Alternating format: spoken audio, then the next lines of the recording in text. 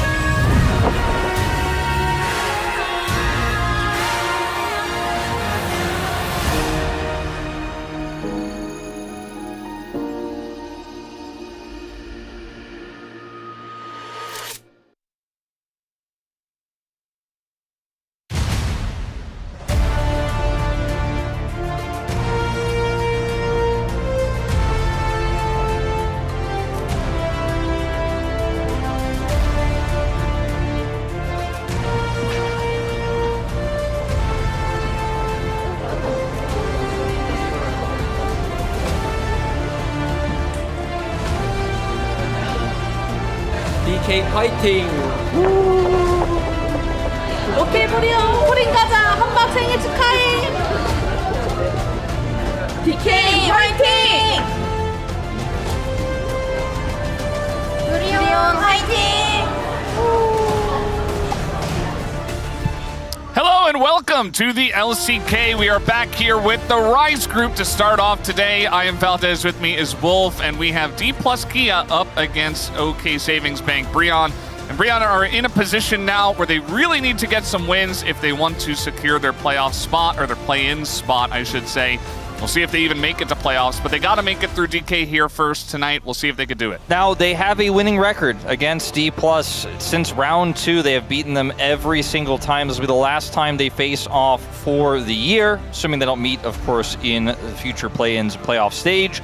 D+, coming off a bit of a high, right? They were running into some trouble, then they had that clean 2-0 against BNK. They got the revenge. They lost to BNK that match before, so Bro also coming off of low momentum, so D+ looking on best form that we've seen from them in a while. Bro looking on probably the worst form we've seen from them for a while. For D+, this match doesn't really mean that much. It's just a final real test here this week to see what the form is going to look like as we potentially move into play-ins. Like, will we see the best form from D+ ever today? That's the question that D+ fans are still wondering about coming today. That's the stakes. In terms of Rise group standings, they are still on top. And you can see this is, of course, just standings in general. If you just make it Rise group, they're still ahead of BNK. They can actually make sure they win the Rise group if you cut it to 3-5 as well with a win here today. Bro, just 3 game wins ahead of DRX and just 1 series win against DRX. That will be their final match of the week. So to win here gives you a lot of extra insurance that you're going to make that play-in stage. This is definitely a big story we always have to talk about with Bro and D plus Kia, and this has happened before even this year with different rosters and all that. Bro has always kind of had DK's number for one reason or another, but this time around, Bro is definitely playing very well up against D plus in their recent wins, whereas D plus Kia kind of going through that transitional period with CV Max coming in and you know, the whole structure of the team kind of changing up and players going through some big downs, but also some big ups recently. As Lucid had that one game, which was ridiculous on Xinjiao, 1,328 DPM. He had like 48,000 damage on a jungler. Just insane stuff. He was so far ahead of everybody else. It was very obvious who the POM was going to be at that 100%. Krakow, on the other hand, had a little bit lackluster performances in their last few matches. So I'm curious to see how this one is going to shake up today. I've always felt that the biggest difference between these two teams is that Bro often gets ahead early and knows how to decisively team fight. D+ are a very strong team in terms of their individual laners. Yoshiu had a great year, obviously dropped off a little bit towards the end, but is back on the rise. You have Aiming, who's the most stable bottom laner in the Rise group. And then you have Showmaker, obviously, who's a legend, has a massive champion pool, play whatever he wants. It's a late game team fights where sometimes D+ falls apart. And I would say even in their win against BNK, Aiming got caught several times. He was picked off. He was Nocturne ulted. The Showmaker just showed up. He had a massive lead, and he was like, I'm just going to take this game into my own hands. Of course, that was game 2. Game 1 was the Lucid performance on the Xinjiao. It's individual performances that have pushed D+ across the line.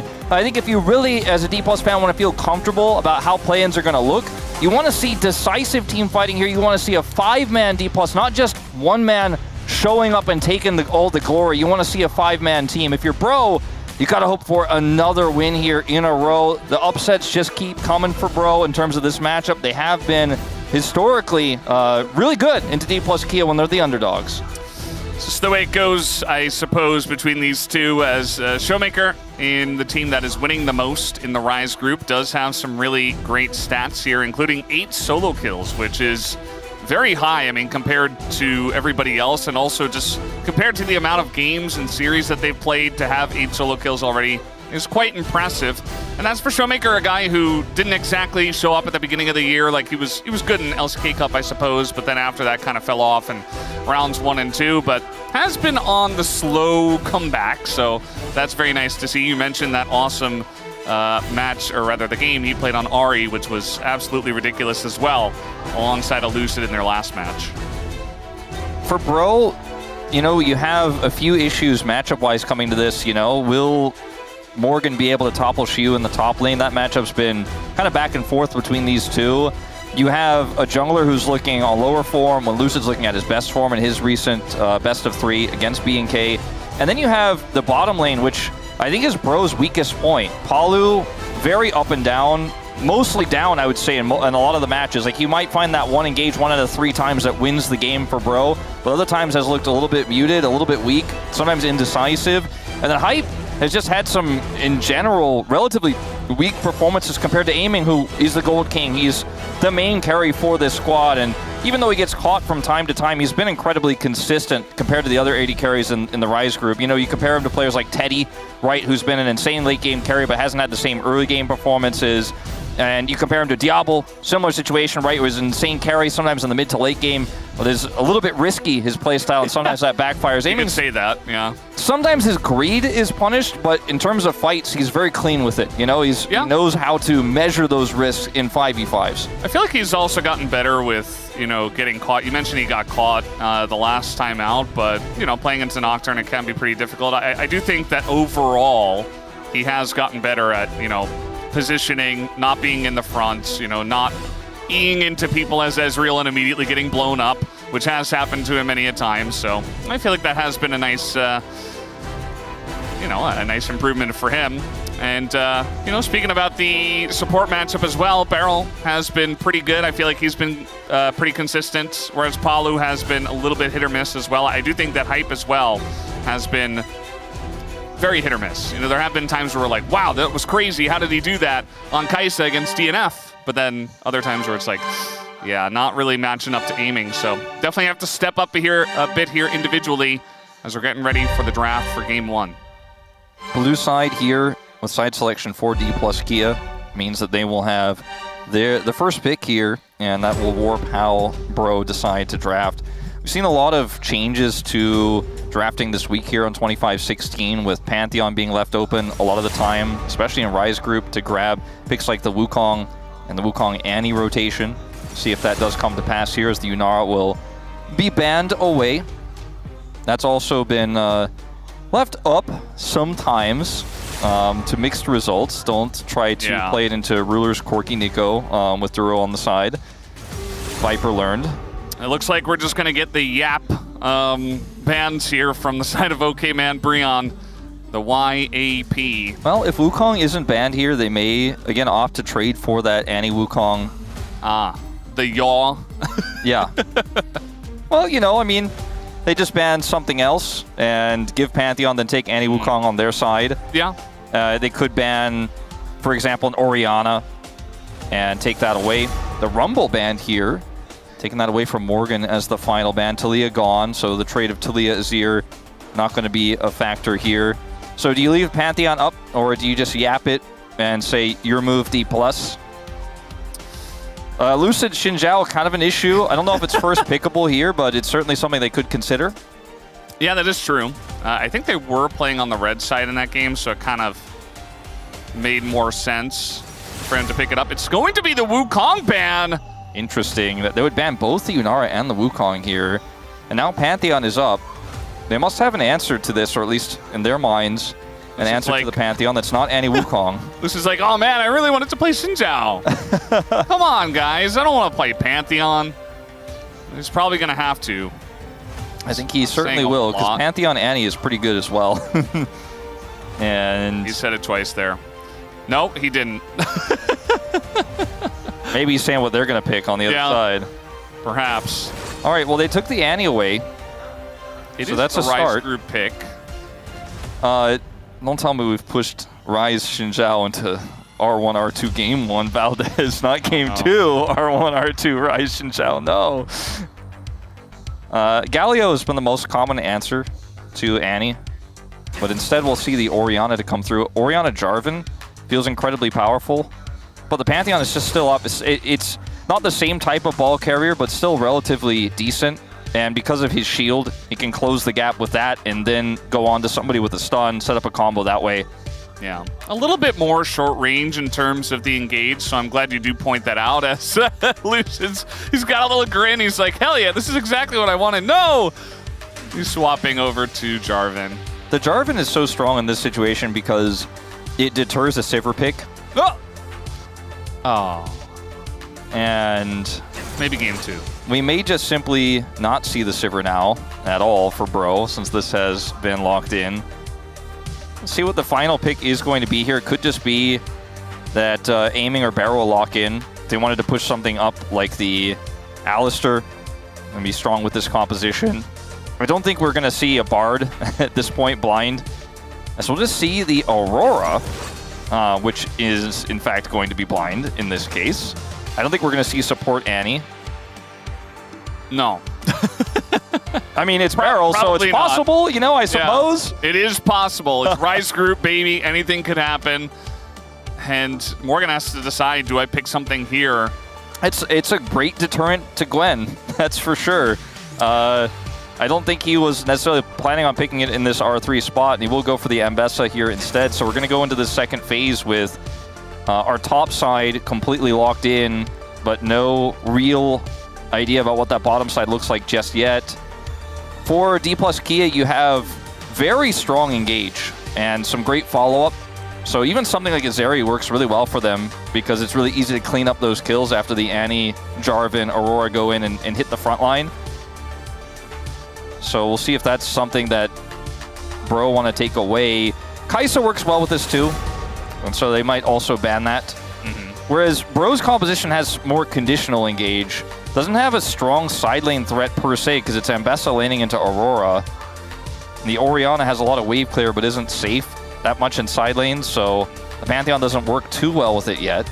Yeah, it definitely feels more like a big team fighting comp, you know, power of friendship, a lot of synergy. You got the Ambessa to access the back line alongside of the Pantheon potentially. Jhin feels pretty good for Bro's comp.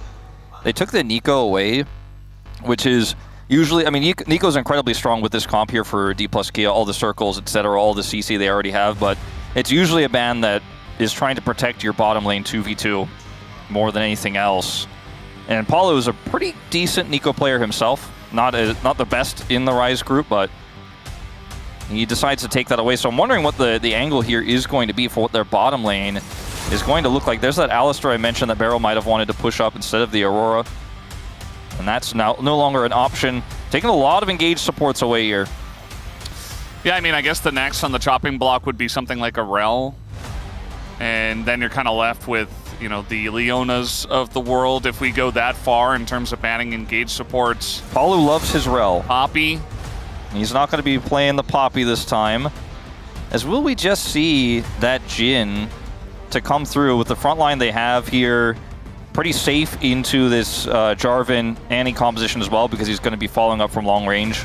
Tough to engage on. Ezreal, another consideration, I suppose, that's pretty safe here.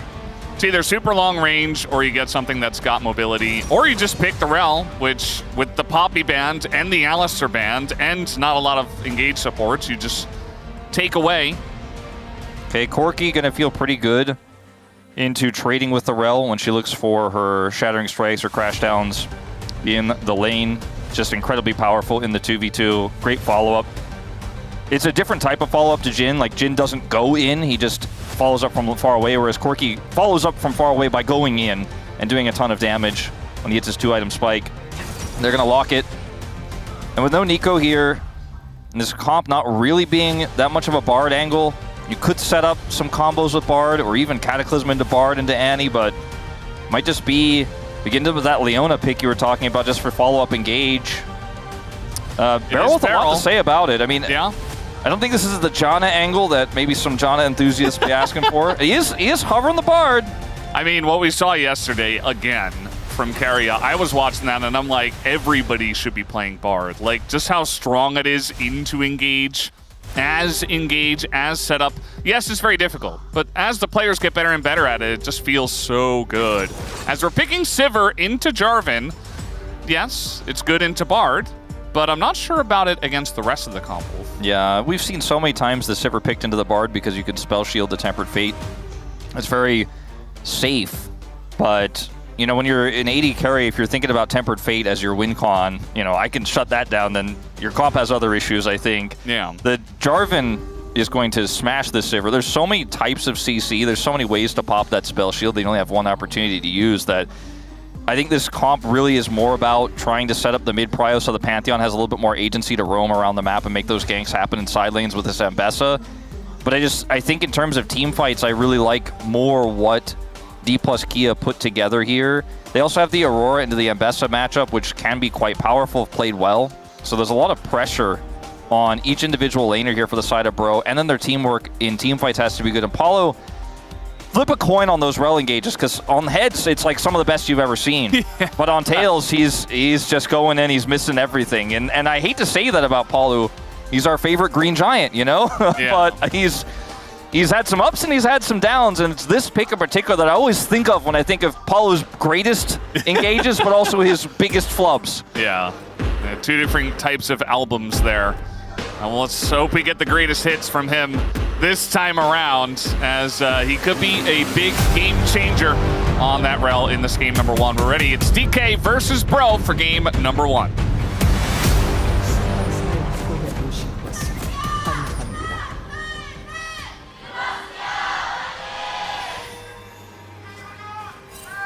미니언 생성까지 30초 남았습니다. All right, game number 1 between these two. DK looking for revenge and also to attempt to get Bro out of play-ins. You know, they don't have a lot to play for themselves, potentially, but also, you know, if Bro get into play-ins, you play a best of 5 against Bro, maybe that gets a little scary if you are D plus Kia. Maybe even more than any other team that they might have to face. So, you know, take them down here, give TRX a chance to catch up. If Bro lose here, their fate is not entirely in their hands, right? Like, you know, it is in the matchup against DRX in the final match, but DRX, if they win both matches, like, they're just in no matter what, right? If you win here as Bro, you have a lot more wiggle room. If DRX loses either of those matchups, you're already ahead in game score right now. So even taking a single game puts you one step closer to having that gap advantage you need to secure play-ins, but winning the series outright feels like, and then DRX have to beat you directly as well as BNK in order to pass you, so ends up giving you such an extra edge here. And I think when you look at the history between these two teams, if you haven't watched recent form, I think that's part of why our Team Snowball has Bro at such a high win percentage. You're like, oh, of course they beat D+ again. Like, keep doing that. Yeah. Surely it'll happen a third time in a row. Yeah, I mean, the stats don't lie, do they? The percentage is absolutely accurate.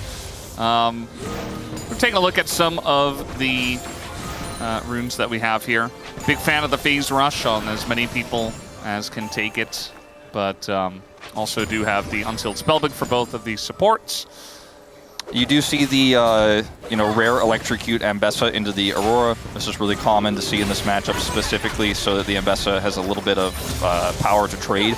It's so rare that you actually take Electrocute as a melee champion into a ranged champion, but because Ambessa has so many dashes, she can actually proc the Electrocute relatively well. Unless she outspaces you and just prevents you from proccing it, in which case you just feel sad. And that's going to be Morgan until he hits level 3. So the Rise group has been having a lot of success with the Annie. We've taken the Wukong out of the equation. We're like, all right, let's keep the number high and just put Annie in. So Paulo going to miss there and actually take a bunch of damage after the fact. Definitely getting bullied. This is what happens when you blind pick Rel, right? I mean, this is kind of just meant to happen. There's not really much that Hype and Paulo can do about it except look for all-ins, but you're not really in a position to do that right now, obviously. Yeah, I mean, you could see trying to spell shield a Bard Q, and I thought you said Rum. I'm like, oh, okay. Well, we're all trying to dodge. Interesting kind of Bro and Brood today, I guess. A little bit more action-packed, you know. It's 5 o'clock somewhere right here. It's 5:11.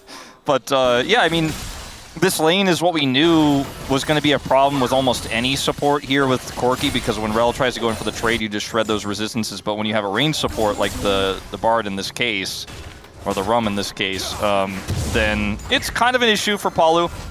Every time you miss or every time you try to go for those engages, it really hurts. And that's also part of the reason I think we see Corki coming back into the meta, is because we don't see the Aftershock anymore. It's just Spellbook. So Corki's like, I love these trades, man, even if you hit me. Paulo, where are you going?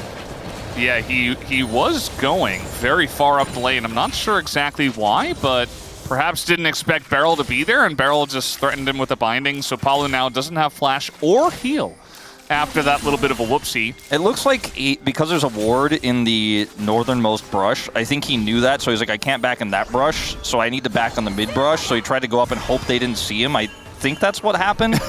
Either way, he now has his AD carry alone in the top lane and is still struggling to back as Beryl continues to prevent him from doing so, as that brush was still warded when he tried it a second time there. Yeah, he'll go back. I like this swap from Bro because every lane was losing. Like, Morgan was losing. Even Closer was losing to Annie. So that's a bit of a iffy kind of situation there. And then also their bottom lane obviously was losing, which makes a lot of sense. There's not a lot of winning lanes for Bro, so they're just going to try to swap it up and see what happens. Yeah, you get out of this tough, Corki Bard lane, and you get your Ambessa out of the lane into the Aurora. It's still not going to be like Ambessa's like, aha, I win this 1v2, but you're supposed to lose 1v2 in a top line matchup. Otherwise, you want to get as close as possible. And then also, the Aurora can hold her own into this Sivir Rel lane pretty well. So you get out of one bad situation. You're now in like less bad, but still not great. Yeah. We'll harass Tibbers coming down here on a Closer. Do as much damage as possible. Lucid is nearby, alongside of Tibbers, but Closer playing very safe in this lane, actually. He's mostly just been hugging the turret. He's down some CS in this one because of that. And again, this just means that Lucid gets to do whatever he wants. Like, this is a jungler's happiest kind of game where every lane is winning. And yeah, you don't necessarily get great gank opportunities because everybody's hugging their turret, but maybe you get some dive opportunities. Maybe you can take some extra camps. Yeah, you get to take any part of the jungle you want. A Showmaker just going to play very aggressively here. That was a near opportunity there for Krako. And at the end of the day, they maintain prio, and like we were saying, you get first, right of refusal on Drake. You get first right of refusal on a potential invade into the blue buff, which he may go for after set Drake if they want to, because his Corki lane is absolutely decimating Hype and Paulo, who have now returned to this lane. Morgan finds himself 20 farm behind because he also swapped down here, was losing the lane before, then loses the lane in the swap, and so D+ just running this early game from Prio alone. I mean, it's 1,000 gold the lead for DK, and nothing has happened. They're just naturally getting this massive lead early on. It's a big problem for Bro, and it's something that Duke actually mentioned in their most recent interview. He was like, we really got to get better at these early laning phases. Now, when you look at the draft and you look at the lanes, they're not exactly giving themselves a lot to work with, right? So it's like, we got a losing lane top, we got a losing lane bot, and mid should be okay, but it's not. That might be the one where you look at and say, okay, we can improve there, but yeah, it's just not a great situation for them in the early game. Yeah. A great situation for the items I see in Closer's inventory for any mid-game team fights either. It's taking a page out of Chovy's book. Yeah, sometimes Chovy is the only one who could read that book, is the only one who could decipher it. Others have tried to copy his works. Yeah, that's like the sealed spellbook. Yeah. You know, it's not the unsealed one that anybody can access. Double haunting guys, Yeah. Max W second on Ziggs. It's some forbidden tech. Like, we all Rod of know. Ages on everybody, including Ziggs. Prophet Ox has spoken of this at length. Yeah. And yet Chovy still turns to what some would consider unnatural. He shouldn't be allowed to do that, but he's trying to transcend the league. Break with tradition. Yeah. So Lucid got the Drake, and now he's going to get all three of the grubs. He hasn't invaded a lot. He's behind 2 CS, but I don't think he cares because he's getting everything for his team, and he's feeling very good about it. I mean, Showmaker's just using Tibbers for Prio, just dropping it on Closer repeatedly here, knowing that TPs are down for both of them. That's going to guarantee he can rotate faster. They're still winning this top 2v2. Beryl has Tempered Fate, so there's even the consideration potentially here of coming up and trying to gank some sums if you're Lucid. He doesn't decide to do that, does just come down and start clearing his jungle again, but they just have so much agency. His Beryl isn't even going to get Paulo to get out of here by just surfing over the wall. Yeah.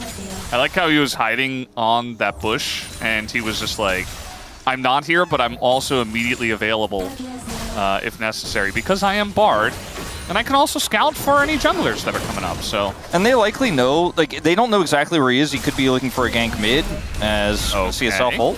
Yeah, nice little play here from Closer, but it's mainly just for Prio, not going to look for any kind of kill. Showmaker is just fine. Looks like he's got a refillable as well. Now, even though we don't like this build necessarily, at least I'm the one who said I didn't really like it as much for Closer, it is going to really help him start to take control of this lane, as he has the extra Catalyst sustain, which will keep him full health, and so he can just kind of continue to push the ante like that. So you can see a bit of a turn once that item comes through, versus the Boots of Lucidity that Showmaker puts up. That'll help him get his stuns up more often, but Closer can just kind of battle his way through now. So that's somewhat of a turning point, as Beryl is everywhere, man. He's looking for a second opportunity. Yeah, I mean, we have an ult coming through here. Oh, not going to land the stun, though, so Hype, I think, just kind of runs it off with his ult. On the hunt, more like on the retreat. Yeah. Hunting safety in this case. Yeah. At least he was able always to find wear his your prey. goggles. I actually know nothing about hunting. They're always wearing goggles for some reason. Well, I mean, I said safety, so in my mind, I thought you were talking about like, you know, like lab goggles for like safety. A chemist lab or something. safety. Yeah. Hunting safety, get those plastic glasses that your teacher told you to wear. That will definitely help against small splashes, but otherwise, just be careful. Let's just Better say. than nothing. Yeah. I guess. Well, Beryl just made a decent impact there. You know, came mid, pushed Closer back, but wasn't able to get anything permanent.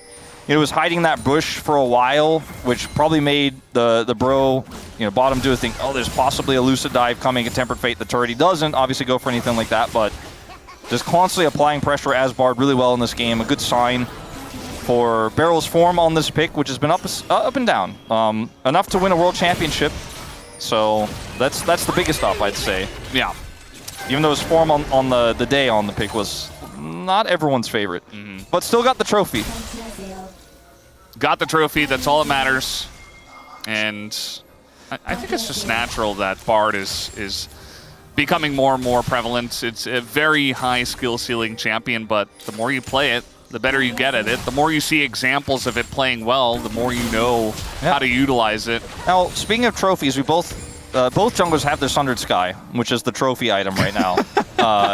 And tons of vision around this dragon here for Bro. It's the second dragon. They want to secure this denied double dragon here for D+, but they don't have control of their vision, and D+ are able to clear this away as Morgan misses an ultimate.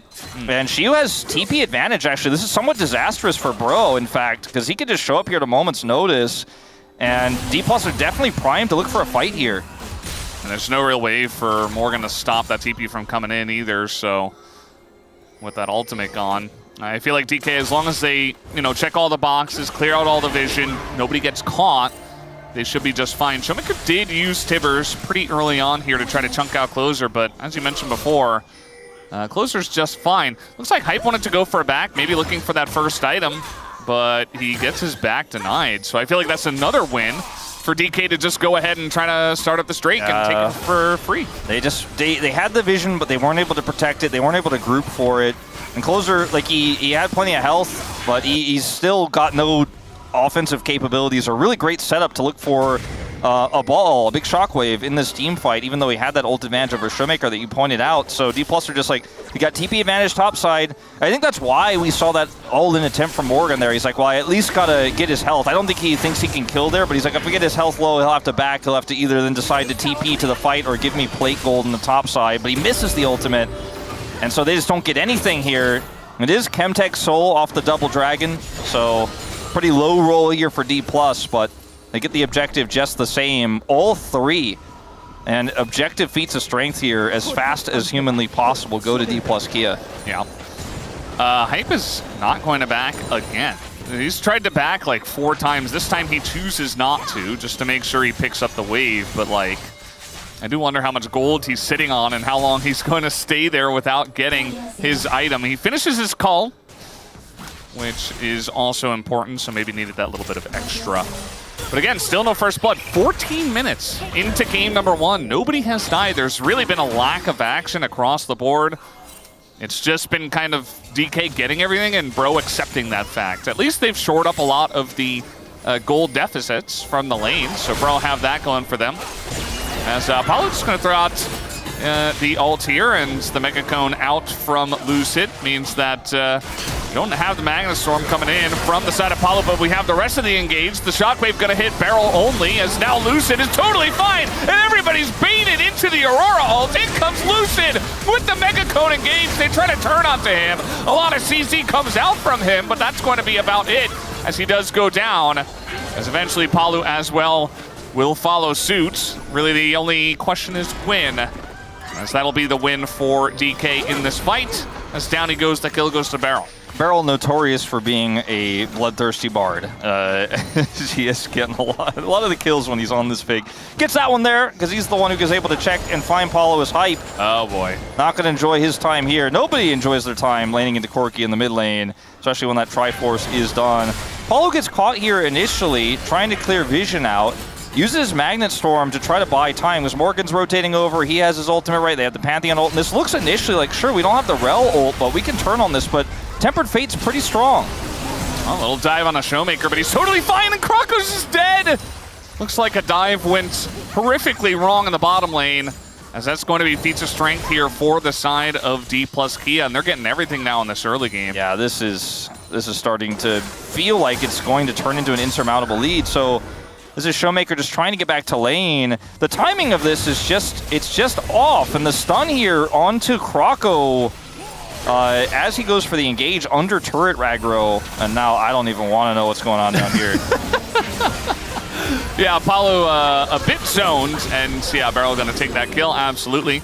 Could have maybe waited for Tibbers to get the kill, but that's a little bit dangerous. You're wasting a lot of time, so better to just take it. Now we got a 2-0-1 Barrel Bard. I do wonder what the second item will be. Probably just more control wards knowing Barrel. But yeah, this is Bro. It looks like they're trying to be proactive and set stuff up, but they're just kind of stripping over their own shoelaces. Backfiring.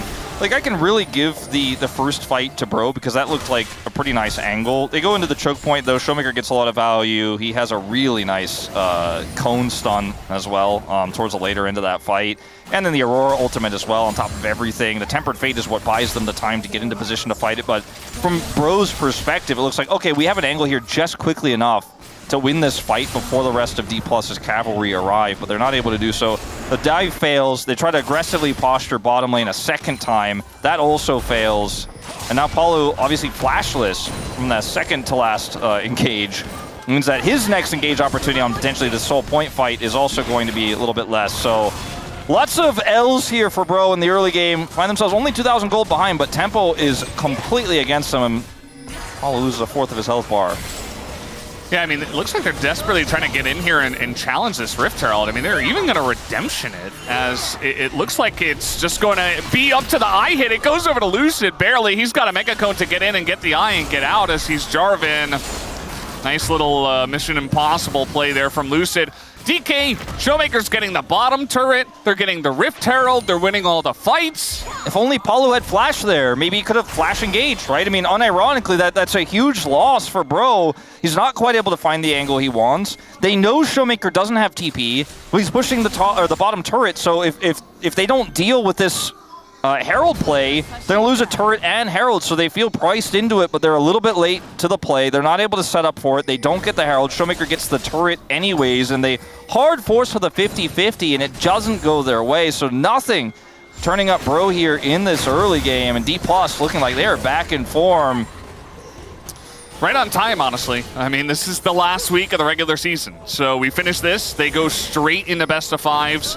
And they have to have a lot of different picks ready. They have to be ready to not only deal with the play-ins teams, but also they should feel, as long as they're on form, that they should be a playoff team. And at this point in time, based on what we've seen out of them and out of Gnomeshin, we could definitely see them being there. But we'll have to wait and see. That's definitely a bit far in the future, at least a couple of weeks away. No redemption for Blast Coners. Valdez says that all the time, but in this case, the Blast Cone denied either of them being hit by the redemption. In this game, though, the Blast Cone usage has been very good. I've been actually very, very pleased. It's mostly been engaged. It's not like guys running away and just taking them for free because they were there. And, lack of interaction until it's just like some random RNG chance. And it's actually been, like, good Blast Cone usage, so I've actually enjoyed it myself this game, which is a rare sight. It is. Rare sight and rare sounds to hear you admit it as well, but we have, occasionally Heard Valdez be positive about it. Chemtech Dragon secured.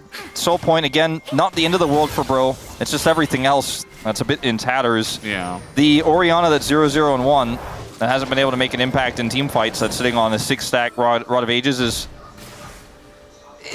you know, it's not my favorite. Got him through the tougher parts of that lane, but otherwise hasn't been able to offer any burst. But I don't know what item he could have built here that would have changed how Bro are set up for these fights. Like if he had Luden's Companion for the big boom boom, it wouldn't matter if he's not shockwaving anyone because they're just always behind on the play. And this is the comp that has the Sivir. This is the comp that has the Pantheon, and yet they're just still not able to set up for anything in this game. They've given up every single objective, not a grub to their name. Yeah, I mean, you talk about Sivir in the mid lane oftentimes getting prio and pushing waves really fast. Hype has not been able to step up to a single wave. Like, he's sitting here losing 1v1 to aiming because both the supports are roaming, and, you know, the Rel is not really going to be able to threaten Corki ever. This is what happens when you blind pick the Rel again, as now we're going to get another Tempered Fate in. This Barrel wants to not take the redemption, actually. They want to just get away from this one. Morgan TP's into the fight, but he's not really doing anything, just has to run away. Tibbers going to do a lot of damage on the zone here as well. Herald gets dropped here. This turret is just gone, and they might even be able to get the inner as well. They're grouped for it. Charge is going to go through. I thought perhaps they were going to try to deny the charge, D+, that is, to kill the turret first and then look for a follow-up there. Instead, they back away. They don't have the Tempered Fate. And they just play a little bit safer here. Tibbers also down, but was very useful there to deny any follow-up. Hype gets second item IE here. Has that one picked up, so has item parity with the Corki that will soon have item parity with him once he picks up the Murmana, which he's backing to buy right now. So 2 items apiece on 80 carries here is very, very strong for Bro in a lot of situations. But, you know, it's the fact that they don't have prio. It's the fact that this Orianna can't do anything if she doesn't ever get into a position to be able to either zone with Shockwave or set up Morgan or Krako to carry the ball into the fight. And so that's the concerns I have here moving forward. This Chemtech Soul, not that valuable for this comp at all, really. Like, Lucid will get some value out of it. Shiu arguably gets some value out of it. But this is like best case scenario for Bro to be 0-3 on Dragons. Yeah. It just still feels like there's too many other problems, Valdez. There are a lot of problems. I mean, they've lost kind of everything, and aiming is Omega strong now on his 2-item spike, and, you know, Barrel with 2 Chemtech Drakes is going to be healing extra with the redemption. Imagine that.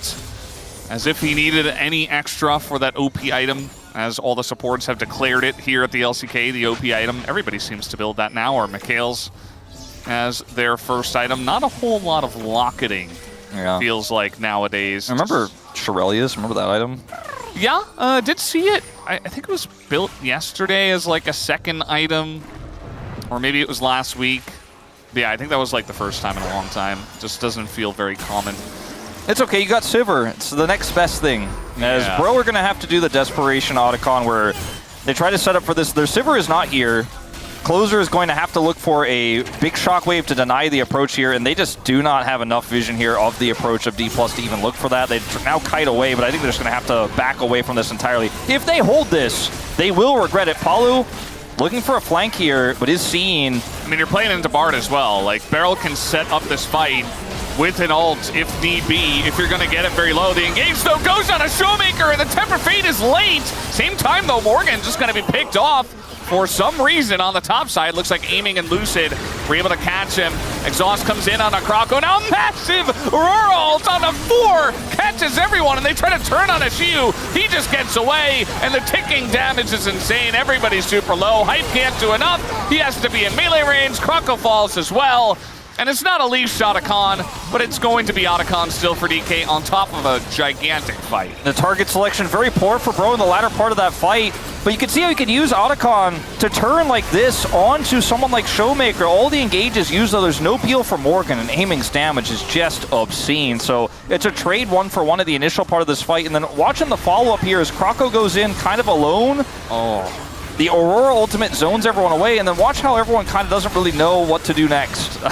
And, like, it's tough because you lose all 4 in every scenario, but maybe you get a trade kill if everyone calls one target. But they kind of all just hit whoever was closest to them and fell there in the end.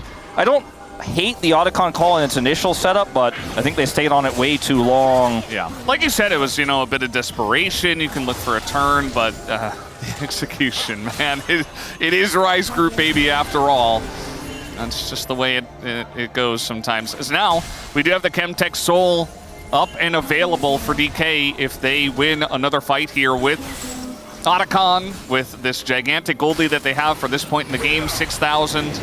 You're feeling pretty good. Aiming is just Valkyrieing into Ambessa and not caring at all. Lucid looking for the kill now on a Morgan as he immediately turns that one around. Morgan gonna have the redemption as well. Misses his ult though. Xiu just runs in and dies. Does get a big ult himself, but now both the top laners down. Beryl is out, and that is not the ult we were looking for. Palu, as he is immediately just going to be pummeled by Lucid, and the damage from this Corki is just obscene. As finally, Showmaker gonna join the fight, flash W's, and gets the pick off, and that will be Chemtech Soul for DK. And the fight looked kind of good there for Bro in its initial outset. I mean, Xiu got a lot done with his ultimate, but fell instantly. Beryl is also taken out, but this is the Bro that actually has the target selection, right? This is the Bro that is actually properly set up for this team fight, with the exception of Krako's stacks here. The flag and drag is actually insane. Gets the double, and then the redemption goes down, or sorry, the tempered fate. And they're able to focus Xiu down, but look at what's happening on the top side of this fight. As they chase Beryl down, Morgan does once again fall, and then this from Palu was a big miss. If he holds that and they actually group for the 4v3, I think there's a real chance of victory here. Showmaker also flashing in onto this Orianna.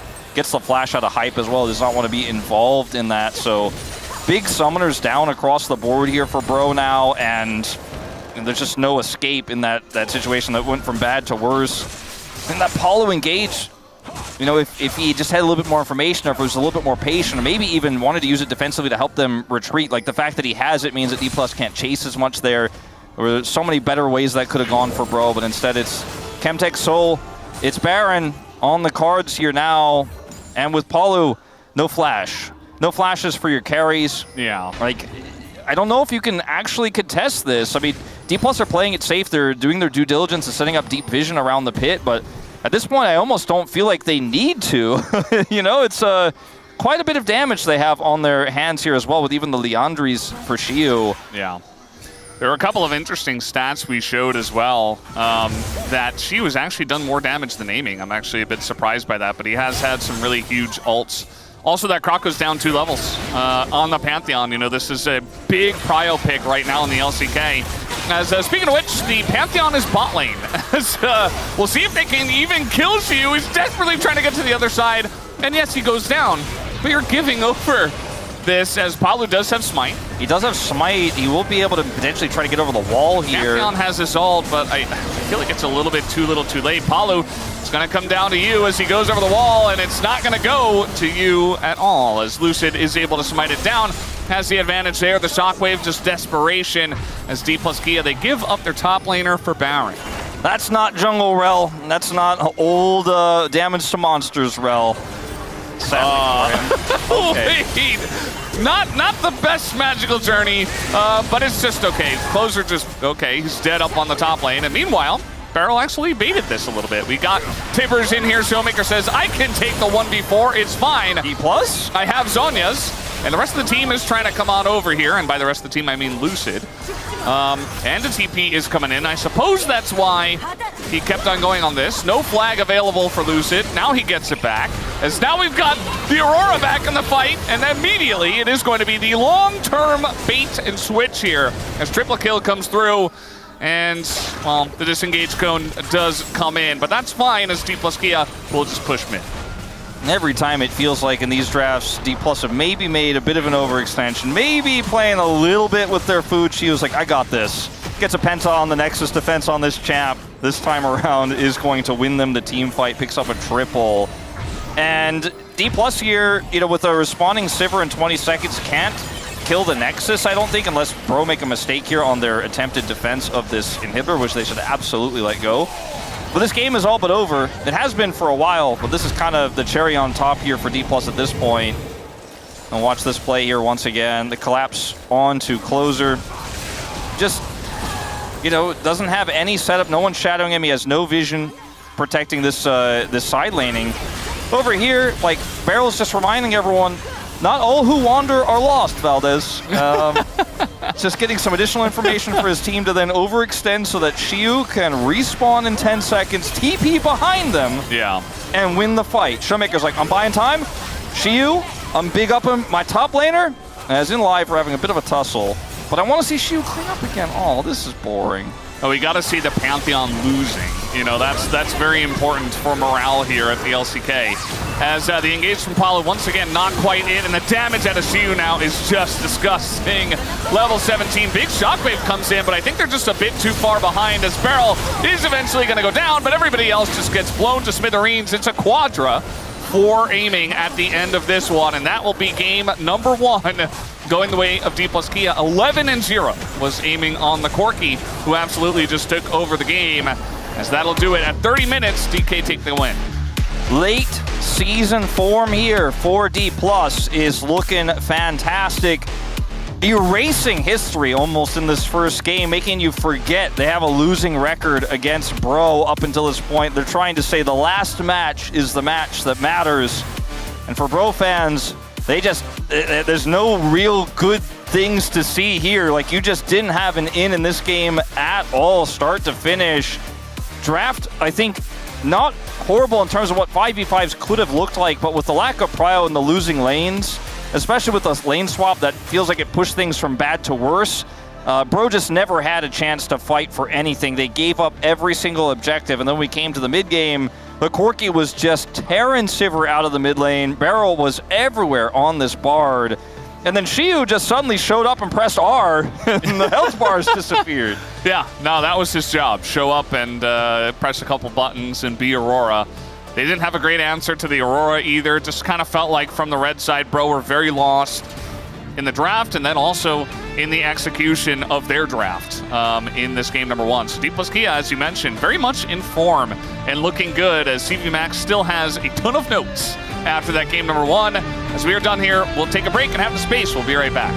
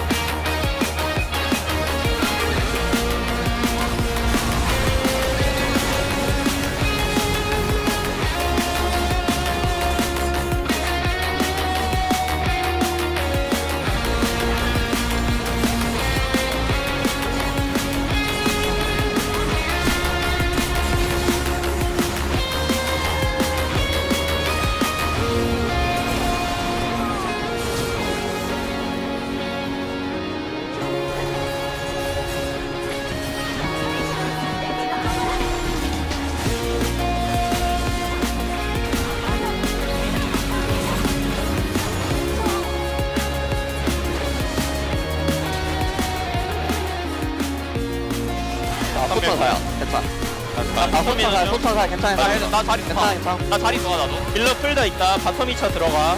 나 자리 좋아. 나 없어. 소천사야 야, 탑. 가비. 나 없어요. 괜찮아. 이겨. 야 박을게 나이스. 나이스 펜타야? 펜타 아니냐? 내가 먹었다. 나이스 잘했다 나이스.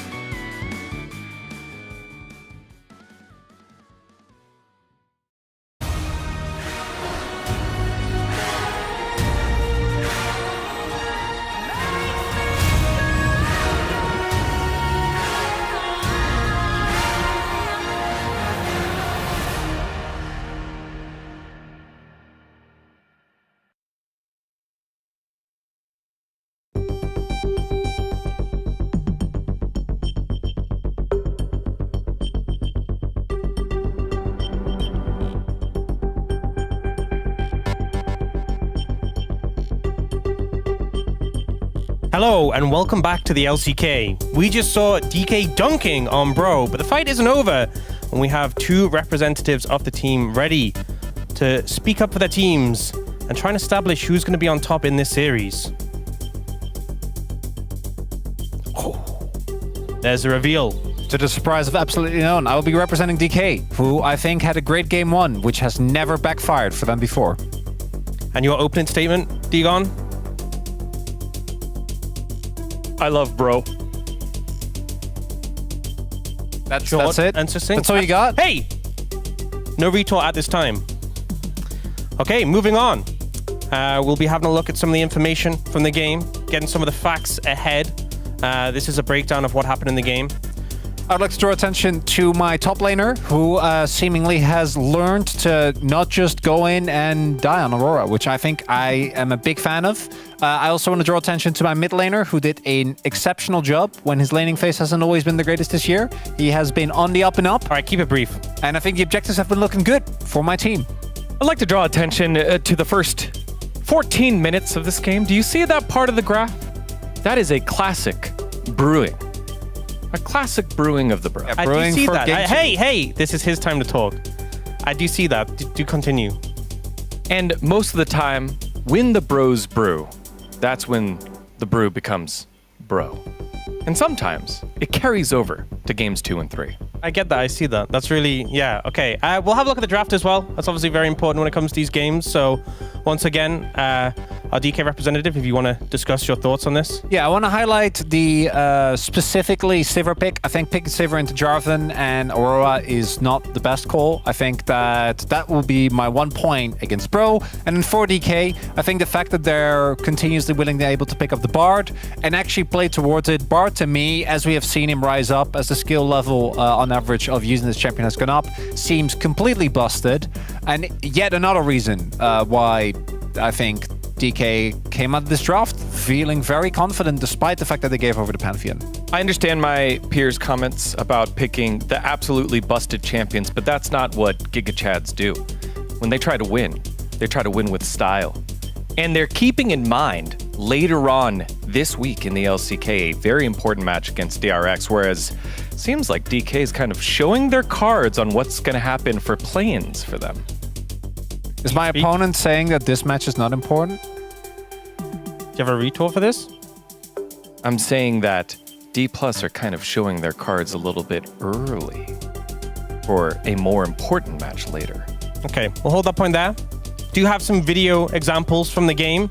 I believe DK representative has a point he wants to raise. Yeah, thank you for letting me speak. I'm really happy I get to. You're testing my patience a little bit.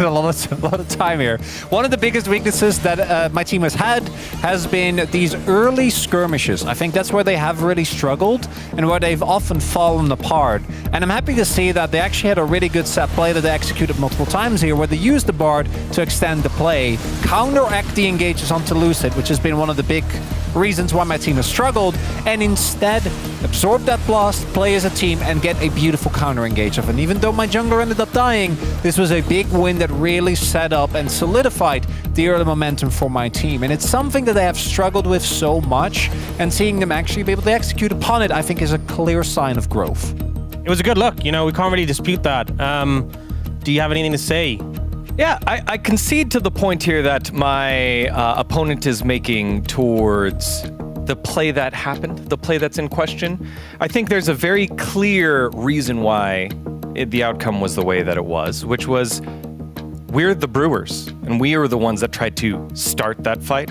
And I think the learning lesson is don't start that fight, continue brewing until it's perfect. And I have a counterpoint for you. We're going to let him continue with his counterpoint. Please put your hand down for the time being. You've had your time to speak. Continue. Now, if we could pull up the video evidence, have you ever considered potentially a Lord Morgan? Maybe Crazy Croco? How about a Commander Closer? Maybe a Headhunter named Hype? Or the all-presidential Mr. Palu? Objection, Your Honor. He's just naming names. He's just naming names. I'm not going to sustain that objection. This is a pretty damning argument. I didn't object to your point. Are you feeling a little Are you disputing Polu's presidency? Do you have anything to say? Time's ticking. Withdrawn. That's what I thought. That's what I thought too. We were thinking together. You've raised some great points today, and I feel like the D Plus representative, despite the fact that you won game 1, despite the fact you're ahead in the series, you've been struggling to raise some valid points here. Do you have something you want to add to this? Yeah, I would like to add that I feel like this judge is personally victimizing me, and it has Yeah, we don't need nothing to your do, life story. has nothing to do with the arguments of my opponent. It has everything to do with his personal vendetta. He's trying to steal my fan club. He's always making fun of my comments. Did you say fan club? How are we allowing him 'Cause this is to a be fan. the judge? Cut him off. I'd like to apologize. We brought a deranged person on the broadcast. Let me speak. Thank you very much for listening, and good luck to both of the teams. I'd like to apologize for his conduct, and I'm going to throw it back to the casters for game 2. Big fan. Thank you very much, guys. That was a wonderful job. I do have one objection, though. That was a pretty small fan, actually, that Digon was holding. So I'm not really sure what he meant by big fan. But I really liked his arguments about Bro. Yeah, it was. I kind of was leaning with Chronicler myself, but I do think that, you know, the all honorable Judge Harrison did a great job moderating this Judge Harrison. And so as we move into game 2, we'll see what more evidence we can find for these two teams. I do think something that was mentioned, perhaps in jest, by Chronicler there on the space, the D+ representative, was game 1s often go well. It's what happens after that for D+ in important matches that sometimes goes awry. In matches like this, though, like the match against B&K, they often do just close it out 2-0. Draft was a big part of the early game in game 1, and we'll see what it looks like now that Bro have side selection here in game 2. Yeah, I mean, obviously the red side, I said it before, it struggled a lot, for sure. The draft, that's something I could agree with Cronny about. You know, the Sivir last pick just didn't really do it for me. Also, the Rel felt pretty lackluster, blind. And, you know, because Pantheon got played, it means that DK now, from the red side, get an extra ban. They're going to use it on the Yone, which Closer has been excellent on. And should be Azir to finish it off. Although with Talia available, maybe you want to flex it out and maybe see what you can go with. But I think if you want to trade Rumble here, you can let them have Rumble and then grab a, you know, your pick of Azir, Talia, so you ban the other one away and then grab it. Or you get Rumble plus Vi, for example. I think that's a pretty strong position here for D+. So say they take Talia, you get Rumble Vi. If they go Rumble, you know, you get the Talia plus Vi. You have a lot of different options here. You get 2, and I think this is a nice little trap that's set up here for D+ Kia. Because the picks here for Bro, or the bans rather, are not high prio picks right now. So D+ kind of get 2 awesome ones, and you only get 1. And that's a little bit concerning here. I think Closer's Talia has been pretty good this year, and maybe that's the route he's going to take here. Instead, Wukong, which is fair. I think Rumble is just kind of broken right now. I'm kind of surprised they didn't pick it up themselves. Rumble plus Talia is kind of insane. It doesn't have a great synergy, both of them, but there's a ton of objective control and zoning with that. They can just go Rumble plus Jungle, which could be Vi, even though Vi hasn't been that great into Wukong. Or just pick Lucid's favorites. Xin Zhao, the Lee Sin, he hovers. He's just kind of going through all of his favorites here. Trundle? Trundle, pretty good with the Rumble also, but not our favorite. A little bit less fun. But it's okay. Yeah. We know what he can do when he's got an Orianna in his mid lane on this pick. Yeah. I mean, he doesn't have it this time. Flash into everybody and hope the guy presses R. Yorick, Talia. Talia makes a lot of sense. So Yorick as well has been a big one for Morgan. And he'll use that for the Rumble here. Counter pick for this Talia is interesting. Could be Rise in this situation, but it's not a strong counter pick, and there isn't a lot of great side lane setup here for it. And he'll just go for the Ahri that he likes a lot instead. We've been very critical of this pick, especially in drafts like this where it has seemingly no synergy with the rest of the picks, like at all, like not even a little bit. But when Showmaker pops off like he did against B&K, you kind of feel inclined to trust a little bit on the pick. I think that Pillar can help you set up a charm, but that's about as far as I can really give credit to this this mid jungle synergy. Yeah, I'm okay with it. I feel like on our team I'm the least Ahri hater out of all of us. It is a big drop off from the OPs, such as like the Azir, the Taliyah, Annie, Orianna that we just saw in the last game. But I still feel like, you know, in the hands of the right player, especially if you are exerting a lot of pressure in mid lane, like Showmaker has done, it can be very good. We'll see if he can actually do it in this game, especially with a Trundle from the jungle. As now we're just banning away the 80 carries. Kai'Sa, Varus taken away. You know, the Varus makes a lot of sense here. The Kai'Sa is pretty strong with the setup with the Taliyah, but it's not the greatest engaged setup for Kai'Sa follow-up that we've ever seen. There's kind of tier list banning right now. I like the Lucian ban a lot more because it's strong in the 2v2 and it just has relatively strong low-range burst follow-up to a Taliyah seismic shove. See what this final ban is going to be in terms of lane control. A lot of those picks are already gone. Just going to take Xayah, which is one of my least favorite picks into Wukong, which I've explained many times. I'm not going to explain it again, but yeah, I mean, it's not a bad ban. It's just not the most optimal, I would say. I'd rather see an Ezreal ban. Xerath would be very fun. He's playing Jhin. He's playing Jhin. Xerath would be really fun, though, Wolf. Yeah.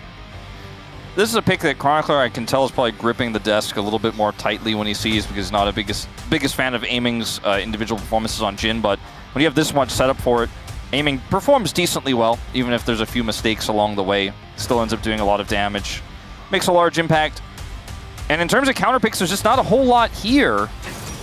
Just going to grab Rakan first, which means they still don't really have a plan as to what that AD carry is going to be.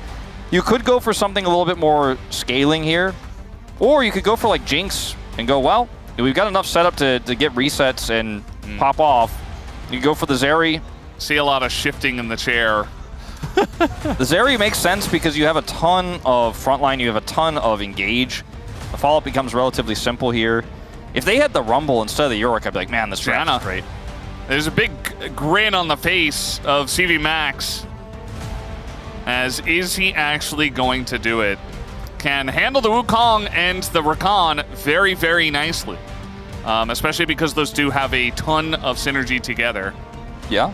And Jhin Janna seems like a pretty strong lane, but he's just going to go with the Alistar or the Nautilus. Nautilus is what I expected. Very strong in the Zeri. It's been one of the oldest counter picks in the book.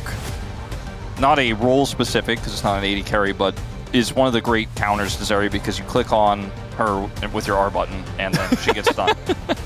That's the way it works in League of Legends. And then like Rumble presses R on top of her and Ahri gets in there and charms her. Yeah. And Jhin shoots from far away and you're like, okay, well that's kind of your win con down the drain. So Hype has to rely so much on closer Croco in these team fights. Paulo, to a lesser extent as well, he can be a great follow-up to the Wukong. It's been one of the strongest duos we saw when Wukong started to rise to popularity is the Wukong Rakan. My biggest concern is the way this draft came together for Bro didn't feel very confident in terms of how they lock those champions in at the end, which is often a sign of like, we can run this. We know it makes sense. We know it's good. Are we good at this? We'll have to find out when we lock in on the Rift here and everyone loads in. We got all 10 players on the server. But until then, I'm inclined to think that Comfort may just win out for D+ on the other side. That's a pretty horrifying drawing. Who is that, I wonder? I don't know. It just said like Charm Ping, basically. I mean, I think we know who that means. It didn't look like him. Yeah. But there's only one Charmer in this roster. That's true. Well, guys, we are ready to hop onto the Rift for game number 2. Let's do it.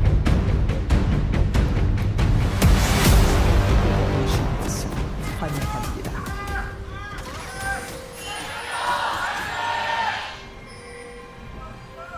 미니언 생성까지 30초 남았습니다.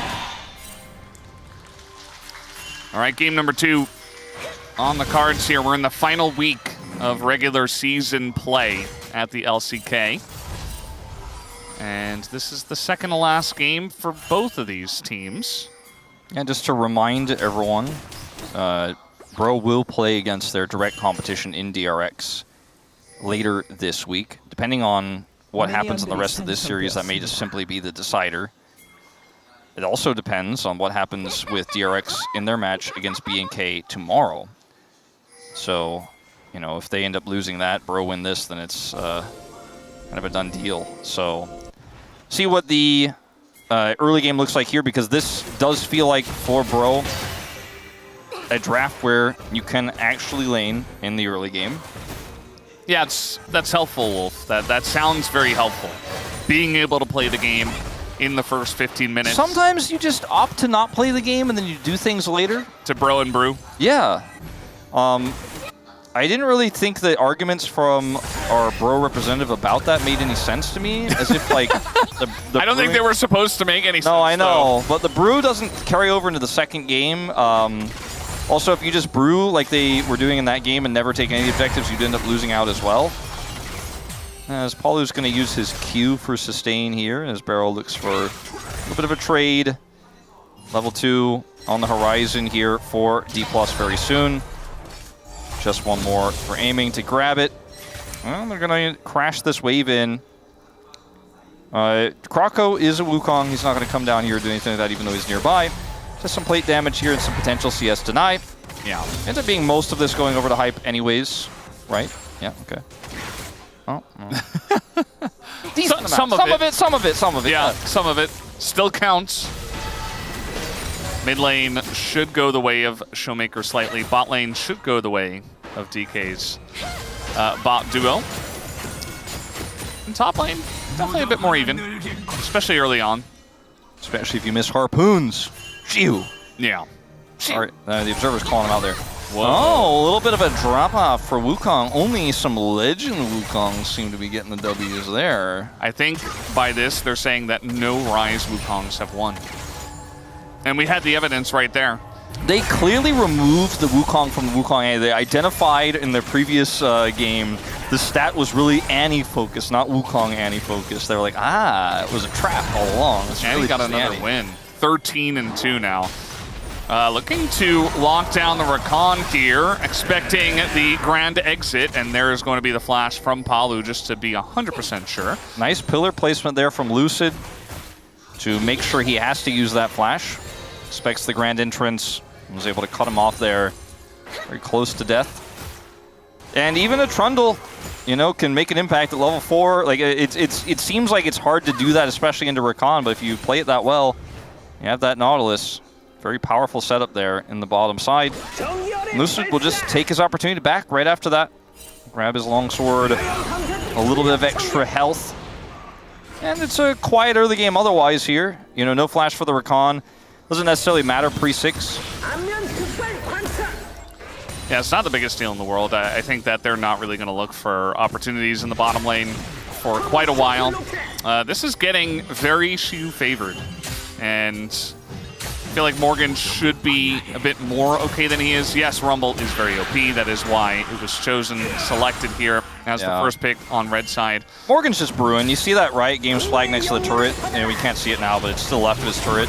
I see one right there to the left of Morgan. Yeah, there's another. That's not the one I mean, though. The one that says, like, Riot Games in text, like, English on it. Well, eventually we'll see. But anyway, he's got a coffee machine hidden back there because he's hanging out on the turret. He's brewing. The root comes down. That's going to be barrier and heal used from both sides in that trade. Why'd you say IC? You clearly couldn't see it. You clearly couldn't see what I was talking about the flag there. Yeah, I was lying. You caught me in a lie. Yeah, no, I was just straight up lying. You think you could just lie in front of thousands of people on the internet and get away with it? I just couldn't help myself, you know. I had to get it. I had to do it. Sorry, see the flag there, right there? Yeah, I can see it, yeah. Yeah, he's got a coffee machine right back there. He's brewing. Yeah, it's kind of like... You can make it out, right? Yeah. Ooh, equalizer here. Level 6 and... Oh no, Morgan, not like this! As the evidence from Dagon not really coming to fruition. Right before his coffee was done! Although Crazy Kroko? No, just the TP. Just gonna come through. And that's first blood in a solo kill going over to Shiyu. Yeah, that's... This matchup can go both ways, but usually the Rumble doesn't get this much control, but he has level 6 advantage.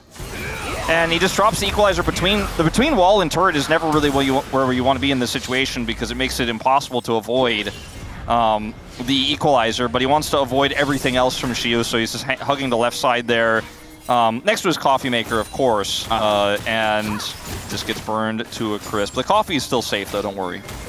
That's good. We might need that, depending on the way this day does go. Although at this point, might be a bit of a shorter one if it continues in this direction. No flash, no TP here for Xiu, so he's like, okay, backing way up. I already got the value out of the solo kill. He does not have his equalizer, and he's going to come back to the wave when he needs to be here to pick up the cannon. And pretty much the entire wave. It's not the end of the world because, like you said, the wave's going to get caught here, but it's a relatively even CS situation up here on the top side. Yorick is going to build some MR here. Is going to be okay in this matchup. Still going to have a lot of push, a lot of side lane pressure that Rumble will not have. Xiu had to use his teleport to get away. If he had gotten the gank off and gotten a free back and then was able to keep his TP, things would be a lot worse. Morgan gets the TP back to lane. But the fact that Rumble gets the gold eventually can become a problem, especially if D+ are able to turn this into an early fight win on Grubs, for example. Grubs will be spawning in 45 seconds. Lucid's on the top side of the map. And there's a lot of great strong points for both of these compositions at level 6 on the Grub fight, like Wukong's ultimate now online, the Subjugate, the Equalizer. Obviously, Ahri going to get a ton of mobility out of her Spirit Rush as well, as Weaver's Wall can be good for zoning. We may just have an all-out brawl here on Grubs if both teams feel like they have the setup because they're so strong at level 6, and it's just going to be one of those early fights with these two compositions that may be not the game decider, but certainly momentum decider, much more than just a simple 1,000 gold lead here and an early Rumble kill.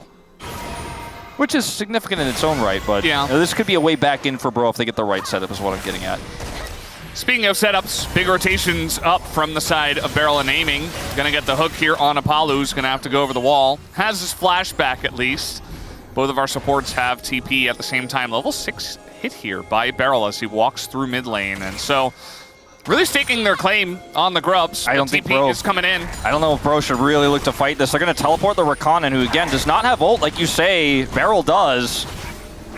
Yeah, I don't really think you can fight this. They're trying to get on top of Xiu, though, as the equalizer comes down, and immediately Bro is like, well, we got to turn around now. Bit of damage is done to Xiu as in comes the Spirit Rush. Krako trying to engage. The rest of the team not able to follow up at all as the charm comes through after the flash here.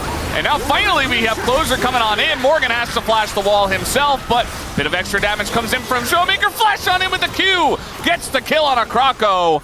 That's going to be a big win here in the early game for DK as they're getting the Grubs, they're getting the top plates, they're getting the kills, Wolf. You know, the crazy thing about, I keep criticizing Ahri in these drafts because so many times in pro games, you see Ahri Vi, let's just say, for example. Why? Because it's so simple as, press R to interrupt a back. Beryl's going to do that as they get another plate here, but Ahri works well with Vi because Vi ults in, you can't miss your charm, right? It's guaranteed, it's great synergy. We even see this with Viego, for example, where the charm gets up, the Viego stun, or vice versa. Showmaker's just like, I don't need all that. I don't need that setup. I flash in, I get that max range Q, I kill the bad guys. That's what I do. And when you can have this kind of performance on the Ahri in these skirmishes, she's incredibly powerful in early game skirmishes because of her dash resets, because of how mobile she is, because of all the agency she has. Now, I thought this was actually a team fight that was really well played by both sides. Bro, we're like, we can't fight this on the Grubs themselves. Let's push for Xiu. Uh-oh. Hype. We'll lose his flash. Thought maybe that could have been something more. Yeah. But yeah, it did feel like Bro were kind of scrambling to get up there and set something up. And I don't know, the TP that came in from Palu to try to set up the kill onto the Rumble. The Rumble, Xiu just turns around. He's like, I've already got one mask. It's not even the full mask, but it's just a guise. The only way to win that fight, I think, is to try to pull D+ around, and I think D+ maybe of 2 weeks ago completely whiffed the turn there, don't coordinate how they play it out, and maybe you just pick them apart as they kind of filter in. Instead, again, I think this call to push onto Shiu is the only option you have if you're going to teleport in here as the Rakan. Unfortunately, the equalizer is really good, gets the slow, which allows him to cook them. And then Showmaker comes in here, offers a ton of damage, and even though Krako's rotation here is correct, he's not able to, with his second activation of Cyclone, hit anybody, and they don't have the damage anyways. The Weaver's Wall's so incredibly late, and then watch this from Showmaker. Wall's not going to stop this guy. Bam! Almost takes Morgan out as well. Imagine that's a double. Like, Showmaker's like, it doesn't matter. I don't need setup. He just gets the kills. And he did get the 1 kill. He got the 2 stacks on his Darkseal already. As Subjugate going to be utilized here. They want to fight big time. Lucid just running in a straight line at them. As now we have the hook to come in. Palu forced to engage onto the Ahri. That's not going to work out. As now Hype 1v3. We do have the knockback is huge from Closer. But a bit of damage over the wall. And Hype is all alone. The charm comes in. And yes, they lost their Nautilus. As Closer now wants to do a bit more. It looks like they should be able to take out Lucid, or maybe not, actually. The flash over the wall, and he is going to be just fine. And even Showmaker just playing with his food, just making room for aiming to push them away. And D+ get away with way too much in that fight. They get so much out of this. It was so close to being a certifiable Zeri moment there. I thought maybe I'd actually get to explain why yesterday we didn't have the Zeri moment certified, but I guess it just isn't going to be the game. As the situation here for Bro is quite awkward because you don't have a lot of information. If Krako goes in instantly there onto Showmaker and Closer follows up, maybe there's an angle there, but they don't have enough information. They commit here when they see it's 3, but aiming is already here. And even though Hype shows up with this amazing ult angle here, and the shove is fantastic from Closer, the focus here onto him, the charm, Showmaker's lack of fear, just goes in and completely takes him out, as then Closer commits in further. Showmaker gets away. Actually insane with aiming here. Closer tries to do damage over the wall here, and look at Showmaker dodging the threaded volley. Insane. Like that, he should have been dead, like by rights. Like there were so many reasons why Showmaker should not have walked out alive. And you know what? I think it's a Majai's game. You don't die there. You buy Majai's 100% if you're Showmaker. I'm not losing any stacks this game. Luck is on my side. Yeah, I mean, he probably will at some point. He has the 4 stacks, as it's going to be Cloud Soul as well. Feels just really fantastic for DK from ahead. It's great for Bro's comp too. It's just that they're so far away from it. Yeah, it's going to take quite a while to get that online. But yeah, it would be insane. Like Zeri, Wukong, Rakan, everybody just loving that one. Yeah, I think it's like way better for Bro, but they're 2 dragons away from it. So each individual dragon's movement speed will feel nice. But you know, we need to win team fights first, and with a near 3,000 gold deficit here at 13.5 minutes. I mean, last game we didn't have any kills at this point. The snowball is well and truly rolling down the hill.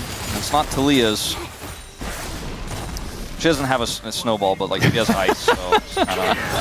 Yeah, I was wondering where you're going with that one. As now, even holding on to the subjugation, says Lucid, they don't even need that, as that's going to be another kill and 2 more stacks for Showmaker. This game is already getting out of hand. It's 14 minutes in. This is when we had first blood in game 1, you remember. That's exactly what I'm saying. Like, this is like, last game was one-sided.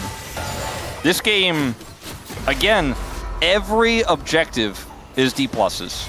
Like, not a single grub to Bro, just like last game. Yeah. It's insane, but this time they have all the extra kills. They have this Rumble that's starting to get out of control, who's looking for first brick. Which doesn't even matter, because they already got feats of strength, but he's going to take it just the same. Yeah. All 3 going their way.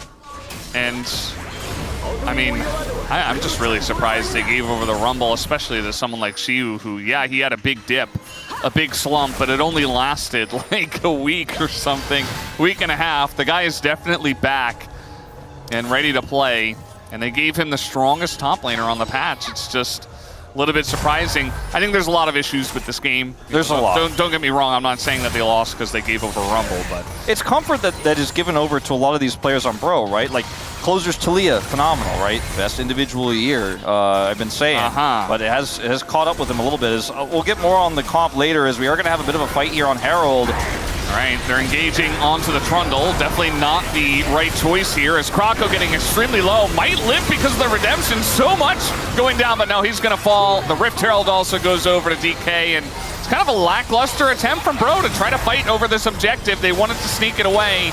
and instead they're going to end up losing a bunch of lives, plus the objective, which is going to be summoned here in the mid lane. And I mean, yeah. Is that just it? Did Yes. Bro just get 2-0, like with not even a whimper? It feels in this entire series. I guess so. You know, this is not the Bro we saw crush D+ the last 2 times. He's gonna get another charge here. Easy. Top Yes, the angle. Bye-bye. But wait, it was already dead. Use it again. Shiu is like getting insane value at his passive, hitting turrets with auto attacks. Auto attack, gets silence, and boom, attack speed going in hot on that turret. I like how you said hot because it's Rumble. He's overheated. It makes sense. It makes a lot of sense. I mean, this barrel engage doesn't even hit, but Croco defensively cyclones here. Lucid is the target, like you mentioned, but there's just no synergy in this fight. Even the equalizer is like, what did it even do? It doesn't matter. They just lost the fight instantly off of the positioning there. D+ were able to collapse better. And Bro just not prepared to fight with this Hexplate Zeri at this point in the game. Hexplate feels so good when you're ahead.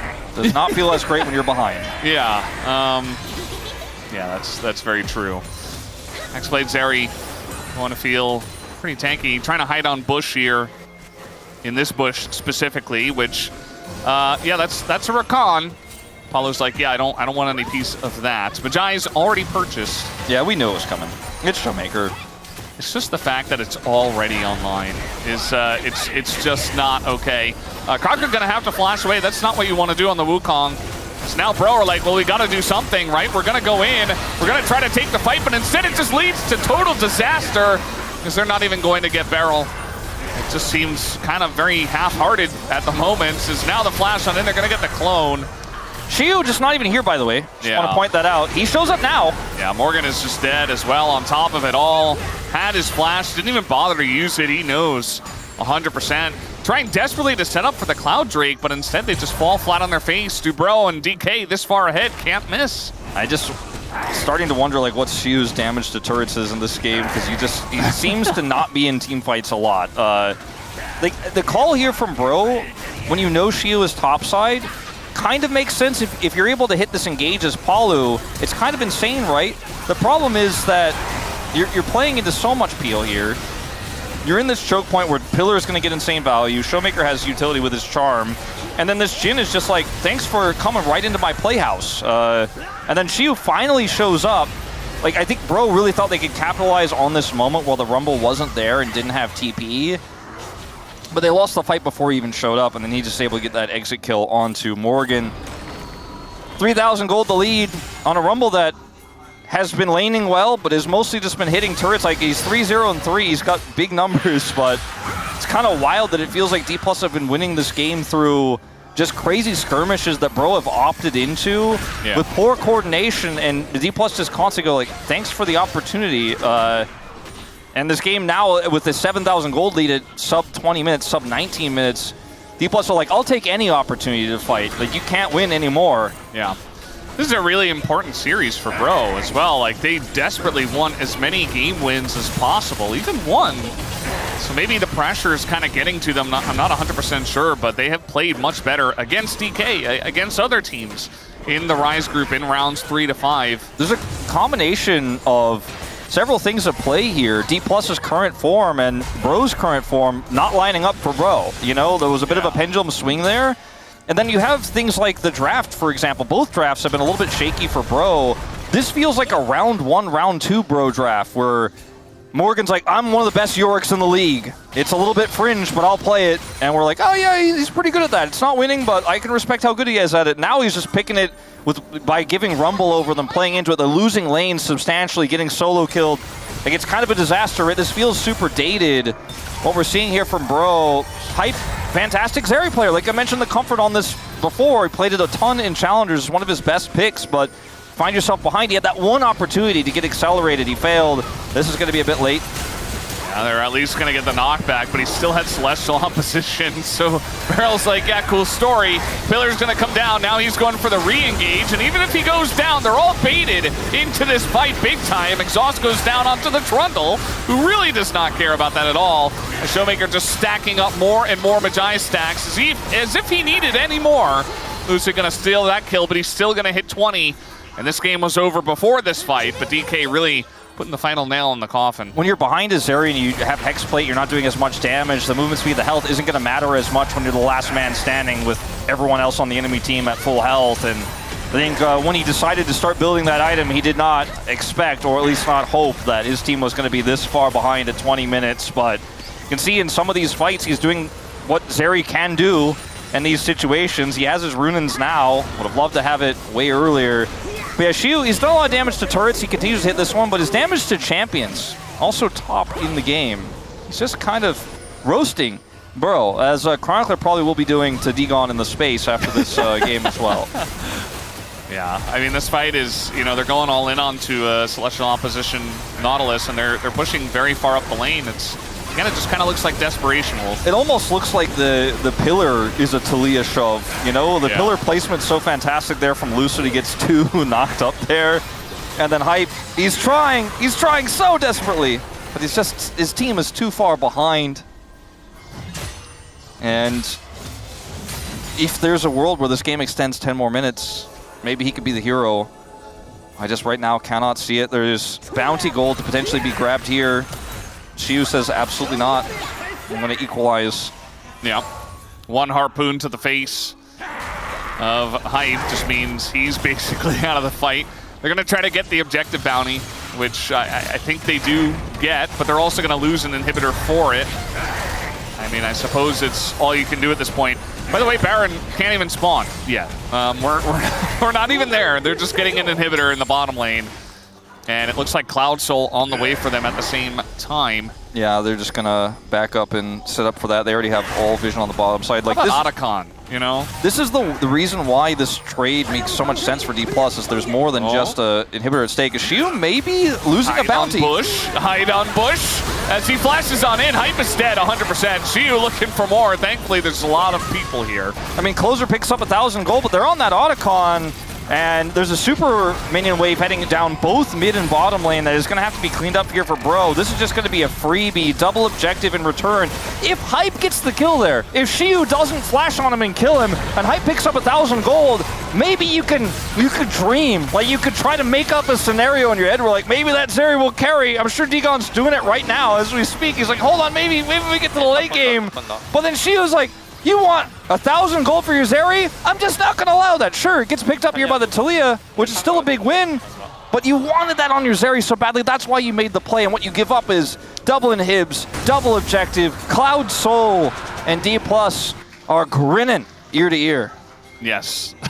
You can see on some of the player cams. Yes, they are grinning. Big time. And, yeah, I mean, they just basically have everything Infinity. It's just finished now for aiming. 3rd item. It's a rough one for the Bros, for the Giga Chads. You know, they haven't really had an angle at all in this entire game, so it's going to be rough. This is not really the series they wanted to have going into their series against DRX later this week. And I'm just curious now how that one's going to turn out, especially if DRX can manage to get a win against BNK. Which I don't believe I predicted. It's a tough one to call. I don't think that's really the angle for DRX, though. You know, I don't think I predicted either. I think I predicted DRX against Bros. Closer goes for Hail Mary. Barrel celestially opposed to being picked off. All right. Well, we got TPs coming in. Shiu is right here. This is an excellent angle for the equalizer. He hits all 3 of them. And now he is actually going to get knocked up before that Zhonya's does go off. I believe he had that, which is why he was so aggressive. And yeah, doesn't matter because the rest of the team is here. And they will do enough damage to take them down eventually. As Lucid, very tanky, can just kind of dive the turret. But with the Maiden there, actually, he's taking a bit more damage than I expected. Nice ghoulie wall to come in, but Showmaker is here with 25 stacks on the Majais. And this game, guys, is over and has been over for about 15 minutes. Yeah, certainly one of the faster games here this week as D+ decimate OK Savings Bank Breon. And a match that means very little for D+, and a match that for Bro meant almost everything. Now that matchup against DRX at the end of the week is their last stand they can make. We'll see what again happens against BNK for DRX tomorrow.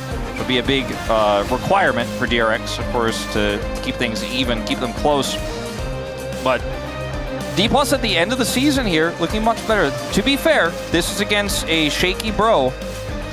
If you're writing a story about why you think D+ is in true form, I think probably this isn't the series that you point to. You point to the BNK series last week. But 2 back-to-back puts them on a 3-series streak right now. And D+ are definitely looking much better than they were just a few weeks ago. All right, well, nice celebration from Lucid. I'm not sure what that was meant to mean, but he puts his hands on his head. And that must be yet another soccer celebration from the man himself. Keep your brain quiet. That's what I interpreted it as, you know? Yeah, he was thinking, yet also telling them to be quiet, showing the haters who's boss. Yet another Ari game with 25 stacks of Majais. He just keeps doing that. It's wild that Showmaker gets 25 stacks of Majais on Ari.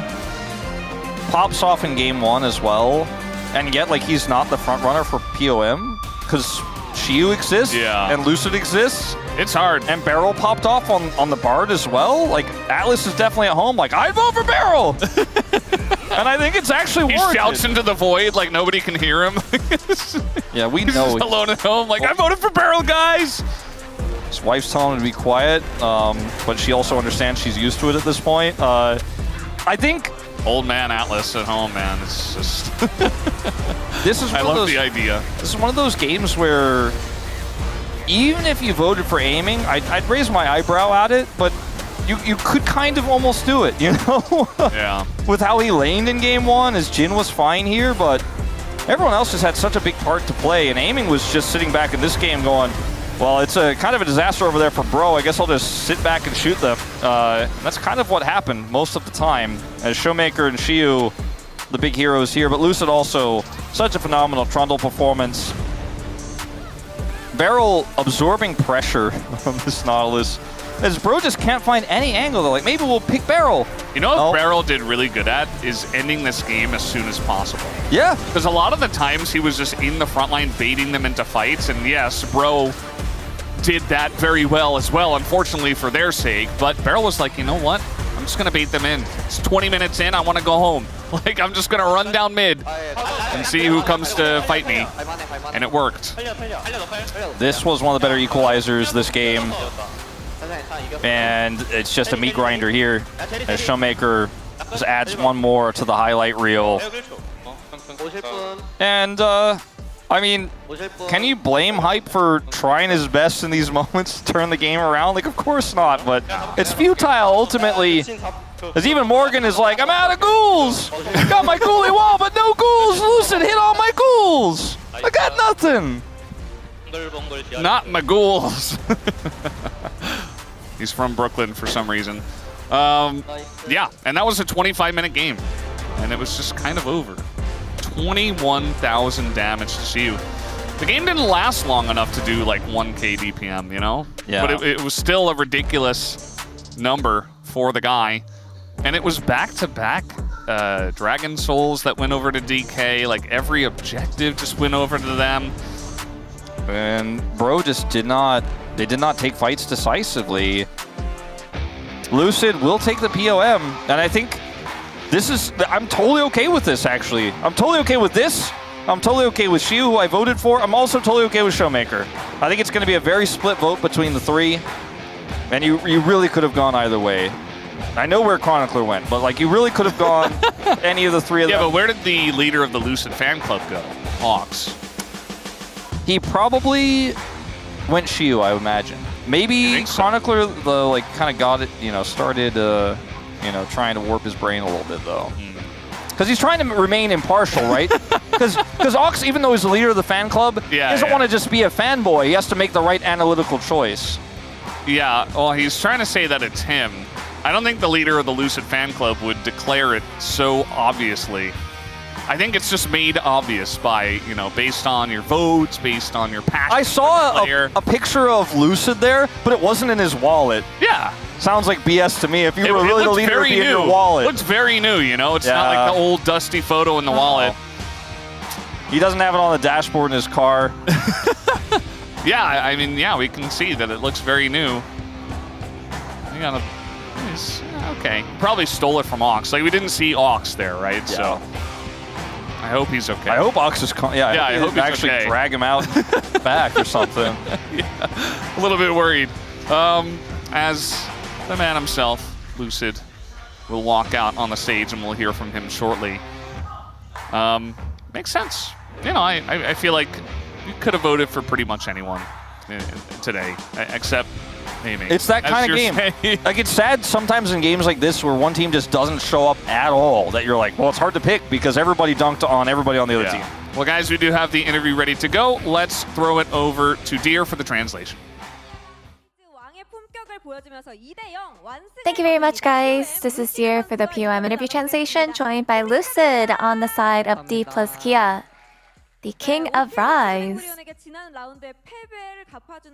You got your payback from your defeat last round against the Bros. How do you feel? You know, in the last matches, I feel like we definitely underperformed, and it was quite painful, but I think we did so well today and got the 2-0. Makes me very happy. And this is your second POM in a row. So how do you feel about your own performance lately? I feel like since the last match, I feel that I've been performing very well. And I think I just really have to focus on maintaining this sort of performance from now.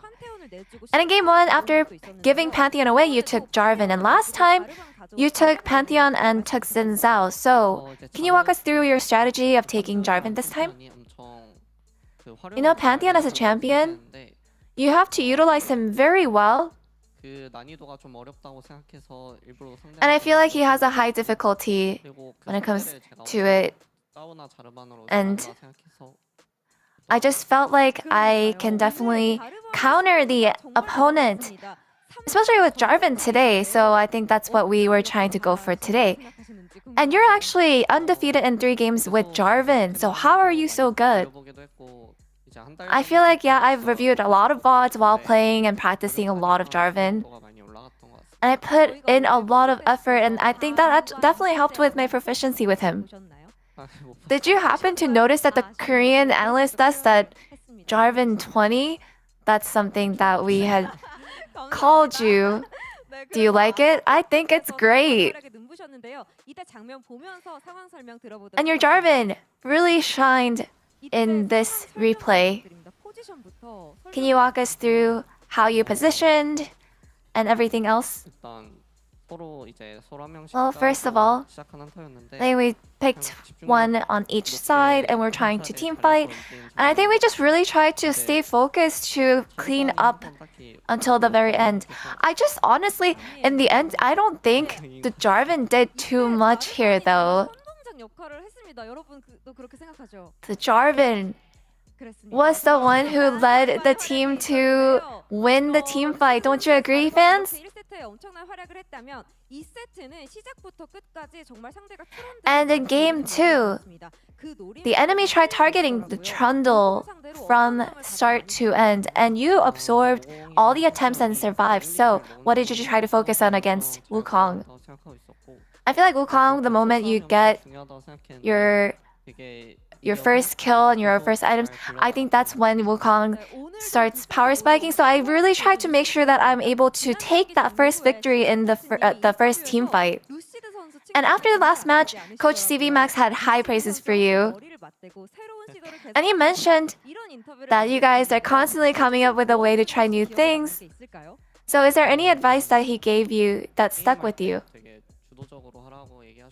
He told me to play more proactively. And I was actually told to treat my teammates as if they're lower tier, lower ranks. So I think I just had to really try to coddle them and try to make sure that I can take care of them. And I think that actually worked out really well. So, any message to CV Max?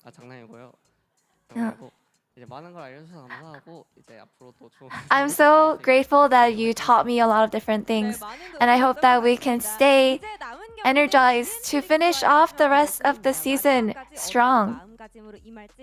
And now the only remaining match is against DNF, so what mindset will you play until the end?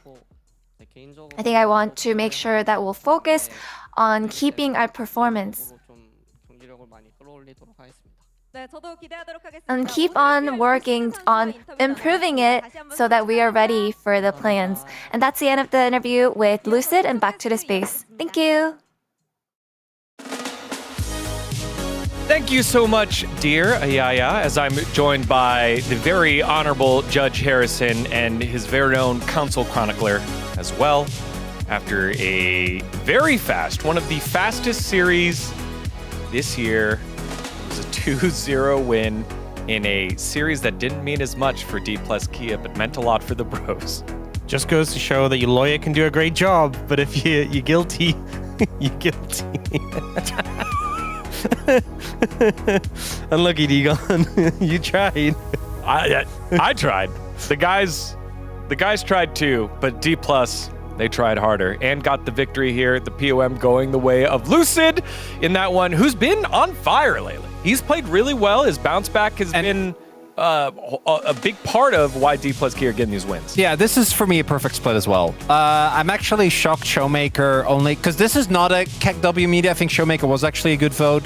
Second game was a lot more flashy. Game one, I don't think he nearly did as much as the top side. And Lucid and Shiwo, going back to the beginning of the year, were a large reason of why this roster was as good as it was. And I think it was also their downfall that kind of coincided with how rough DK looked. So seeing both of them bounce back in recent times, I think is a good sign. Now, obviously, for DK, it's easy to forget, but their goal is actually making not just a play-ins run, but a playoffs run, right? They want to kind of try and prove that they were supposed to be part of the Legend group. So I think that all of this is to be expected.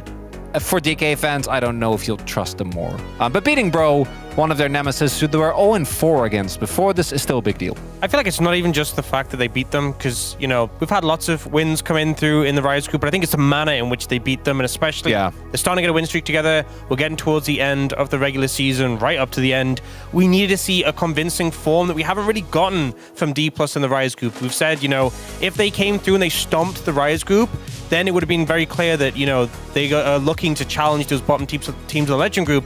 Now they're starting to make that claim. Like, Nongshim really, I think, should be worried looking across at D Plus's current form right now. Absolutely. This is the D plus that we expected to see throughout the Rise group, so them hitting the stride at the right time bodes well for their play-ins and playoff probability. Let's get to the comments. What did you guys have here for us? Is we had a Shiwu and Lucid vote, I believe? Yeah. Yeah, mine was pretty simple. Roasted and toasted, you know, on the Rumble, kind of burning up Morgan. And also, I feel like his AP top laners have been really good. Like his Aurora's had a lot of highlight performances, but I think was making a big impact in the team fights and some nice solo kills as well. So also love the red side Rumble. I'm sure that's what that was. It's fixed now. It's great. Red side Rumble. Rumble's OP. Yeah. Also, his Ambessa got picked away, which is actually his best champ, right? And he still performed that well, which I thought was cool. I mean, come on, guys. The fan club has never been doing better. We've been doing great. We had some tough times. I will not be hearing any slander. I will be bringing up VODs if this continues. Because, again, I have data proving I was there in 2022. This is so nice. You'd shout out me as the president of the fan club with your comment. This is so nice there are of faults. you. Dan, this is there so are faults. sweet. I also thought proof. There was evidence. It was very nice of you to share your Lucid card with Chronicler. Yeah, I mean, he was begging for it all game. He's like, "Can I borrow your card? Can I borrow your card?" I was like, "Okay, don't damage it. It's valuable." It's not funny. It's not funny! Well, that's because it's not a joke. It's real. Let's see what else have we had here. What did Wolf put here for us? Burn them harder than Digon is about to get burned. Oh no, he started with so much happiness. I love how it says then Digon is about to get banned, but I don't think there's been much Digon banning in this post game. I think it's been a bit more Chronicler banning. The back-to-back zoom? The big difference with me is that my team won and Digon's team lost. So with me, there's at least a little happiness. Let's read some more. they have on the Korean side. Am I getting burned? No, thank you. Go, standing, upstanding individual. That was a play that radiated the dignity and authority of a king. Yeah, because he played, that's actually a really cool, he played Jarvan and Trundle, both of which are kings. So Troll King and That's a good connection. Jarvan, I like it. You know, I kind of remember when we had that, when everyone went the spear thing, when we had Pantheons in Zao and everyone got the connection. This is but good. this is, you know, I don't think good everyone stuff. got this connection. This This is good. top tier common. Nice. Thank you, Gogo. That was a good one. Helios with the hope of the Rooster Zodiac Gang. I'm also born in the year of Rooster. Feels like I'm also part of the cool. Yeah, I'm 12 years older than you. This one feels like a bit more of a reach, but yeah, respect it. It all lines up. Or, It all or lines up. 24 years old. It all lines up. Helios got the good skincare routine. That's actually what it is. All right. Cloud Templar going with rookies. Take note. Want to be rookie of the year? Can you still pull this off? That's a really good point as well. Even though, you know, like, he's not the rookie of the year, but he's the reigning rookie of the year. He's showing everyone. Well, that, but also she was returned to form. I think don't know if it's enough, but the votes I think going to be between Shu and Diablo.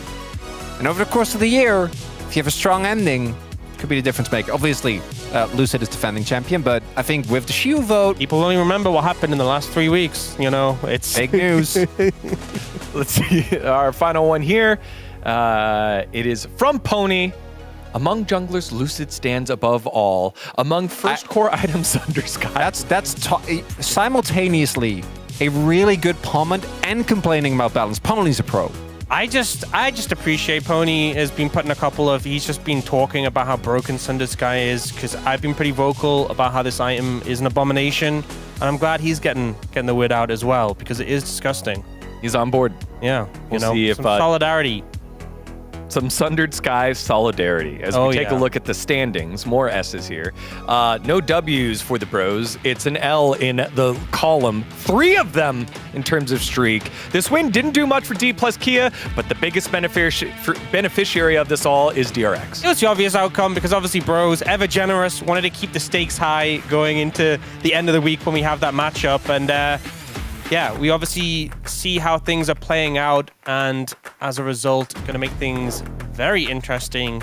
And the fact that we have that final matchup between DRX and Bro, Actually, spicy. it's so good. Most likely, we're going to have a scenario where the final game of the season decides who makes it into play-ins. That's fun if you're not emotionally invested in the team. If you are, you look like Dagon. How exciting. Just so this fun. Next series that we have, Gen G versus the roller coaster going up, KT. Another huge upset on the cards. We'll find out in just a little bit.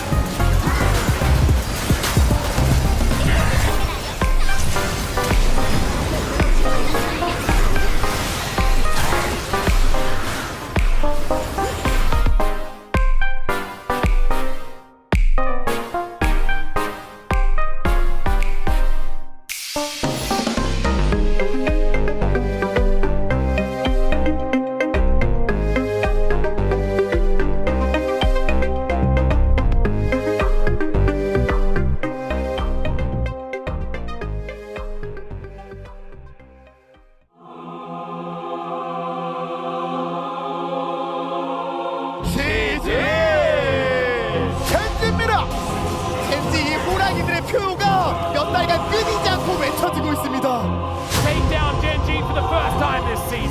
MSI EP 챔피언을 무너뜨린 건 월드 디펜딩 챔피언입니다. 그 때마다 명승부가 나오는데 어떤 또 타이트한 게임이 나올지 벌써부터 굉장히 기대가 많이 되네요. Doesn't kill me, makes me stronger.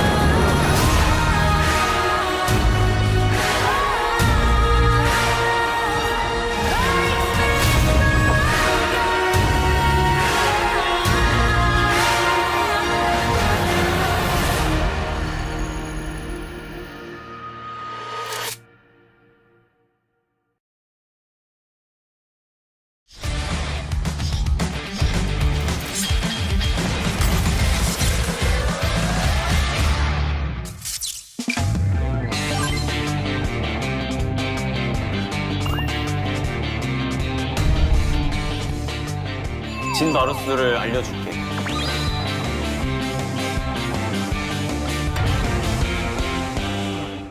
저 진짜 잘 해볼게요.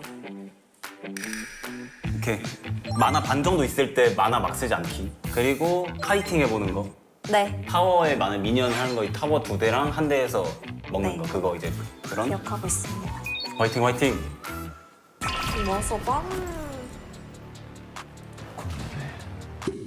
뮤트올. 뮤트올.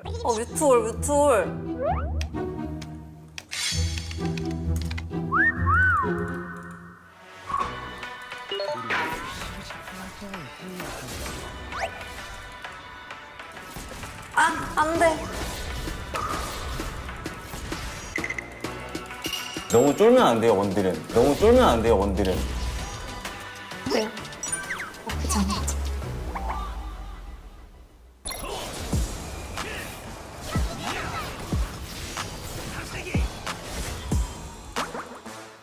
아, 그 실수를 왜 하는지 알겠다. 이게 왜요? 화면이 캐릭터가 여가 밑에 가 있고 이러다 보니까 이게 잘 안 보이는. 아하. 위에 보다가 이제 스페이스바 눌러서 내 거 보고 이제 이런 식으로. 이렇게. 원래 카이팅 할 때도 내가 가운데 있어야지 카이팅 하기가 편해가지고. 가도 될 것 아니, 이게 밀고 가야 돼. 같아. 집 가는 건 늘려. 이때 스페이스바 눌러서 좀 더 이제 이렇게 편하게. 오케이. 더 가. 가비. 그거 못 잡고. 이래가지고 카이팅이 안 됐던 거지.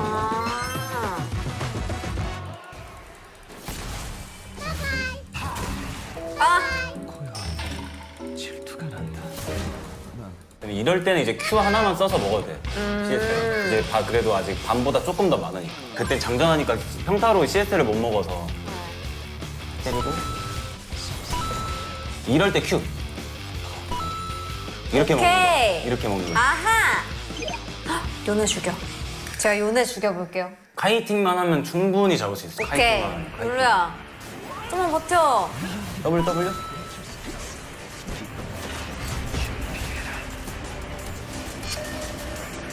타워 쪽으로 도망가. 자, 이럴 때 스페이스바 누르고, 그렇지, 그렇게. 이렇게 내 위치를 정확하게 알 수 있어. 오. 카이팅. 좋아, 괜찮아. 평타 앞으로, 평타. 그렇지. 이제 열을 때 이제 쓰는 큐 써주고, 2도 써주고, 평타. 카이팅 한번 해봐. 그렇지, 큐! 쭉 따라가. 전멸, 그렇지. 나이스! 해리감 나왔다, 이건. 이제 W 맞추고 공각 한번 볼게요. 그렇지. 양쪽 장막 까줄 때, 그렇지. 나이스. 나쁘지 않죠? 좋은데? 이렇게 딱 연계하면 잡기가 쉬워가지고. 네. 또 온다, 따를 건다. 카이팅. 그렇지. 오. 카이팅, 큐. 베리어스, 그렇지. 도망가, 점례, 까비. 아 그래도 은근히 됐는데 이번에 카이팅 그래도? 그쵸? 저 진짜 조금 됐죠, 조금. 선생님 가르쳐 주셨는데. 이번 거는 딱 전멸만 딱 썼으면은 이제 완벽한. 전멸 좀 아쉬웠다. 좀 전멸만 딱 아쉬웠다. 썼으면. 이거 탑을 안 먹는데 아이들이? 제가 탑 갈까요? 여기 사일러스 간다. 이거 그러면 잡는 걸로 한번 해보자. 잡는 걸로. 이 깔아주고 카이팅 해야 돼 이거.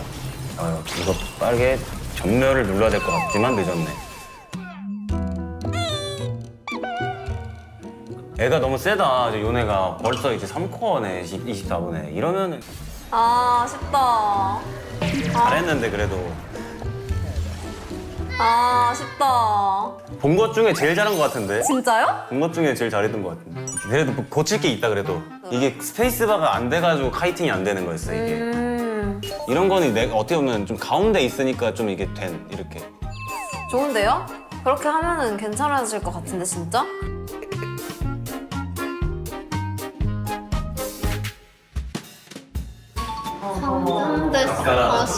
지게 하시면 어떡해요? 뭐요? 피디님 진짜 너무 귀여우시잖아요. 이게 안 돼요? 이게 내 탓이라고요? 이게 안 돼요? 그쵸 그쵸. 선생님. 이게 내 탓이에요? 이게 안 돼요? 선생님. 아니, 같은 선생님이랑 함께하면 이겼어야 됐던 거 아니에요? 아니 같은 팀이 이걸 똥을 위해서 안 해. 선생님이 저희가 캐리할 수 있게 도와주셨어야죠. 인정 이게 안 돼요? 이게 안 된다고? 오케이 내가 이기는 거 보여줄게. 보여줄게. 아 이거 어딜 다 자랑하는 새싹들을 그냥 밟아버릴까 보다 그냥. 어디서 구독할게요. 나 마우스 없이 할게. 나 본체 없이 할게. 자 준비되셨습니까? 예. 네, 갈게요. 예.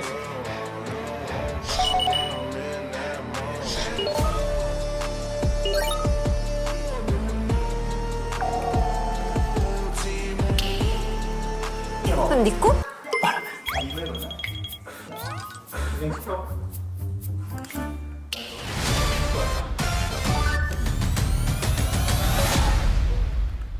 야 너 왜 T1 베인 없어? 너 왜 T1 베인 없어? 사주세요. 그거 안 팔아 이제. 아쉽네요. 가보자. 어디 갔어요?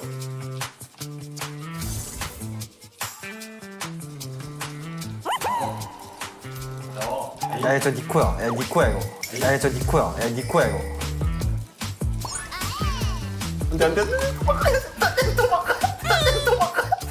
황진과 큐 뭐예요? 귀여우시다. 안돼. 치과.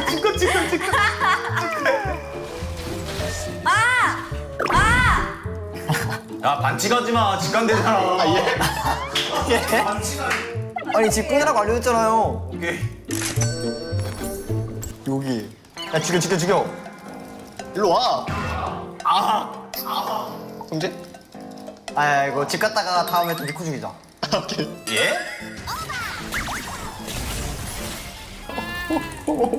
선생님이 쫄면 안 되죠. 아니 선생님이 난 쫄지 않았어. 아니 나는. 근데 선생님이 쪼니까 저도 아니, 쫄려가지고. 앞으로 와. 죽여. 아니야. 빼.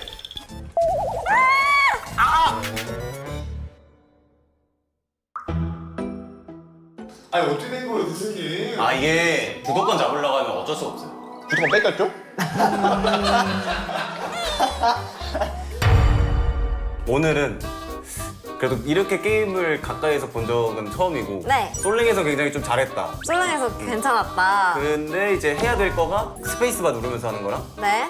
진 4타 때리면 이제 Q로 CS 먹는 거. 네. 이런 것만 하면 그래도 많이 괜찮아질 것 같아요, 오늘은. 그럼 나름 괜찮았던 거네요. 오늘은 이제 봤을 때 오늘이 제일 잘했고 디코로 봤었던 것보다 디코로 봤을 때보다도 오늘이 진짜 좀 잘했어서 이번 주에 과제 일주일 내내 7판씩 하면은 이제 로지텍에서 이 핑크 에디션을 준다고 하는데 진짜요? 성공을 하면 선물이 있었어. 진짜로? 그러니까 이걸 7판 주는데. 다 하면서 일주일 이거 내내. 주시는 거예요? 다? 참고로 말씀드리자면 100만 원 상당의 진짜요? 90만 원으로. 저는 안 줘요?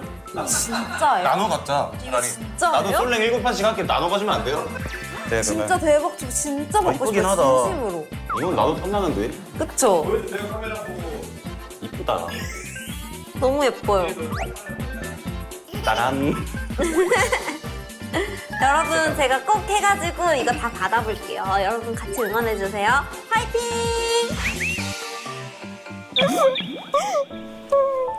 감사합니다.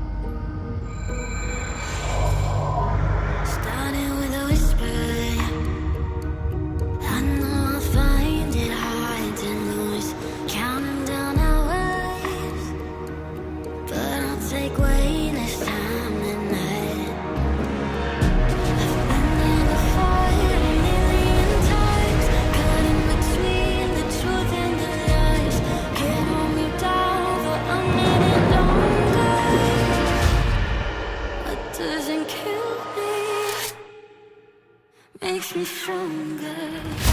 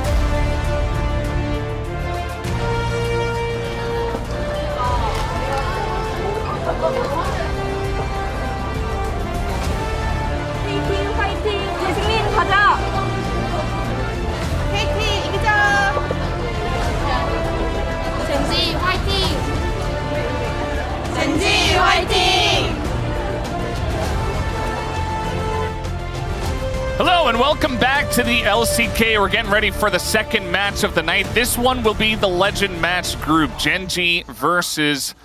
Legend group match, rather. Genji versus KT Rolster, which on paper should be very heavily favored towards Genji with their incredible record. Genji has been stagnating a little bit, showing some signs of mistakes here and there. You know, they haven't been perfect, whereas KT have been on the up and up. Like D+ before them, KT Rolster hitting peak form again here at the very end after what felt like a pretty long dip, especially in terms of perfect individual performance here at the second half of the year. Having that 9-0-6, something like that, Mbessa game in their last series where they were able to defeat T1 is a pretty big statement to make coming into a series against Genji. If they're able to topple both of our Titans here at the top of the Legend group, I wouldn't predict it, I wouldn't expect it, but if they could do that, it won't affect the standings at all because they're 3 ahead of Nongshim. They are 6 behind Hanwha. But if they could beat Genji and T1 at the end, no one's really going to remember the standings. They're just going to be looking forward to see what KT can do in that playoff bracket, which they have already secured. There is really no movement in this Legend group outside of T1 and Hanwha Life Esports. Reigning #1 Genji, they have only lost 1 single series. The team they'll face on Saturday in the Saturday Showdown. Otherwise, continued to dominate.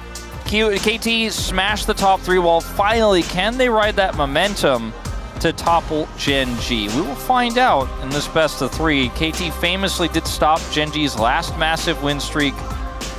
And Coach Kim has been very outspoken about what the kind of testing is happening here with Ziggs, Azir, Pantheon, even the Yunara in terms of prepping for playoffs. Hey, you can see what Duro says here. Leave the OP picks available, sharpen the counterplay, and pin down our tier list. So could expect some crazy things in this match against KT that gets left available. Matchup of duo kill #1 versus duo kill #2. Peter has 9 of those kills. Wei has 1. And the Duckdom Peter duo has been working a lot better for these guys. And I think it goes without saying that Ruler and Duro are some of the best bottom laners we have here at the LCK, and they will be a tough duo to take down. Is Duro wearing a mask? I hope he's feeling okay coming out here for this match against KT. Yeah, usually that is a sign of not wanting to spread any potential illness, but it also may just be he has some symptoms that feels like it's coming on. He's not actually feeling sick yet, but he just wants to make sure his teammates can be at the best possible condition and anyone else around him, of course. So great to be taking precautions like that. So respect to Duro. Wouldn't read too much into it just yet, but at the end of the day here, mask or no, sick or no, this team is massively favored coming into this series. Chovy, the best mid laner, unquestionably will be picking up that first all-pro mid-vote with the leading POM as well. He's already secured that as well. So he is the most player of the match player for the season, for the split. He's going to win MVP as well. Yeah, right? He is, of course. Yeah. Just to like, you know. It's going to be him. I don't think anyone really comes close. We all will put our votes in, but it's kind of a formality. As this matchup between him and BDD is pretty close, and this is where we have seen so much success for KT. BDD popping off in that series against T1, but Perfect also having a great series. Peter looking good. And KT kind of firing on all cylinders right now. That said, it's still Perfect against Keen, you know? It's still BDD against Chovy. One of your most upgraded weapons in Perfect in recent form is playing against the unbreakable, the unstoppable wall that is Keen. And BDD's your best player. We've known that the whole year. We've known that for multiple years is playing against Chovy. You're like, well, doesn't feel like as much of a strong key point anymore. I think it's going to have to be cool tactics, smart drafting, and overall a good, solid game plan here around team fights. Just trying to out-team fight Genji straight up in a front-to-back, I don't see it. But maybe if you play a pick comp, you play a dive comp, and if you can play around Peter's fantastic engages, if he gets his hands on Nico, for example, you make some combos happen, maybe you can outplay Genji, because they're saying maybe they're going to leave some OP picks up. Let's see if KT can utilize those tools if they're given the opportunity. I think they definitely can. Like the players you would imagine picking that stuff can certainly do a lot with it, as I believe Gen G have side selection, and they will select the blue side here. I thought maybe there would be a chance, you know, if you're leaving a lot of OP stuff, you want to start on red, but not the choice from Gen G. They're still going to start on the OP side of the Rift, which they want, of course, the blue side. They want the red side team to get as many OP picks as possible and have counter pick. That's a limit test, okay? Because before Gen G's strategy, we already sussed it out, was just to play the most optimal, efficient, boring, hiding strategy style. Now they're like, nah, you can have the OPs. We're just going to see if we could beat them. We're joking about this, obviously, but it feels like that's the best way to utilize this final week, especially in a match like this. A lot of pride on the line against your biggest rival, T1, on Saturday. And a lot of stakes for that match, whereas this match holds very little. Yunara, Azir, Pantheon. Yeah. You're not giving Pantheon to Canyon. And I swear. You're not doing it, okay? Peter's not going to get his Nico. I mentioned that pick. Maybe somebody gets his hands on. He's not going to have that. BDD's not going to get his Annie. So, BDD Pantheon. just typed in Pantheon real quick. I'm trying to think of what else you would want to ban in this situation. You could ban Wukong, I suppose. But instead, Canyon will probably first pick it. And we'll move on. Varus is available, but not the same prio with the nerfs as he used to be. So, guess what? There's a monkey in the slot. Yeah. Who could have guessed? So the Rumble seems like a very obvious pick for Perfect. Extreme Comfort and the best top laner in the current patch. Seems like a lock. Going to be going for BDD's Rise as well. Yeah, interesting with the Rumble in the top lane to play this. Have not seen this very much. This duo prioritized like this, just because it's not a lot of side lane pressure necessarily. The Aurora, likely to be piloted by Keen in this draft, is going to be the counter pick for this Rumble. They're not going to try to run Gwen into this. Keen has lost this matchup to Rumble on Gwen and then carried the game later anyways. There's the Orianna, which has been a very common response to the Rise. Great with Wukong. Pretty solid setup here. Like, I want to see the answer here from KT Rolster, and it feels like it's just a Sivir deterrent as a response. Rather see the Trundle, to be honest. A lot of power in this pick right now. Yeah, feels good into the Wukong. And, you know, can set up a lot of plays with the Rumble, especially even the Rise. So, going to be the top side here for the side of KT, as we will move down to the bottom side of the map, as is customary. Yes, this is the way we do it now. Corki, I think, deserves a look. Follows up incredibly well on Gen D's comp, and Ruler has absolutely dominated on the pick. Now, they can pick it away on red side here first, if they want. It's a risky ask. There's no Nico this time for Duro, so it's not going to be a Corki Nico lane, which Gen D has surprisingly gotten their hands on recently, more times than I think they ever should. See what the ban is going to be in response here to this Recon. They'll ban the Corki themselves. Corki's really good. I like the respect that he's getting. It just feels great into their engage as well that they have on the side of Gen G. Can Valkyrie out of a whole slew of things that they already have. Not to mention probably the engage support that will eventually follow. Something like a Rel does feel pretty good actually with KT Rolster's composition, because you don't have hard engage right now to set up your equalizers. You have Pillar for zoning, you have Rise roots, but that sort of ability to actually turn and re-engage after Gen G go in with their combo would be very strong for their comp, I think. But as long as they don't pick it here. Yeah, I think okay so. With yeah, because if you pick it here, then you're opting to just lose to a Bard lane, or even like Lucian Braum, which Gen G could absolutely pick. They'll take the Bard themselves. There you go. We're learning. Improvements. Peter, I think I want to say I pulled this stat out when I was casting with you that Peter has never played Bard before. This might be his first career Bard game. So we talked about, oh, it's an issue, he can't play it. Now he's playing it for the first time. Has an interview on it. Has an interview on the space. Picks Bard his next game. Coincidence? Yeah, I think not. Pike? Wait. I think yes. Pike. Okay. So what are we doing? What are we doing with this? Pike Lucian? Yeah, I mean, Duro Pike played this Caitlyn? before. It's good into Bard. It is good into Bard. You can still run Jhin with this. It's a little bit awkward in the lane, but it can be quite powerful if you can get the right setup.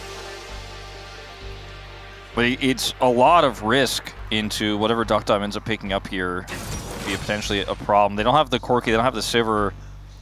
Ezreal has a lot of outplay potential. Obviously, can just avoid the Pike pulls.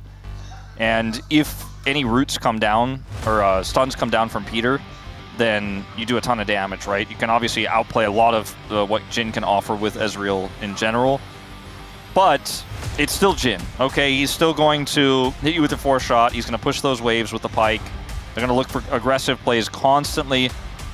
Without a strong pre-6 jungler, though, to follow up, I think they should be fine down there in the bottom lane. My biggest concern is that this comp for KT has basically no engage still. Bard can maybe set up an equalizer. You know, there's some Realm Warp potential. There's a lot of maneuverability because they have Magical Journey. Throw a pillar out there, you know, maybe try to set up some poke, but... Whereas Gen G, they come at you hard, they come at you fast. They will get on top of you. They will get on top of even the mobile Ezreal. And if you're not ready for those fights, if your Tempered Fates are not perfect, then you are just going to get destroyed against this team. Yeah.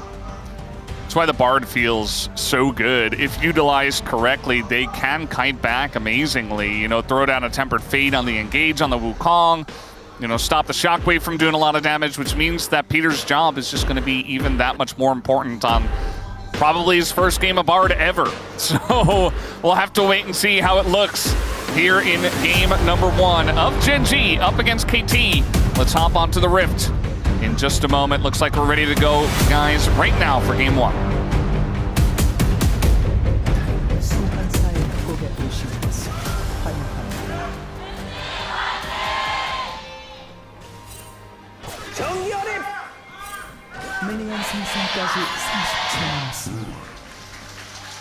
Sounded like Rumble was trying to get into the fan chant there. Not sure what he was doing, interrupting the fans. I have once again, myself, verified that this is Peter's first Bard game professionally ever, across Challengers and LCK. He has never played the pick until now. And he has been one of the better performing players for KT, one of the more consistent performing players throughout the entirety of the year. Obviously, BDD Cuz kind of put them in a different box. I mean, of perfect Duck Dom and Peter. Now, Duck Dom has really turned it on at the end of the season, but I think even before that, Peter was really showcasing quite strong performances, which is part of why they were leading that race into D+. When we ended up getting to that final match, the tiebreaker came through. They got into the Legend group. See how this 2v2 does eventuate here, as Jhin still hits hard, even though you do have a range disadvantage here in the support matchup. And Ruler and Duro have been known to win matchups that you don't on paper win. Yeah, they're just really good. I mean, there's a lot of times where they will make the lane theirs, as that was pretty close, but no cigar this time around. And of course, level 2 will be hit here first by Duck Dom and Peter Peter actually already has it. So feeling pretty good about the way the lane is going. And the Pike gets a little bit more powerful after level 2, but not when you don't have control of the lane. And Pike pick works a lot better when you are counter-picking it on R5 because of this. It allows you to have a matchup where you can completely push lanes in and threaten. But if you're kind of hunkering down and trying to hit 3, you can get a little bit trickier. Once you have 3, you can do a little bit with this. As you can see, Ando was the last to play this. Kind of shocking, actually, that we haven't seen this in this long. Perhaps it was played in LCK Cup, but it's a pick that we see actually quite a bit in the LCK. As a niche pick, not like a staple, but it's not that rare, as even a player like Ando will pull it out. Yeah, we've seen, you know, the Blitzcrank and a Bard as well. It just feels like these hook champions, Bard is very annoying to lock down, but if you can pull him at the right time, you certainly can make him a lot less effective. Before they hit level 3, Peter just wants to harass here and get as much damage done as possible, but You can see this is really tough for Duro and Ruler, offering some damage back onto Peter, but there's a lot of sustain in this lane. If he can hit level 3 and then use his, you know, underwater, I don't know what it's called, he's going to kind of pike his way around and maybe find an angle. That's what it's called, piking around. He just pikes around. Yeah. Then maybe there's a way in, but Peter and Duckdom utilizing this control before he hits level 3. Nice, cannon secure. I love that we're zooming in on this matchup because the other matchups have been seen so much. This is kind of a more rare one down here to take a look at. BDD winning the mid lane at the moment. Top lane relatively even in terms of where they are standing in the lane, but you can see a lot of CS has gone the wayside for Perfect in a matchup that's quite difficult for the Rumble. Yeah. Peter comes up, gives a little, looks like a compass over to BDD. Some health, regardless. And Perfect, at least, is fighting back a bit here. He's able to push the lane out just a little bit. Keen's kind of like, with Keen, the OG Aurora top, so knows a lot of these matchups. I mean, this is a matchup where when Aurora was released, like Rumble was insanely strong, and so we saw this matchup quite a bit, specifically when Aurora was being played top. Keen's gonna swap out of it as Jin comes up here top side. It's really not Keen swapping out, it's Ruler and Duro swapping out. And so Keen will swap in, so to speak, in the bottom lane. Yeah. We'll see how KT want to respond to this. I do think this is the correct decision. That ward there just to deny Perfect from getting a good timing on his back. You know, obviously this can be hit, and for Jin, you can attack from very far away, so it allows you to stop the backs. So he has to go very far away from the ward and not actually kill it just yet. Is going to TP back up here, so we're going to remain in this lane matchup. Perfect is very far away from level 6, so kind of unfortunate. It's getting denied some farm here. Ruler will eventually go for that ricochet and start pushing it in. If he has level 6, obviously that's going to be his best deterrent for dives, but it's Wukong. So I think you could stay here in this jungle matchup. A lot of other jungle matchups, you're like, ooh, they're diving me 100%. And they're just going to crash this in, and I'm not going to have level 6, but Perfect should be fine here for the time being. BDD really putting the pressure on Chovy in the mid lane, as you really, as the Orianna, you know, you often do end up getting a big advantage. Not in this case. Keen. Yeah, he's taking a lot of damage, not actually going to take the Q, and Duckdom did take a turret shot. Perfect's doing a better job of surviving, per se. So far. But he's also not farming at all because the lane's pushing away from him. So you've got Canyon up here, and there's a Canyon growing between our top laners because Perfect doesn't really get to play the game.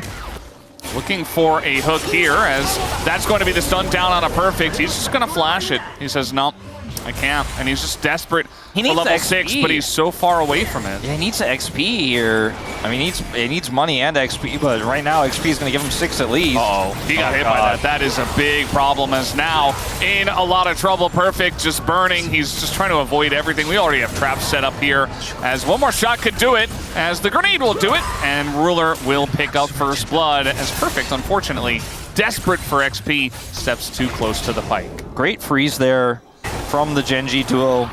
Will be able to deny him so much farm.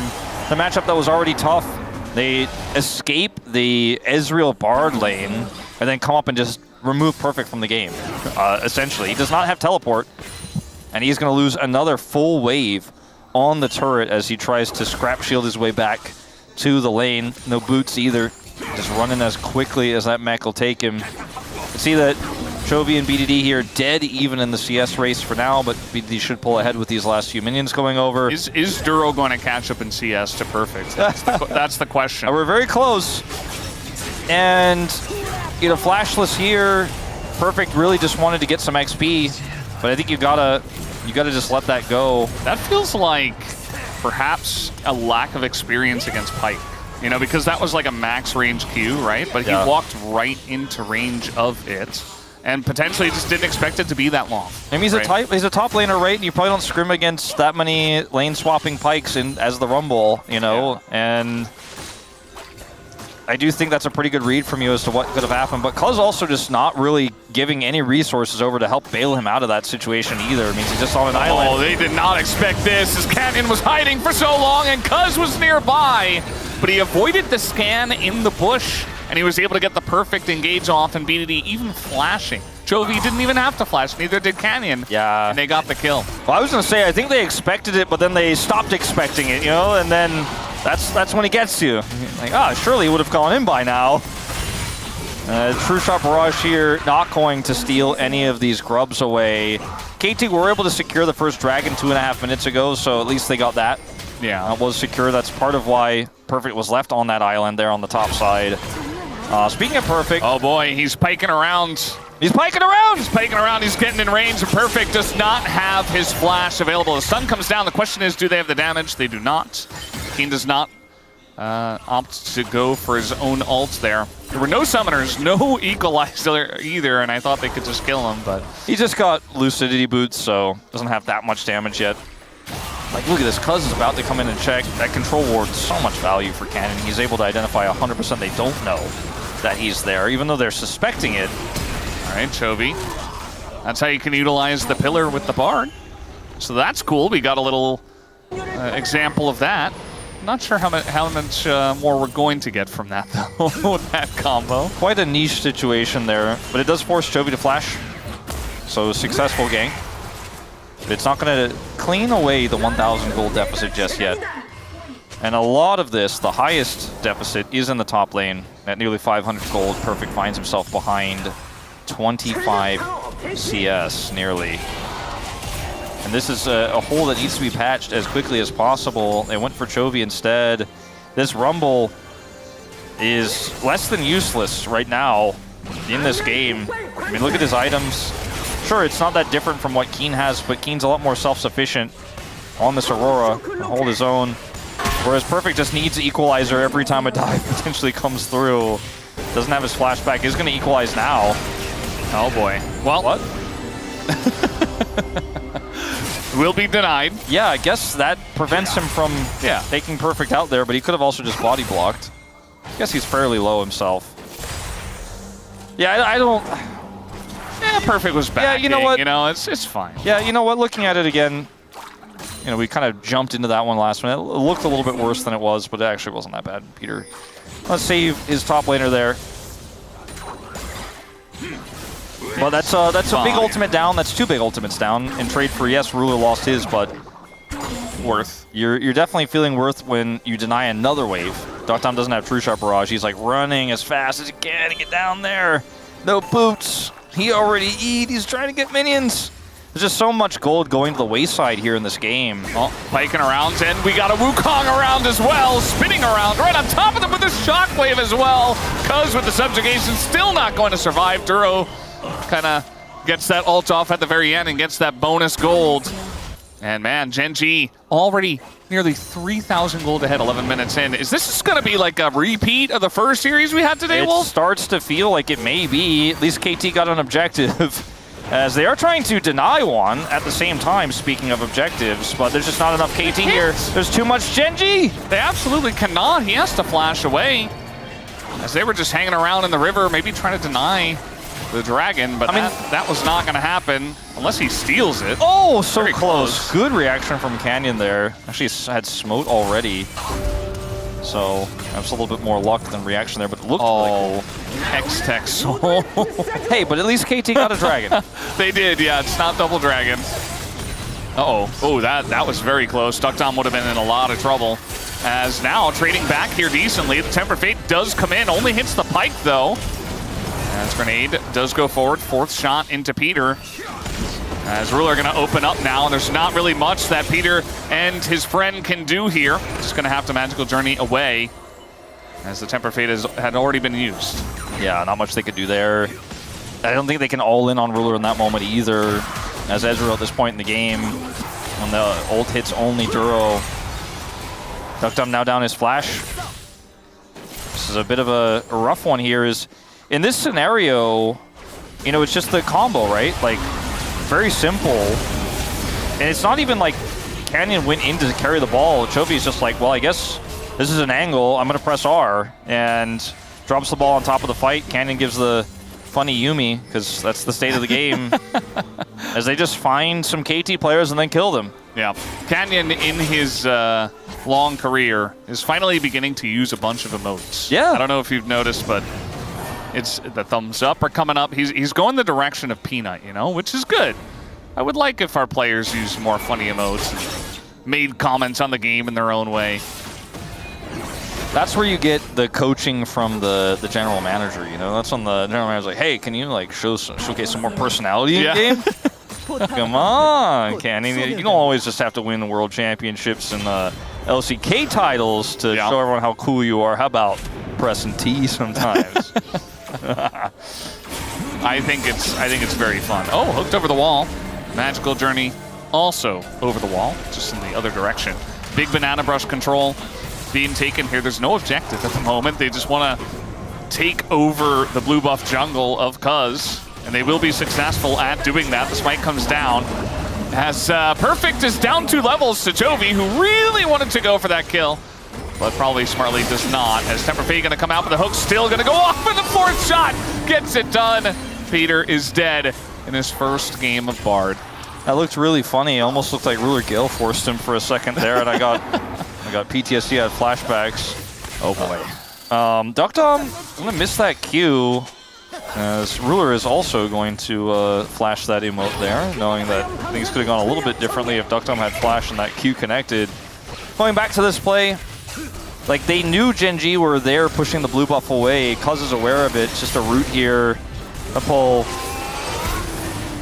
And Ruler is just happy to take more money. He does not lose in the mid, 1v1/2v2. When he moves out of the bottom lane, it feels like this season. Whatever he's accelerated on, he will just push you out and kill you.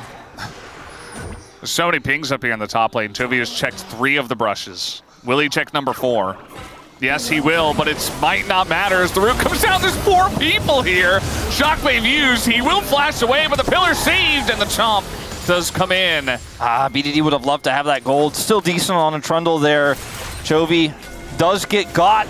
He did his due diligence, but he didn't realize they were alcove gamers all along. He could have sent that ball over the wall. The ball over the wall! The ball over the wall! Wow, okay, that was pretty cool.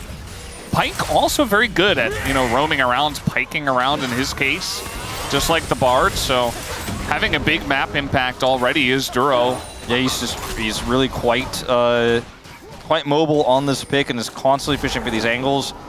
Has his Umbral Glaive completed, so if you look at the map, there's not a whole lot KT can see right now that Gen G can't, and there's going to be even less with a Pyke roaming around the jungle. It'll be very annoying. Pizza Strength picked up, if you didn't catch it, and then like what the feats of strength are. We're still explaining that. Probably by maybe next year we won't do it anymore, but it is good to know. We also still explain what the dragons are. Like, people got to learn. Chovy here trying to check every possible angle because we saw the vision there, and if you were watching the vision toggle that the observers had, it's like there's not anybody showing on KT. Look at the map. They're like, okay, there's like we have the whole map on vision, and I don't see anybody, so they've got to be ganking Chovy. But Chovy's like, I checked, still got him. Small victories here for KT. Only a 4,000 gold deficit. Anything is possible. He like double, triple, quadruple checked too. Like he really should have gotten the ball over the wall though. That would have been the final check that actually saved him. That's, I mean, in the comms, if you look back, sadly we didn't have that for Chovy. I'm pretty sure he said, I should have checked the ball over the wall. It's Chronicler now on stage. He's taking over Chovy's spot. I can't do it like he can. Nobody can. I can get pretty close, actually. Yeah, I'm pretty good at it. Why didn't you though? I mean, I have before. I just don't want to, don't want to overdo it. Yeah, you think we have a long series ahead of us here? Yeah, there's a lot of time left in this, so I don't want to annoy people too early. It's only the end of game 1, which is definitely going to go 3 games for sure. It's KT come back on blue side. Surely. I mean, looking at it, it's hard to explain this game in terms of like what KT can do. What they can do is deny a charge. It's a big shockwave. They just ran over that ball. Keen has taken so much damage for seemingly no reason. We also did have a fight in mid as a kill went down onto Duck Dom. Peter also died down there. And Ruler's really enjoying his life right now. BDD did get a bountied up turret on the top side. I was going to say that's nice. There's two things they can do. They can deny the charge of the Herald with Tempered Fate. They don't have Tempered Fate anymore, but they can deny the charge, and then BDD can get bounty gold. Duckers. There's no way he eat forward there. Duckers. Ducky. Oh, the predicts! That was crazy. That was actually insane. Canyon angles this away from the husk of the turret so that the Herald can still sit here and hit. Like, he's Herald maxing. Keen, I don't know. How did Peter die? Yeah, what is he even? I was just watching Keen. Hold on. Anyway, this was a Herald maxer. He calls it. He's like, all right, I'm gonna like do a little wraparound because of the Bard ult. Let's watch Bard. Shockwave. Aw. So I saw all the damage that Chovy did, but I guess maybe he like pulled the ball back at the very end and died to the torch.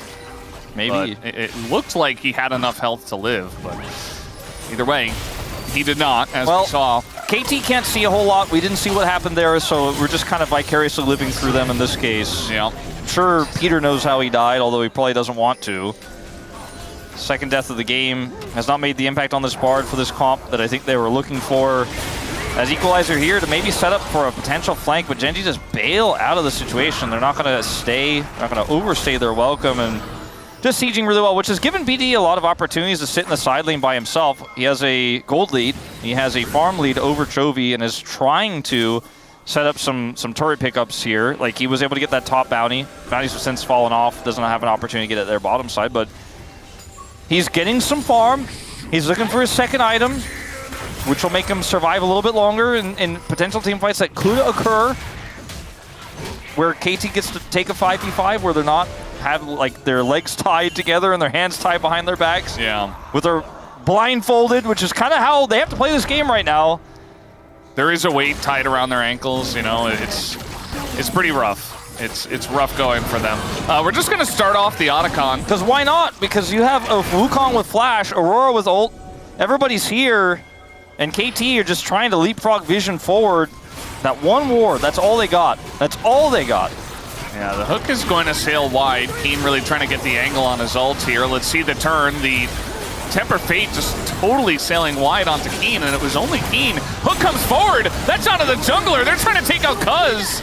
Unsuccessful, though.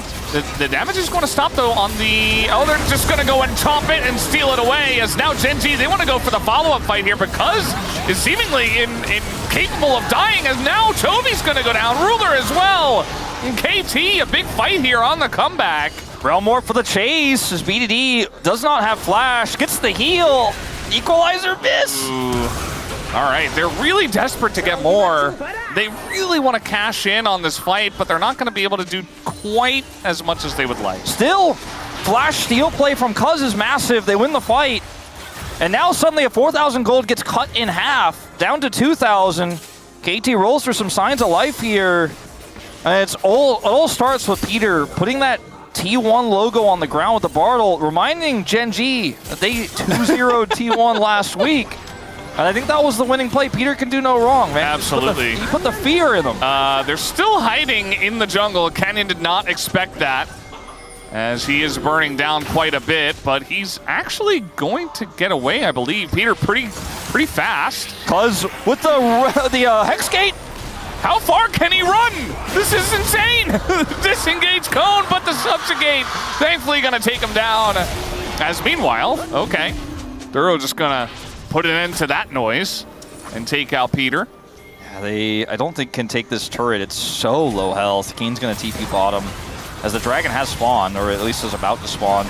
Watch this fight again. Look, Peter T1 logo. Puts the T1 logo on the ground, and that's where it all starts, right? Cuz is pulled into range of this objective as Gen.G kite away. The Equalizer actually ends up getting a decent amount of value later on, but the Flash Smite here is what gets them into this, gets them the objective, as we do have that Dragon Main taken alive. I thought we had a fight, so that freaked me out, but the later fight here as well, Realm Warp was there for the chase. The Equalizer not able to take out Canyon. He goes down a million years later with the Hex Gate chase, but so that flash play from Cuz there. Gen.G also a little bit indecisive with how they were staying on that Otacon, then kiting away, but not actually looking for a turn.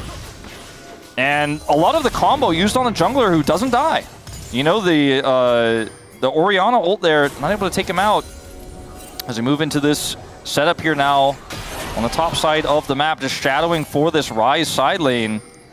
Gen.G need to be careful because they had full vision over the map, and I think some of the plays we saw, like Canyon walking forward into vision there, are a result of them kind of forgetting that they can't see everything anymore. You can still see a lot, but not everything.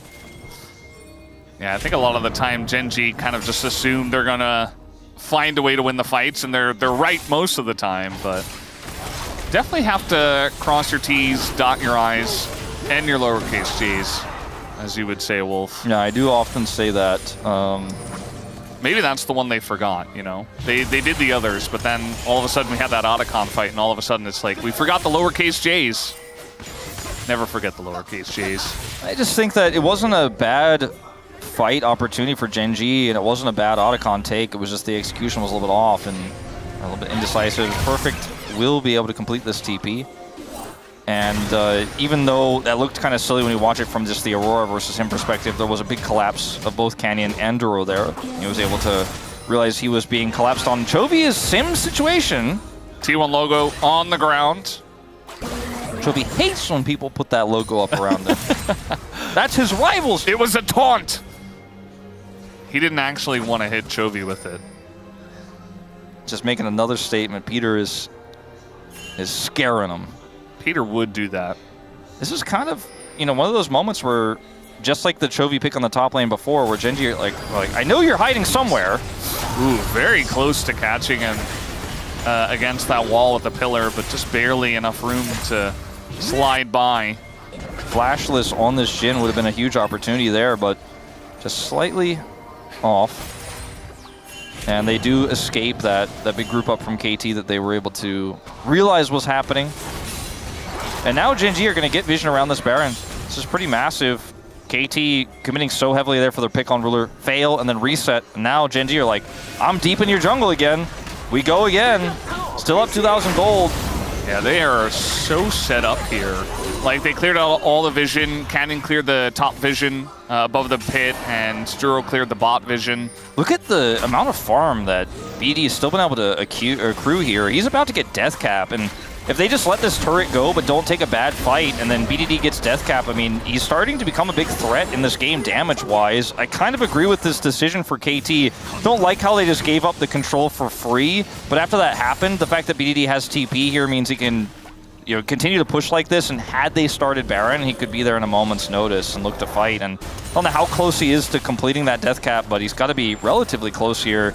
Maybe they'll give him that gold on blue buff and that'll be enough. I mean, if you look at his items versus Chovy's, who picks up that Verdant Barrier, he's 800 gold up, so getting close to being enough to actually complete that, you have to imagine. And if they can just buy time for that to happen before they take the next objective fight, that'll be massive. He's going to head back down and clear that bottom wave. And he's got to be getting so close. I still think there's an angle here where Gen.G have another shaky fight like what we saw on the Otacon. KT could come back and take this game. I mean, there's so much standing gold on the map as well. That outer in mid is still up. BD's backing. Death cap in hand, question mark? Yes. Yep. Yeah, he got it. And now I think KT will begin to posture forward, and they have to. I mean, we have Hextech Drake, Hextech Soul Point already acquired for Gen.G, so you absolutely have to position for this fight that is bound to break out here in just a moment. The Baron, not even a big consideration. Like, Gen.G could try to go for it, but they don't have a huge amount of Baron damage. If the fight looks bad for them, or if KT baits out like Canyon's ult, I think they will be happy to just say, well, we have 3 Drakes, you have 1, we'll trade. But until then, they are looking for the big prize here. The Hextech Soul basically seals the deal for them in this game. Yeah. Bit of a zoom out here. Trying to do the blue buff with 18 seconds left until this Drake is spawning. Yeah, needs to join up, but he's going to get the buff for the whole team at least right before the fight begins, so it's pretty big. There is that. Keen on the flank. Oh, they're just going to come in and wrestle control of this banana brush. And so KT just immediately have to back away, and that's going to give potential flank angles to Keen. I think KT should slow play this. Just play around the Tempered Fate defensively. Make Gen.G come to you. Maybe set up for the equalizer combo. I mean, the angles here are so good for Perfect, but he's waiting. He's so patient with this. Yeah. So what KT's comp does very well is accept the pressure and back away. But they haven't been able to set up on an objective and actually fight like that so far. So this will be their opportunity. Playing around this Ryze side lane is so good. Here comes the engage from Gen G. All right, equalizer comes down. Chovi's just incredibly low already, as now Keen has to flash away, but they just gave up the Hextech Soul, cuz not even able to get in there. The shockwave for the disengage, and they get out. Gen G got away with murder there, essentially, as now the exhaust comes down on the Canyon. He is going to decoy away. As Gen G, now they're the ones that can kite because they have Hextech Exactly. Soul. I think that's why they went back in there for a potential Cyclone engage. Canyon's like, look, this is really no loss to us. There's no inherent risk. If they mess this up, we chase them down. We have those slows. He does not end up committing his Cyclone there. They get away. They can kite back, as you said. If that's a Dragon Secure for KT, it's a massive win. But they come up empty-handed. And now you could almost argue Gen G with these resets for the Soul Laners can just head straight to Baron. They are going to reset now. They're non-teleport champions, so it looks like we're not going to be starting that up just yet, as Peter does have some friends nearby. He's taking a lot of free damage. He is going to back out as we take another look at the fight here. I want to see exactly how Chovy, I mean, he takes a ton of damage early here in this fight. The Hextech Drake doing a lot of work to everybody, and then the Equalizer looks to try to kill Chovy. BDD comes in with his Blast Cone, but they just miss the opportunity to take the fight. And then the disengaged Shockwave here from Chovy, and the fact that they have the Hextech Soul is just so valuable. There's just really no play for KT to make after that. But, I mean, look, they got a bunch of side laning done, like BDD got that turret, so may have a fight here. Keen. Yeah, Ducktop and Cuz a little bit caught out. Keen gonna go golden with the Bard. Tempered Fate there. So he gets out. Just a bit of poke, and already the Hextech Soul is bearing its fangs. I think we're beginning to see the strength of this. With no Equalizer here and no Tempered Fate, Gen G have ult advantage. They still have Flash, Cyclone, Hextech Soul, and they have vision control of the outer rim of this pit. And I just don't see KT being able to get in here for a contest, cuz with no Flash, there is just no way. BDD's level 18 at least. We'll see if that's enough, as Gen G will slightly pull off of the Baron. Not gonna take any damage from that, and looks like it might just come down to a flip as Cuz is gonna get in the pin, and he wipes it down! KT, an opportunity here. BDD on the flank still. Still on the flank. You saw that Gen G wanted to go in on the turn, but King getting a little bit too low, and they're just gonna have to give that Baron away. They give with the steal for themselves. I mean, like, you could see KT were like, can we get more? And then they're like, we'll be happy with just a bunch of resets because we got Baron buff. That's outer turret in mid, and maybe they could even push for enter. They decide not to. But man, that's another heist successful here. Cuz ends up getting the smite. And KT threatened the fight with his flank from BDD. That's the most important part of this. As you can see, Duro and Chovy are like, I don't know about this, it's too risky. They're not able to deny Cuz's entry. He just walks up and takes it like candy from a baby. And then Gen G are like, we can't turn, we can't force this fight, even with Flash Cyclone, because BDD is just lurking on the edge. Look at this.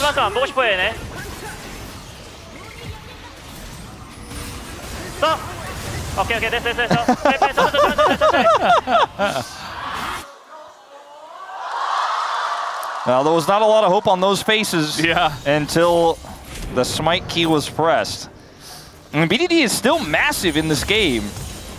He really is. I mean, 4 items. He is very far ahead of Chovy. He's Chovying all over Chovy right now. I mean, it's really the only way to say it. Level 18 with the help of the Rod.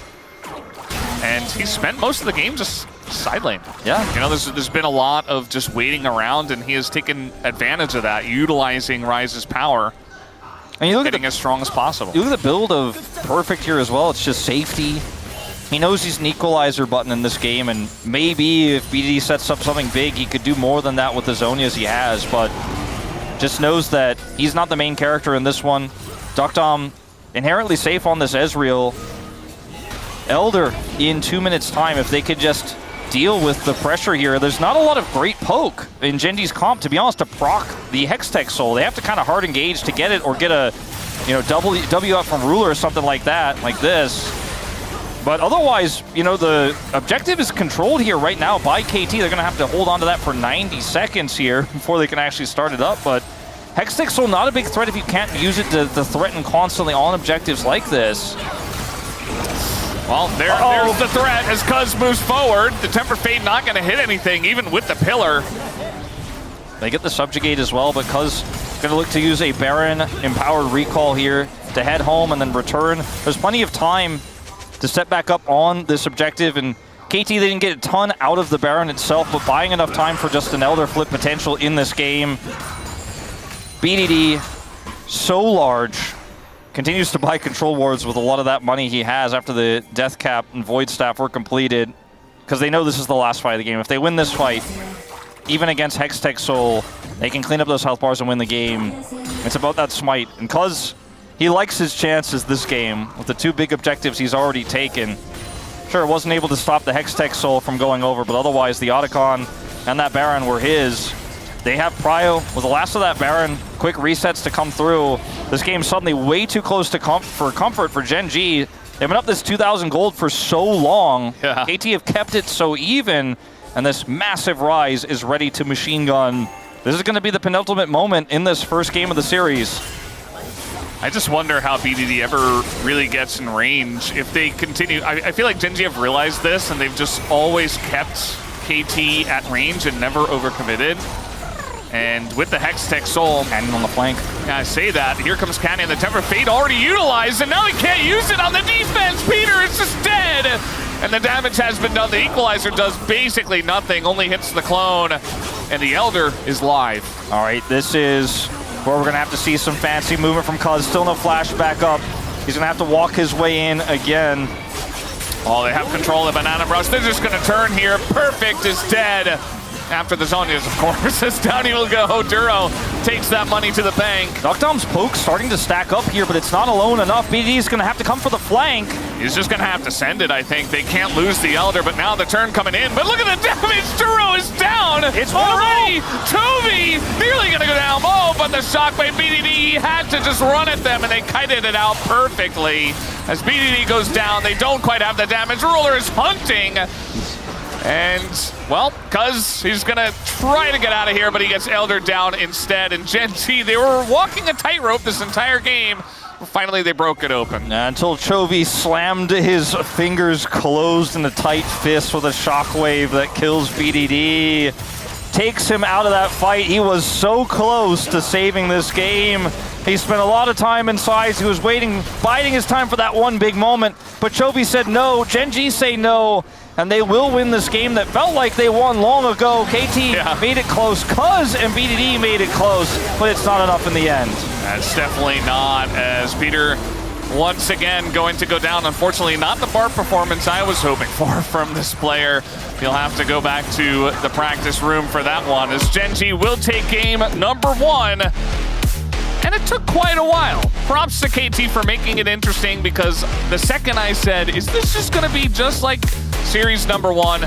Immediately KT took a fight on the Otacon, and immediately we kind of had ourselves a game. Still a Gen G victory, and still a relatively dominant one, but made pretty interesting by KT. KT making Legend Group and playoffs more interesting here at the end by keeping things close against our top 2 teams in the LCK. It reminds me of pre-Road to MSI, right? KT suddenly on form. Perfect suddenly showing up a little bit. Not so much in this game, but he didn't get any resources. He was landing into an Aurora, got put in a bad lane swap. But this is the kind of KT performance that makes you think, is this team suddenly a contender? We've always had those feelings right before the end of the season, right before playoffs, right before KT maybe makes a run. They never make it happen, but once again, summer of KT, right? We're deep in August, but maybe this team can surprise people. Maybe they can make some upsets happen. They were close to making it happen here in what looked like for sure a lost game. Not a single speck of red on the GD graph at the bottom, but still, BDD, he did almost no damage because he spent the entire time in sides, but he was ready to do damage in that last fight, and Chovy shut him down, and that was the end of the game. Yeah, it came down to a bit of an Elder fight, and at the very end, all that gold that went over to BDD was not to be used at the very end. So guys, that was game number 1. Gen.G, do take it down. We'll be right back.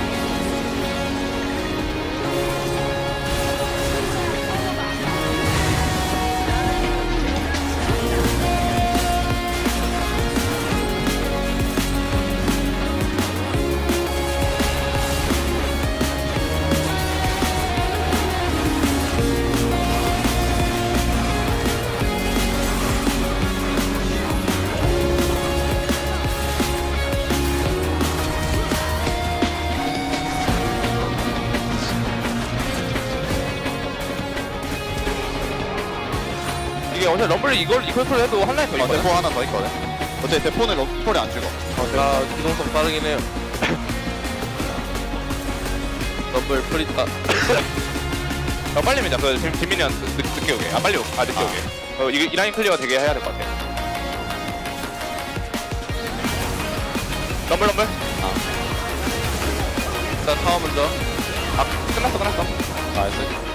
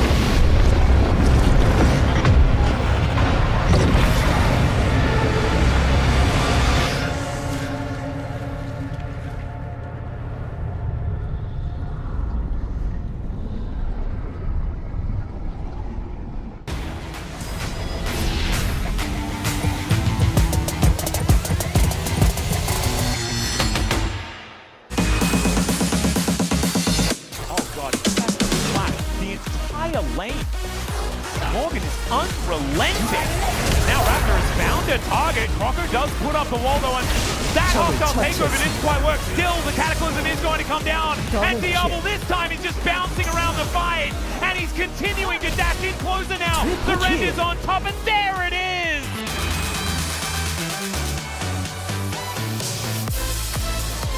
But now everybody's getting pretty low. In goes Viper trying to take down Keen. He's like a raid boss. They finally get him. But now the front line being chipped away on some low health bars here. And G looking to continue in. Viper actually gets the flash here out of Canyon, who did not want to continue on that one. Really, it's just Toby who is super healthy. As now the bounces are coming in. Hummel Esports continued for way too long. And there's the angle for Bruler as well. Jumps in and just shuts them down. Gen.G take a huge fight. Essential time brewing. Nobody else is up here. We do have a TP for BDD. Peter is ghosting up here as well. Will they try to help him is the question. Yes, they absolutely will. But the ult from Perfect is actually perfect. Gonna get on the backside of the turret. And now he's got the peel from his team. The bear comes down and turns this fight around. Doran and Keria just running tail between legs as they can't get away. Keria just trying to sacrifice himself. One by one, falling into the hands of KT once again. They're getting the Infernal Drake. What aren't they getting off? What a play there from KT. Perfect, handling it so well, able to mitigate the dive with that ultimate, and then everyone's there to respond.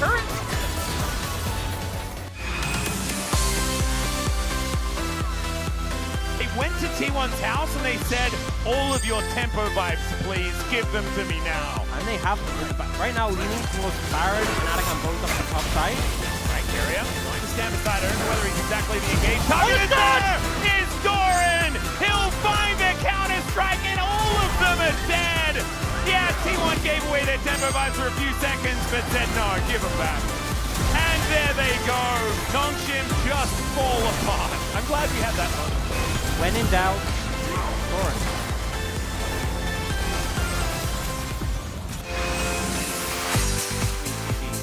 Feels like it's been this way for the last like 10-15 minutes. The same game where we're just like waiting on a tightrope, waiting for that next objective. And double jump comes in! BDD! He wants to carry this game, and he might have just done it, but the peel is coming in. Peter goes down, but they took out Owner.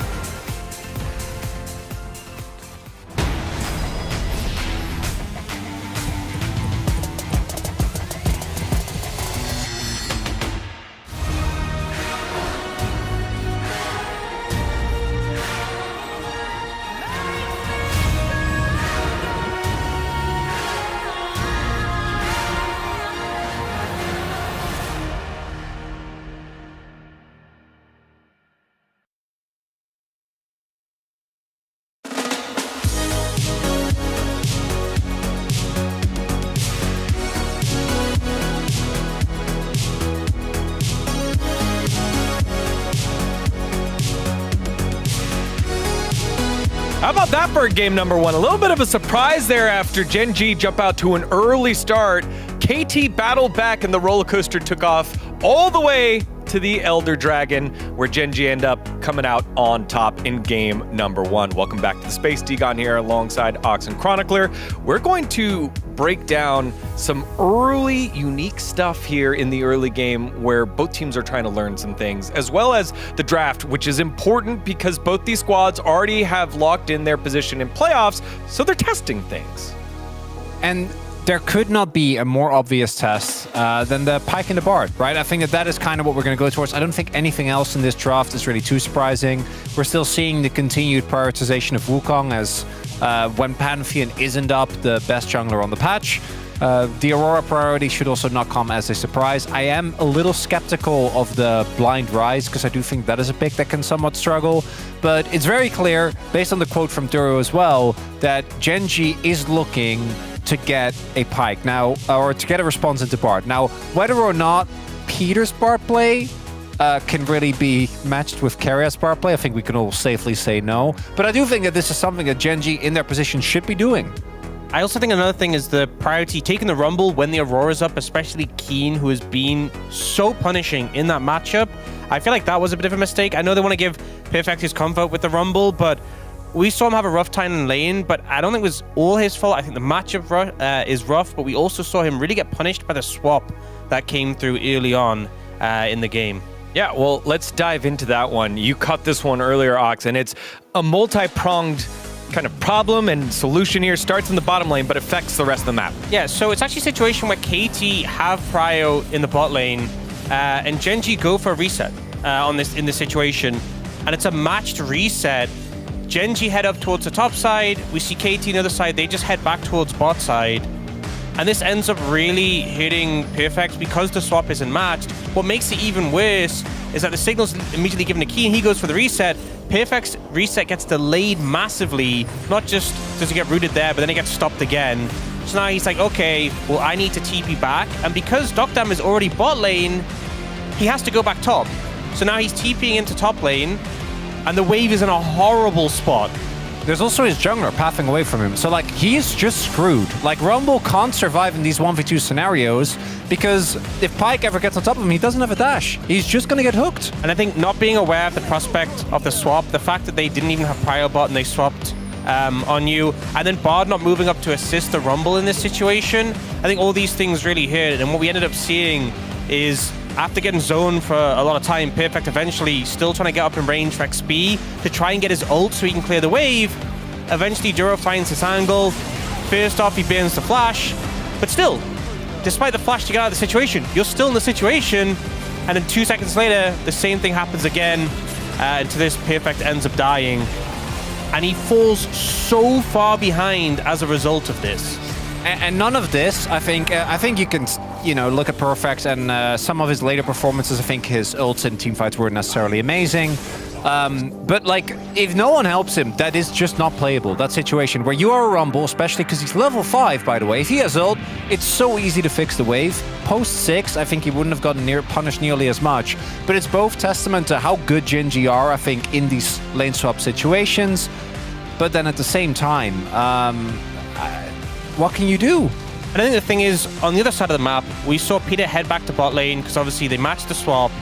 And I think obviously, ideally, they didn't match the swap. Ideally, you match the swap. But if you don't, I think sending the Bard to assist to try and break the freeze would have been a decision. But instead, they try and punish the Aurora here.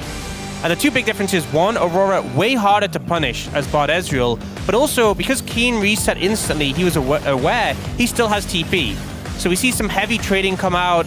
And eventually, they do end up chunking out Keen enough that he has to reset, because you can see the wave is pushing away from him as well. And as we move on a little bit, he does eventually get forced to reset here, but he just then TPs back in. So it's not really that big of an issue. And so much time has been spent, so much effort to try and zone away Keen. He TPs back in, and he's still just able to pick up more farm as a result. And it feels like they're just putting so much effort into trying to zone away Keen, and it's not really being successful. Meanwhile, Perfect is fighting for his life. And again, as Ox was highlighting, if you flip the situation and it's Aurora in the top lane, I think it's playable. Aurora actually has ways of dealing with the Pyke, right? She has so much more mobility, she has the stealth, she has a lot of additional safety. Just isn't the case for Rumble. And it's such a good highlight of both something we've criticized KFT for, which is just letting Perfect kind of hang out to dry, and what makes Gen.G such a hard team to play into, because they are so good at taking one mistake, which in this case you can argue is either not setting up the wave well, not helping, or not matching the swap. And this felt like it was... We know it wasn't game losing, right? The game ended up continuing for a good amount of time. Yeah, and I just love that because of the situation that was picked up by the draft, which Gen.G are trying to do to lock down their tier list and picks, and then a specific situation that comes up, they're able to capitalize on it. The problem solving just runs so deep here by Gen.G. And obviously the game ended up getting quite messy, right? We did go to an Elder fight, but highlighting these early games, I think, is something that KT needs to work on if they win the Bingers to free. All right, well, some of the KT fans are trying to hope that the roller coaster gets back on track. We'll see if they're able to do that in game number 2. Thank you very much, Spacers, as we are just about ready to hop into game number 2's draft. KT moving over to the blue side, which does make sense. I mean, there was a bit of an issue in the lane swap for Perfect, just having two tough matchups. Obviously, one into the Aurora, the second into the 1v2 where he wasn't bailed out. It was a big problem in the early game, but Gen.G out-team fought them later on when it mattered. Even though there were some comeback angles and Cuz had the great steal, they couldn't get anything done on the Dragons. They weren't able to get any of those important hex techs away. And as a result, Gen.G just had too many tools, despite the game becoming close later on. So, in draft, maybe this time around with blue side, KT will end up with a little bit more lane prio. Not the Nico lane prio. That's not Yunara, Azir, or Pantheon for Gen.G. I was very curious to see what they were going to ban from the red side. That looks like a redraft. Cuz you better tell the refs right now, and we'll go straight to it. I saw that look on his face. It is not the first time Cuz has misclicked a ban. But I imagine we'll probably... He needs to notify the refs, and we'll probably get a redo. I'm looking down there. And that is, in fact, what has happened. It's... Yep, the ref is going to close out the lobby. So we explained this when it happens in the occasional case. The rules were changed, thankfully, so that if you notify the ref that you misclicked something instantly, and it's obvious that that has happened, which we could tell by the facial expression of Cuz there, not necessarily by the movement of his mouse, as we didn't have vision of that ourselves. We could tell by the Alawi, Dan. Yeah, well said. Yeah. When that happens, then you will be given the opportunity for a redo. So that is what is going to transpire here. I think Alawi got some nerfs, actually, recently. I think I saw LS tweet about it, saying how they don't seem to like this champion very much. Let's be honest. Obviously, she's not very much a champion that gets played in pro. If you fall behind laning against Alawi and your teammates aren't helping you, it is probably one of the most miserable experiences you can have as a top laner. So I can understand there's probably a lot of loud complaints on the bottom tier of the rankings of solo queue that Riot may consider where Alawi's played more often. But yeah, pro, you're not banning that. You're not playing that. You're not thinking about that. You're misclicking it at best. I don't know what that Agumon drawing on the left was, but here's Agumon again dealing with a very scary Genji character. Also Duro Palm. Yes. He can't come to the next game, so he's begging for Duro to get Palm. Yeah. Only got Palm once in rounds 3, 4, and 5. A shot of the man. He did play Pike. You know, that could be an angle. Who's your vote right now? Right now, that's tough. It might be Chovy, but it's Canyon as another angle. Ruler was fine, sure. Yeah, I mean, Chovy did have that big play at the very end, so maybe I have a very recency bias. I can only assume that, based on what we saw, that this was a Cuz misclick. And the fact that they put him on camera that long kind of confirms. Or maybe Genji didn't want to ban Nico, you know? Yeah, that could actually be the case. Maybe he really is like, Genji has this weird Alawi tech. Well, maybe he limit testing! It was a misclick. So we have the referees did investigate, and we can confirm that the refs were able to identify based on the footage that it was a misclick. Like if you very clearly banned Alawi and then, you know, used 10 extra seconds to talk to your teammates, then we're like, hold on, actually I accidentally banned Alawi, they would not rule for a redraft, obviously, but so they have to investigate. Yeah. And so we did, and we found that it was a misclick. And so here we go, back into it. Let's find out what KT really wanted to ban second. Well, what's similar to Ilawi? Yone? Illidan? Illidan? I don't know, actually, what they would be trying to click on there. Maybe he just had top highlighted and misclicked. I feel like it... I mean, in terms of, like, alphabetical order and champs that actually get banned. Okay, Ambessa was not who I was expecting, but... I was like... Similar. You know, it definitely wouldn't have been Irelia. So... Well, that's what they were looking for. So 2 top lane bans towards Keen here. Protecting Perfect, but you can feel the weight of Perfect losing his Rumble in game 1. Like, this is his best pick by far, and now they have to protect him in draft here. It's not bad bans by any means, especially with the impact Keen's made on both of these champions already. But it opens up everything else. And when Genji on red side are going to get that 1-2 punch, you can bet they're going to feel it.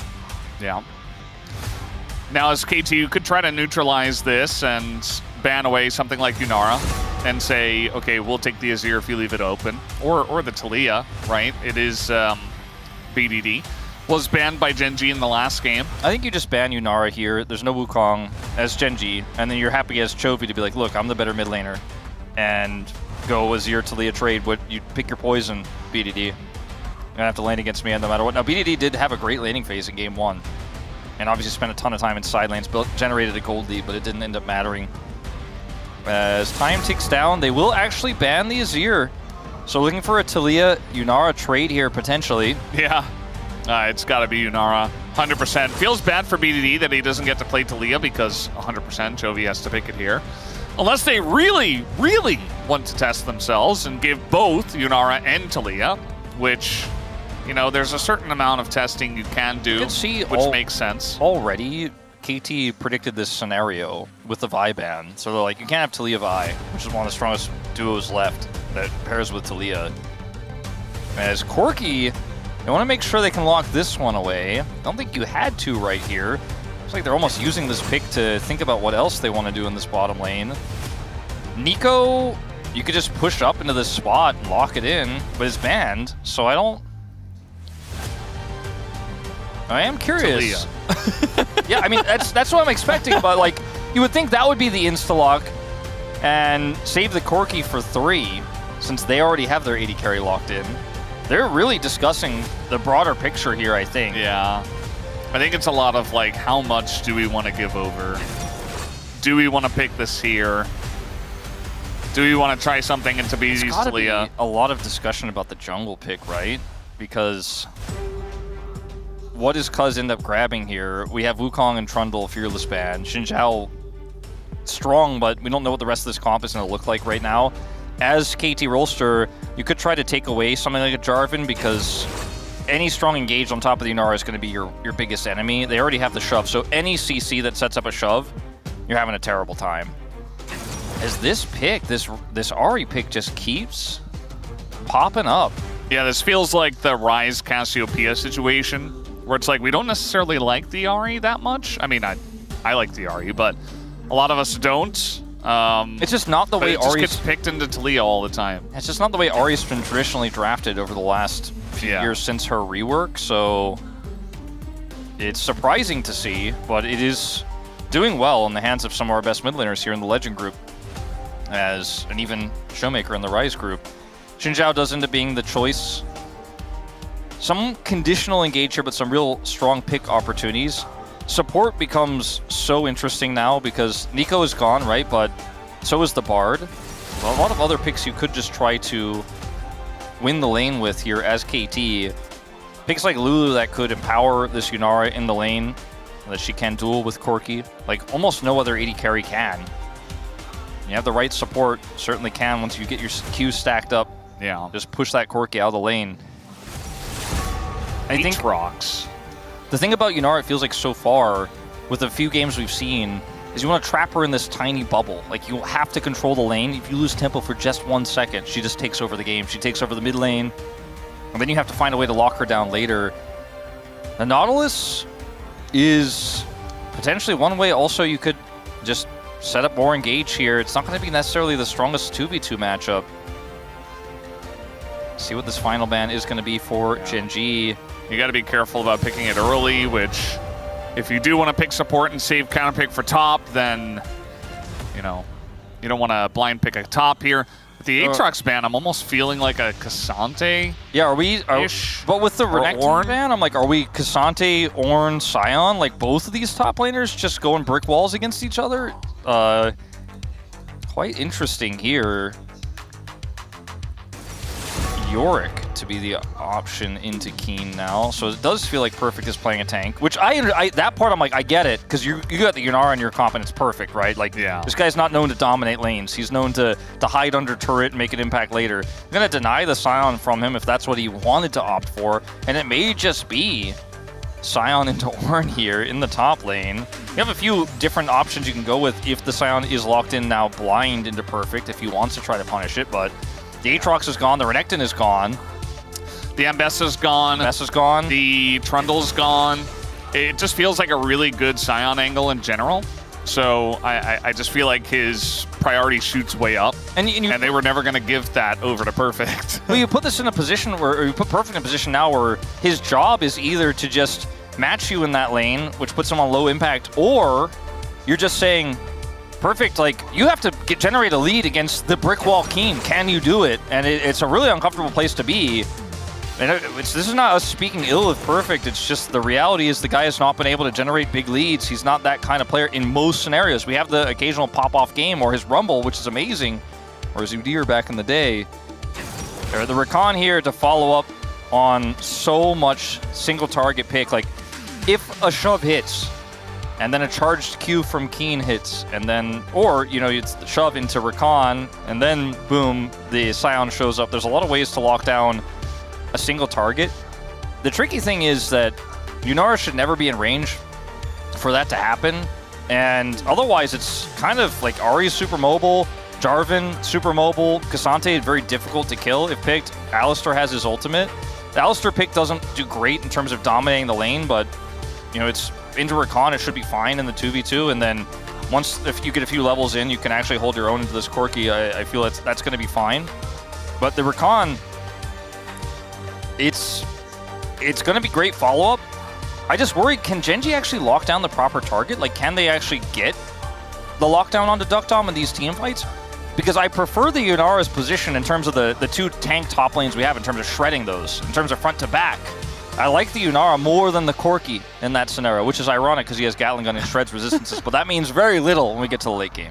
Going to the army in 4 days. He's got the haircut ready to go.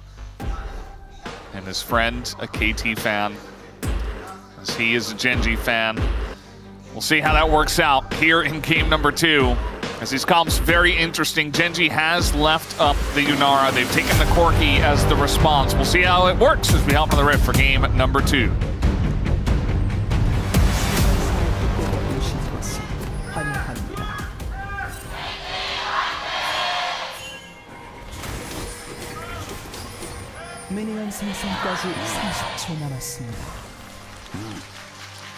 All right, game number 2 coming on in, as that is definitely one of the best emotes. I actually didn't see what it was. What was it? This is a capybara swimming in the little bucket. 100%. Enjoying a nice bro and brew. And here we go. There's so many questions. This draft looks like almost like a game 4 draft or something. Like, some of the picks are obviously super S tier, but the fact that Yunara got through, you know, and there's like a Corki lane, but it's not a super strong, like hard crushing Corki lane.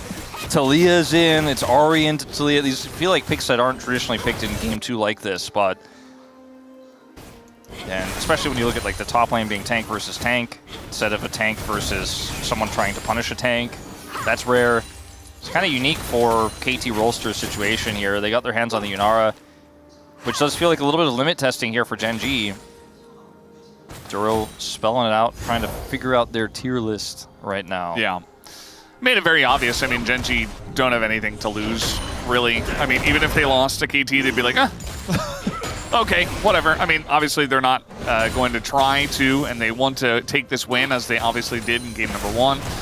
But at the same time, level 2 hit here, as Duro is going to hit level 2 himself. They go in for the play, but barrier comes through, as now Duro in a lot of trouble. He's going to flash the fat wall and does get away. And actually a lot of damage is done to Duckdom on the backside of this. If that arc hits Ruler there too, I think there might have been a real opportunity to continue to push and pressure him further, and maybe even get his flash.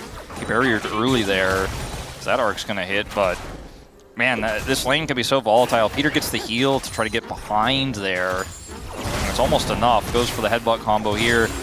Like I said, you got to keep her in this bubble. You got to contain the Yunara, because if she gets the push, she gets her Q stacked, she's like, I'm ready to fight you at any moment. No AD carry could really match the DPS. Especially when you have a Rakan, you know, as the support. Not like you're going to be able to lock her down necessarily. Duckdom still has flash here. Duro does not. This lane gets a little bit more volatile now on the side of Genji and Ruler. And you have to be very, very careful, because you got your Valkyrie, but you don't want to use it to run away. You just want to get as much farm as you can, but the tempo is definitely far against them. Ahri on a 4-game losing streak in Legend Group. We did just see Showmaker win on Ahri in our first series of the day, but Calyx, Zeka, BDD, and Faker all have a game on it. BDD going to be the first one to replay it here in rounds 3 through 5.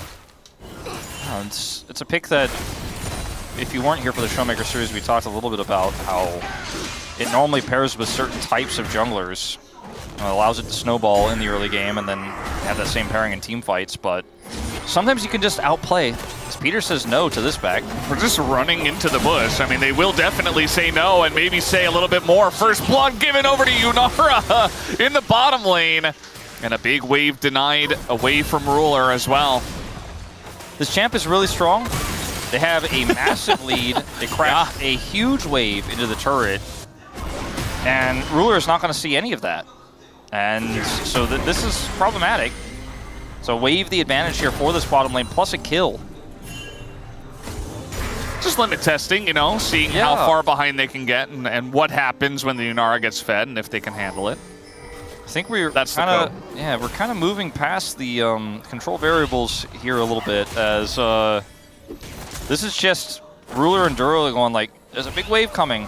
I would like to have it. And Cousin Peter's saying, you cannot have it. And then Duckdom's saying, I don't want to plate, I want to kill. And I think this is kind of the miscalculation here for Gen G. Is like, surely they won't chase too far. They can get a plate there. We don't want a plate. I want that Rakan. Meanwhile, I want that lane, Ruler, or rather Peter, coming on in, as now should be a kill with the W comes through. As Peter sets up the kill here for BDD, and KT have a big lead in the early game. Okay, KT Rolster coming alive. Very massive early game lead here.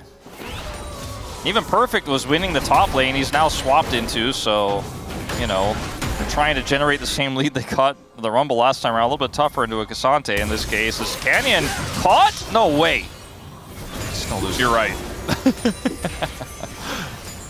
No way. Indeed. He will be just fine. Sion, very good in the swap, especially if Duckdom's going to take a fully charged Q to the face. Looks like Duckdom doesn't really care about the Sion. He's baiting him. To farm. Peter's doing it again. Peter's coming. Keen, you got your ult. You might have to use that. Nah, he's Sion. I was just kidding. That was a good one. Yeah, it was very funny. I don't know, but I thought Peter maybe gets behind him. Oh, the charm. Charm is good. Follow up. Pole gets the headbutt after. And it's a good shove from Chovy, but unfortunately he's not obviously able to hit the Ahri, so BDD follows him, gets the flash in, gets the kill. The Dlash, I should say. Yeah, very unfortunate. As we're not done here in this bottom lane. This is not a replay. Peter's just hanging around. Yeah. We're doing a good job of zoning him out, but no thought of a kill just yet. Perfect, in the meanwhile, is farming just fine, it looks like, into the duo of Gen G. Hearthbound Axe here for Duckdom. Nothing to scoff at. First item by. Peter Hex flashing. Here we go again. Shield comes through. Do they have the damage is the question. No, they do not. As they say, cowards, and a charged up Q. Going to clear out most of the wave. And Keen once again will be just fine. He is fine. Might lose a plate here if Duckdom wants to push the issue, but he might just also take a free back at this stage. They have a control word of vision. See if they want to make anything of this, but they won't. See what he does buy on this back. The lead he has over Ruler remains the same with the swap, so isn't able to snowball or build anything further upon it. It says Rectrix off of this back, and actually we'll head top lane. Because, chill out, buddy. He's got a lot to say. He's clearing the wave, or the wolves rather. And Duro is like, I am Chovy's support now. I don't want to see any more shenanigans here in the mid lane. Yeah, that's fair. You got a flashless Talia. You know, our spacers were talking about. Oh, speaking of which, and now actually trying to set up a play, and absolutely it'll work. It's a setup here to take down BDD. Canyon picks up the kill right as the grubs spawn. Yeah, this is a really unfortunate timing here for KT, because without BDD, fighting this is nigh impossible, because Chovy can also just zone them with Weaver's Wall even if they wanted to take a fight here. And Ruler's just going to be able to come and catch this bottom side wave because he's just not needed here. Lose a few minions. No way. That's a fully... Oh, Chovy. He cut it short. Actually, a mistake from Chovy is going to lead to Duckdom surviving. Meanwhile, they're trying to fight here. Canyon has his ult up. They're going to get 3 grubs, and now the turn comes down on a Peter. They're going to take him out, and Duckdom's just too low. Running on in, Keen says, I can take him. He doesn't have his flash. That's going to be a kill for the Sion, and now Cuz and BDD trying to make something happen here. They land the charm. BDD. That's a couple of kills their way. As Chovy kind of low on mana, you can see BDD threatening as well, just pushing him away. Cuz goes back in, and there's the charm to deny the Q, but still, the outplay from Keen as he flashes over, and now BDD's in trouble. Even low on mana, Chovy is doing the damage, but it's just gonna be Keen styling all over them. It's insane greed from KT. They want to get both Chovy there and Keen. They think Keen is just dead. They want to zone Chovy away. They collapse onto the Talia there.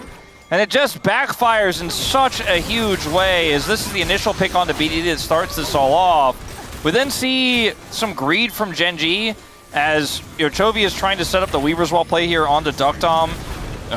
But it does not quite make it happen, which then kind of messes up the bottom side of the fight for them here as well. Cuz has a pretty good ult, but has to flash away. Chovy's just out of mana. Looking at this back a second time, we're really zoomed in on the bottom side of this fight. You mentioned it in the play-by-play later on. He's just not able to do anything here anymore. And BDD is already, we talked about it with Showmaker earlier, in these early skirmishes, you get those resets, you can do so much. And here's where things get a little bit weird, a little bit greedy. Instead of focusing down Keen, they really want to just push Chovy away. Because, oh, this Scion probably just can't get out, right? BDD goes over there, but then, suddenly, Chovy gets the snipe. Like, that's the biggest problem right there. Jarvan goes down.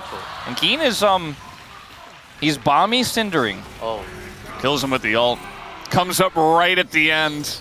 Question mark ping as well. And now we got a 4-kill Scion. Yeah, this is kind of absurd. That's... he's very fed. Show me the damage numbers. Yeah. Chovy gonna have to flash here. It's the power of the Jarvan. Now going in, BDD looking for the angle, but that's just gonna be Spirit Rush down. That's fine, but not quite the value they were looking for. Meanwhile, the replay. What happened here on this dragon? Looks like they just took it. Right? Is that the whole replay? Took the dragon, or was it stolen? I think it's got it. Oh, okay, they just got it. It just showed the whole dragon take. It's like, okay, this is what happened in the beginning of the dragon take, the end of the dragon take, the middle. Yeah. I liked it. I liked the climax where like they kited the dragon for a second and then finished it off. I liked how they kept us in the dark, like it could have been stolen somehow, I guess. Pretty unlikely based on where Cuz was, but interesting. A dragon story. Yeah. Well, that's Dragon great. Tails. Just Dragon Tail in this case. Dragon Tail 1. Just one of them. The Valkyrie away. Ruler. Gonna take a bunch of damage. Yunara just doing Yunara things. Does have Kraken Slayer now. Big item advantage over Ruler. Oh, doesn't have his Triforce yet. Not even going to be his biggest spike, but would have at least helped him some of that damage. Speaking of damage. Yeah, Peter in a bunch of trouble. Going to have to go with the Unbreakable Will, but he's still taking a bunch of damage. Duckdom's like, I don't know if I can even help you, buddy. Peter forced to flash away. As now Keen going to be denied the ult out. It looks like he is done for as well. He's just going to go for the wave here. Meanwhile, looking for the follow-up dive, but not really going to amount to much except some plates. This really is a Week 9 summer LCK game, except it's Week 15 in our new format, and it's the same thing, where the stakes are low, like very low. They could not be lower, actually. And we're having some fun, we're having some shenanigans. You know, it was mentioned that Gen.G are limit testing, Pike pick, blah, blah, blah. Like, Peter plays his first professional Bard game as well. I think KT here are also like, hey man, this is a on-stage scrim against the best team in the world. Let's see what we can get out of this as well. Trying to showcase the Yunara, otherwise known as U-casing. U-case the Shonara. There you go. Exactly. Rolls off the tongue. And this game relatively even now. If that last fight went differently, if they're able to kill Keen, get out of there, you know, Chovy just escapes likely, maybe KT you feel a lot better about their game state. Still though, it's a 3-kill Ahri. And it's a Yunara composition where the enemy has difficult to execute engage. As speaking of engage, the cleanse out of Duro comes in the clutch. So we'll take another look at how Keen died. Yeah, he gets behind, and the flash from Perfect to deny the ultimate pretty clean. Stops Keen in his tracks. He might have actually been able to get out there had that not been blocked. Clean play. Yeah, definitely would have. Then we watched Keen just kill the minions a bunch. Nicely done by Zombie Scion. Good work. Good work, clean work. Yeah. But it's a big shutdown because he had 4 kills. Yeah, now he has only a 650 gold lead as Duckdom. Ooh, Duckdom not exactly winning that trade, although the burst was coming through. Peter now taking a bunch of damage. A lot more action in this game, number 2. Yeah. Duckdom did not ult in that exchange, just pressing Q to trade. So that is significant because the dragon is spawning here in 50 seconds. And with his reset, Genji do get prio. Chovy still has Weaver's Wall for zoning, you know, all of the typical Taliyah angles here for controlling early Drake. So double dragon here with a impactful soul, which pretty good chances for that in this game with Ocean as second. Be pretty big. Yeah. BDD, the first collapsed target, they're going to actually look for him, but instead they come up with nothing. And this gives an opportunity here for KT to group. Perfect has TP advantage as well. Genji need to be careful. Yeah, Peter wants it, but the quickness just going to say no. Definitely a very cautious maneuver, you could say, out of Genji after pushing a little bit too far. I think that was a very wisely cautioned out maneuver. Perfect got pinged the second he went for the proxy. I think Genji were like, stop him. It create a lot of, it costs a lot of resources. Okay. Yeah, going in. Really trying to set this one up. Nearly dies, and well, okay, yeah, he's just dead. Hard to explain that one. Limit testing. Team was nearby, but like, yeah, not that nearby though. So he had that, you know, he had that interview with us, and then all of a sudden,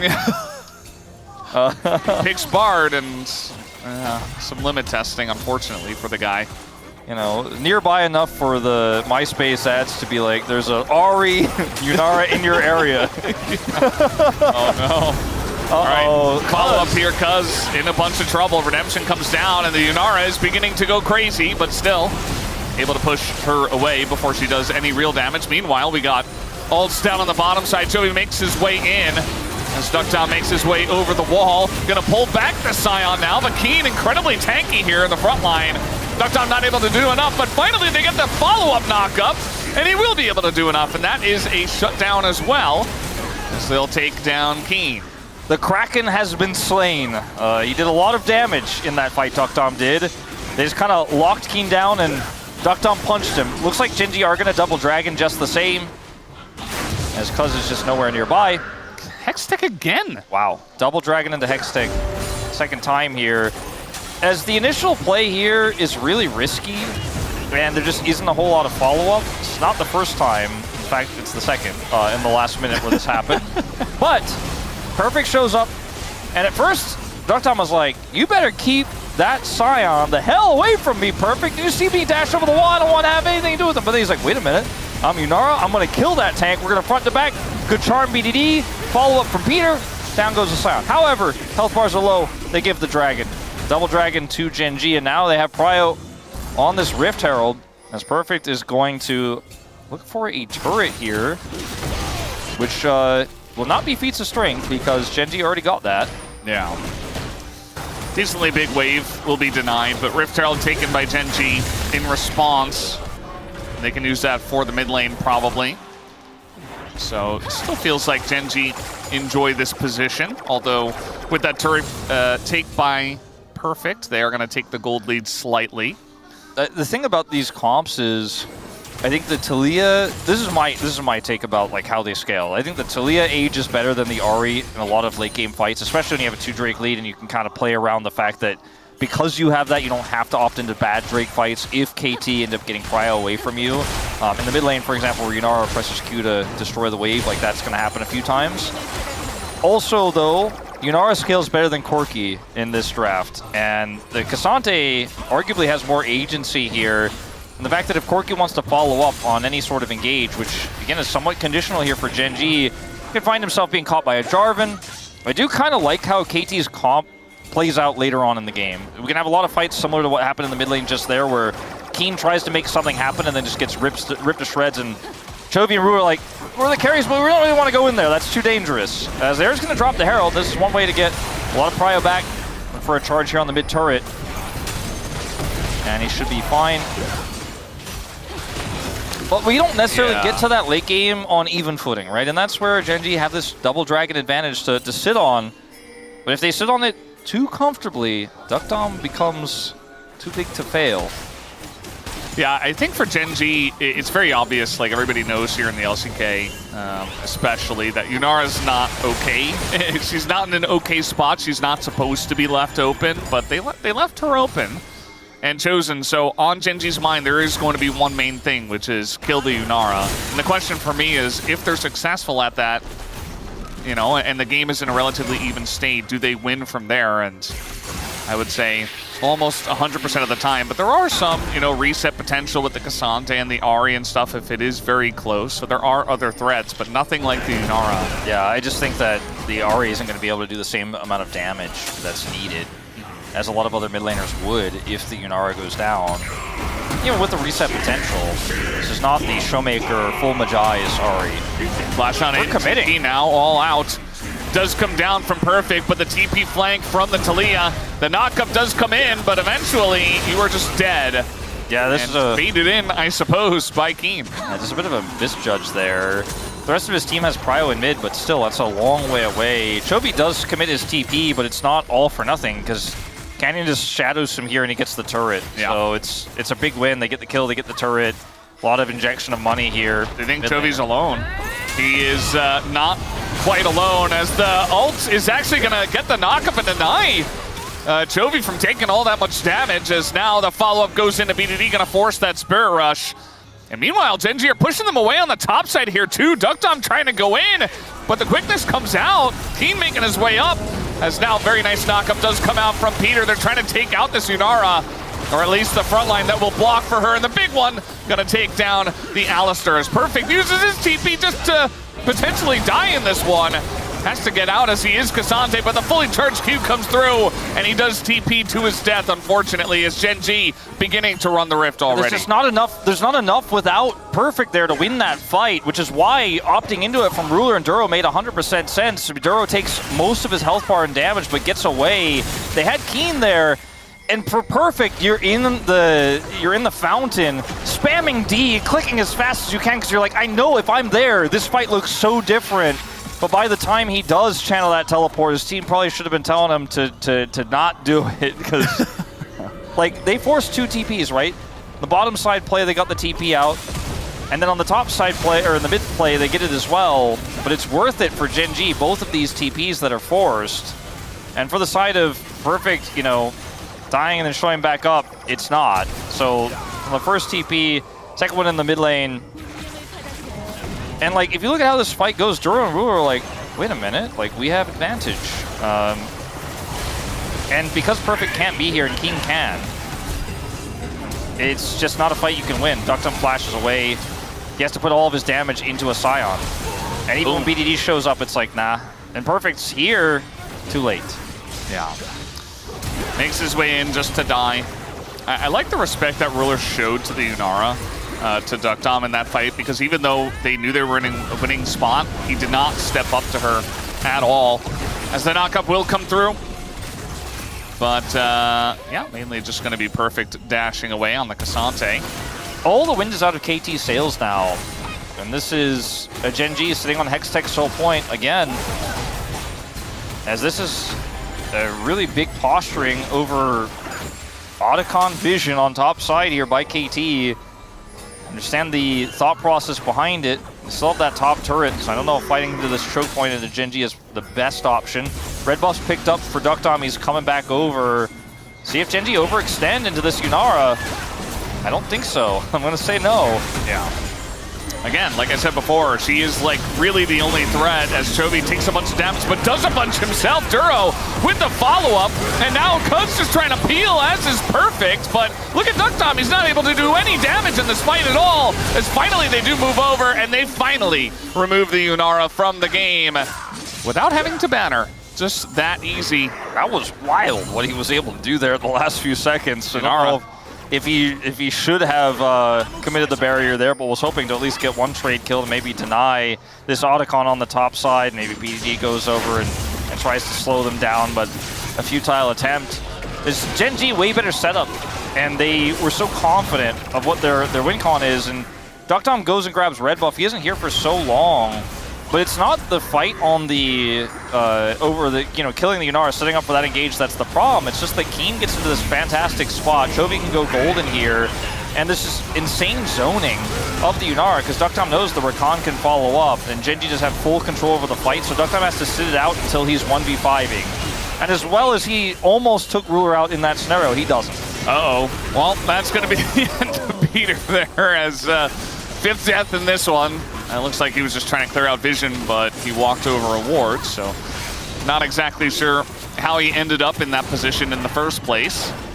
I think we kind got of the unfortunate story of Peter today. It kind of feels like we got, in game 1, KT having a really rough early game, but kind of a glow up towards the end that made it interesting. Whereas in this second game, we had KT with a great start. Yeah. Until they had the, what's the opposite of glow up? Glow down. Dim down. And the glow was turned down. Yeah. Yeah. They were dim. Just turned off the lights, Because Genji just outplayed them in a few of these mid-game fights, and then suddenly it's like, well, I guess it is the 2-0 we all expected. Aw, I was hoping that KT would show some more signs of life, and they had some great moments, for sure. It's just a little bit of the Gen G effect, Like, it was so even until we had, like, one team fight where they were just in a slightly better position, and they played it out much better, and then all of a sudden the game is broken open. Like, Gen G, you give them an inch, they'll take a mile. We've said this about a lot of teams over the course of, LCK history, but Gen G is definitely one of them. It's like, you lost a couple of fights, and all of a sudden it's 6,000 gold. It's just kind of over. It is the Legend Group experience as well. We talked about this a lot. Rise is crazy, we have crazy comebacks and stuff, but you give one of these good teams, and like, even a tiny little in, they will take the game away from you. Yeah, it's like, for them, League of Legends is solved, Like, you give me this, I know exactly everything I need to do to win this game now. I just have too much of an edge. And right now, what to do is to clear vision and hold Banana Brush and choke point control here and say, that Yunara is going to hit, she's going to have to get in range of our engage. Thura has Flash ult. Chovy has Weaver's Wall to zone. Look at his positioning here already. Can do damage to this Baron over the wall at safety, as well as just deny KT entry. Same with Keen. Keen's positioning there was so cool, actually. This wall is not going to deny Cuz, but a Q is, and, well, they have a bunch of CC to follow that one up. And now the turn comes in after the Baron is taken, and down will go Peter once again. The disengage cone comes through, but looks like maybe Perfect will still be punished. Well, perhaps not, because he is Cassante. Flash forward from Canyon, though. They want a bit more, and they will get Cuz, at least, for the sins of the Blast Cone. This Cataclysm buys some space here as they look to punish Keen. All right, Charm comes through, and, well, you're not going to... Oh, they do get him at the very last moment, as Yunara is just insane, but Ruler is insaner. That was really scary for a second there. If Ruler goes down and Duckdom lives, maybe there's an angle. But 2 times in a row, Duckdom is close, this time much closer than the last. They're not able to end off of this push, even 27 minutes in, but they will just go and take a Hextech Dragon, which in this case can pretty much double as a budget Nexus. It's practically the win. As well here from Chovy, like you said, doesn't get Cuz denied entry to the pit, but they just CC Peter and Cuz down. Cuz has to retreat, which means he can't really peel, so Duckdom, who desperately wants to be doing damage here, just can do very little. He helps slow. And then Cuz sacrifices himself here, essentially, knowing he's dead, to try to Cataclysm to buy some space, and then watch Duckdom. Duckdom's like, I think maybe with this champion I could get it done. Maybe, possibly, with BDD's help. Going in, but Ruler just does too much damage, bursts him down the last possible second, has to flash some barrier to do it, as they both trade, so 4 summoners in that exchange. But Ruler, with the lead he has, just barely gets the better of him. And that means that's a dead inhib in the mid lane. Bit of a TP in here for one of the last few opportunities KT have. The Dragon was not taken yet. Yeah, I guess they're just going to look for the fight instead. Perfect. Dashing on over. Gen G certainly want to force this one. Canyon goes in. And, well, we get a nice little ult into the wall. A little celebration from Keen, perhaps. Duckdom in a good position here. Follow-up from Peter, looking pretty good, though. As now the Q does come in. Duro just going to try to frontline, but Duckdom still not accounted for. Perfect, gonna carry Ruler over. just to, well, he's just gonna go down. He just wants to take his health bar away so Duckdom can kill him, but now it's Yeah. even health, and I just don't think he can get it done. TP here by double both soul TP. laners to end. Yeah, and I think they're just gonna do it. The Ahri's just too low, and he knows where the Yunara is. The Q comes down, Duckdom will be denied, and it looks like he'll just leave the job to Chovy, as Keen just denies any back from the Ahri. Peter's here, but he can't do damage. Oh, this is beautiful stuff, as very much a lot of gold, but I love the way that they're ending this game, denying all the backs and denying any chance, any hope to the side of KT Rolster of denying this 2-0. As Cuz is here, but they're just letting the minions do it. They don't even want to hit the Nexus themselves. Down it will go, and in 30 minutes, Gen G win game number 2. Well, it was a pretty interesting series. Still a dominant 2-0 from Gen G, but there were moments where you had doubts, you had questions. KT turning things around in game 1 nearly with BDD just sitting in sides and stacking up piles and piles of gold for one last team fight where he was shut down by Chovy. In the second game, though, it was the ruler show, as he was able to duel Duckdom in so many pivotal moments, take him out first so that he could not clean up the fight. Oftentimes, though, Gen G just won the front to back with the gold lead they had, the positional advantage they had, and it was just Duckdom against 5. And Yunara is broken, but not that broken. This is the kind of game where if you vote 80 carry, you're kind of like, I mean, it was another ruler quirky game, but yeah, he was able to outplay so many of those really pivotal moments. And Duckdom was so close in so many of those fights to maybe running away with it. Even in that last fight, there's an angle for him, but it's not enough. And Perfect like sacrificed himself. He's like, if I can get ruled to 1/3 and you're at half, maybe you kill him, maybe you can stop it. But then they just, Gen G are like, we have another win con, by the way, double TP, see you later. It's very interesting what Gen G did tonight, where it's like, okay, we're just gonna let a bunch of interesting stuff through and, you know, some counter picks and stuff like that, but we're also just gonna prove not that these picks are handleable, but that we can handle anything. You know, like I don't feel like they've really tested anything too much. Like, yeah, they gave over Yunara, that part is obvious, but like, I think they only beat the Yunara because they're just a much better team. Yeah. I don't really think it's a specific pick or, you know, a specific combination or so it's KT. So many fights that, or so many leads that KT had across the map, and then it's moments like this where you just underestimate, and then you're like, wait, no way. And Keen gets the ultimate up, which is hilarious. Boom. But he also just like burned him with Bomby Cinder while Chovy is just doing so much damage with like no mana. It's fights like these where Duckdom is like, I'm ready to carry. Oh, my team is dead. This is a problem. Let's see if I can solve it. No, not quite. He almost got a kill. This fight too, you know, you look at Duckdom, you're like, can they get him? Can they kill this guy? Is he actually just going to be too big of a problem to solve? Like, look at how he's just kiting back. And Gen G are like, we got to get him. Kan's like, my ult's down. Like, look at Canyon go back and forth. He's like, I don't like this. Yeah. And then what happens? Duro goes in, doesn't catch Duckdom. He dies. Keen's like, I'm trying to get this guy. Somebody kill this Yunara. And then Perfect's trying to peel for the Yunara as well, dies. And then they just skip the Yunara. They're like, you know what? We don't have to kill Duckdom. Let's kill the Nexus. Killing that Yunara champ seems like it's a problem. I don't like it. I'm just going to win the game. And then Ruler finds him because he's forced to back to try to defend. Yeah. Like, I think Gen G learned a lot in this game. I wouldn't read anything into this series at all, though, to be honest with you, Valdez. Yeah, I do agree. It was fun to watch Gen G just being as good as they are, you know. Felt like an exhibition match of sorts. Yeah. Very calm and quiet calms here at the end for Gen G. There were some sly grins as they were TPing into the base, but that was about the end of it. Duckdom, most damage in the game, as they were down like 10,000 gold for a good 5 minutes. Didn't matter. That's just what Yunara does. Let's see who ends up picking up Palm. I was heavily leaning towards Chovy early on. He may, in fact, get it. No, Keen. Keen completely turning game 1 around. Even though he's 0-1 and 8 on the Aurora, had a great performance. The Sion was pretty good as well. Geen kind of rocking these last few series, picked up the Renekton games that he's had. He had 2 back-to-back series where he was able to play Renekton. I think actually literally his last 2 series, picked up the Palm. I ended up going for, he ended up getting 9 out of 13 votes, I'm told. 9 out of 13 votes. I ended up going for Ruler after that performance in game 2. Pushed me over the edge. You were kind of leaning towards Ruler in game 1. I was leaning towards Chovy. Almost wrote down Chovy. I was like, Ruler on the Corki, man. This guy just cannot be beat. How does he keep getting Corki? Crazy.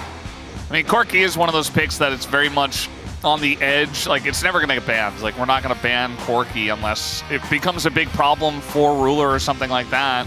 And then again, only on the red side or only from the blue side, you know. So there's a lot of conditions where you're even considering banning that away, and it's really strong. It's very versatile, you know. It kind of came out of nowhere as well. It was so long in the LCK, AD carry just sits back and does damage, right? Does the boom boom. But in recent metas, controlling the 2v2, knowing when to trade, and knowing when to execute the right target, and being aggressive on picks like that Corki give you a lot of agency, so I think that's part of why we've been seeing a lot more AD carry votes recently. Yeah, it's been pretty big. Well, guys, we're done here for now. Very quick day. Let's hand it over to Deer for the translation of the POM interview. Thank you very much, guys. This is Deer for the POM interview translation, joined by Geen on the side of Genji. As of today, you have secured your 28th victory. How do you feel? You know, it feels great to win most of our matches. And I want to make sure that we finish off clean in our last match.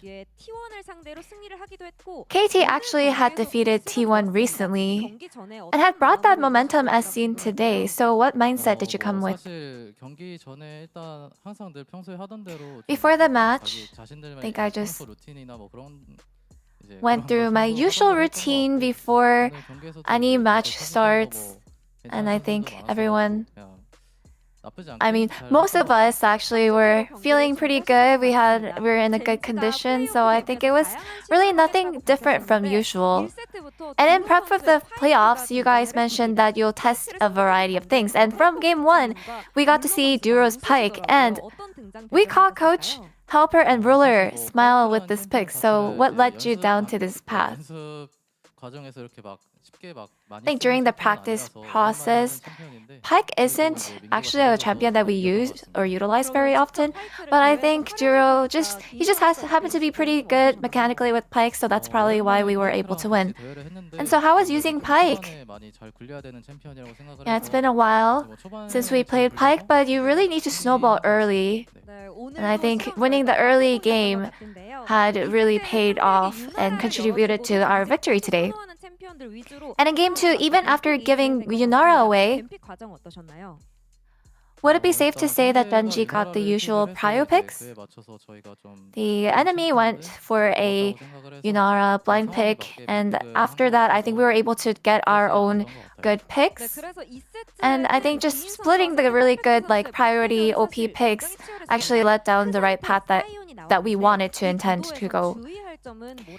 And game 2 had a feisty matchup between you and Perfect, so what do you have to look out in a Xante versus Sion matchup? I think it really depends on hitting your Q skill in the end. And I think just because I was trying to avoid Xante's Q, I had missed a lot of CS, which leaves a lot to be desired in the end. It's a little bit of a bummer. And with how competitive both teams were at around 19 minutes, this one play from Genji boosted your tempo vibes. Do you remember this part? Yeah, I was actually trying to get away, but I had a lot of support here, and Chovy was looking for a really good teleport angle, so I think we were able to pull off even more control after this. And in this part, we knew that the enemy was trying to look for a pick, but I think we did a really good counterplay in the end. Looks like you guys are chasing down KT, and Genji took the victory from this moment. And despite the victory today, it looked like Duro wasn't feeling well, and with lots of fans concerned for him, how is he feeling? lately, in the past 2 days, Juro actually said that he has a sore throat and he's not feeling very good. But it's not really affecting how he is playing or his daily life, so I don't think there's too much to worry about, you guys. And as for your last match in the regular season, you will have a Saturday showdown with T1. What will you focus on? Yeah, it'll be entertaining given that our last match is against T1. And I want to make sure that we can take our chance to utilize some of the picks that we want to test out right before the playoffs. And so for the last match of our regular season, we want to finish strong with a victory. So we'll try our best. And that's the end of the POM interview with Keen. And back to the space. Thank you. Thank you so much, Steer, for bringing the tempo vibes in that translation, as it is the top laner getting this one, the POM going his way. We were discussing maybe if the games were inverted, maybe Duro gets it just as for supports playing the Pike, but no, not the case this time. Even, I don't know, POM is so hard. Like, actually, you could have voted for Canyon, could have voted for Duro. I think there were a lot of great votes. Yo, shout out VNcast, kind of based. Look at that. Yeah, I think the Duro vote's based. I think the Keen was the obvious one. As Helios, he wishes he could clone himself so he could vote for more POMs, which I think is how we all feel. No, I think the real answer is don't clone yourself, but manipulate your co-workers into voting what you want. As you'll notice, Chronicler has voted the same as me. That wasn't a mistake. That was planned. He's starting to realize. You gotta start sowing the seeds early, you know? After you get out of game one, start thinking about who you want for POM and just start dropping hints. It's really easy once you get into the habit. Let's get those Ox sausages in the chat while Chronicler tries to piece together what happened to him. Also, I honestly just thought that Helios liked to play Shaco. Ox going with, how do you make playing Scion look so stylish? Yeah, when he got the 4 kills in the team fights, you know, everyone thinks of Scion as typically being that sort of weak side, boring top laner. He was popping off. And I think Keen's been playing pretty fantastic. And especially on a team with such stacked teammates, it can sometimes be hard to shine, but he is really doing it. That's a good comment, man. The KR cast is gonna love that one. Stylish Ox. Yeah, I obviously have given up any pretense about hiding that I'm clearly campaigning for supports to get more palms. I couldn't do it. I had to go for Keen. And in hindsight, I guess I could have done it, but it wouldn't have mattered even if I did. And apparently I've been incepted by Orc, so I didn't have any say in the matter anyway. You actually would have voted for Duro if I hadn't done that, so...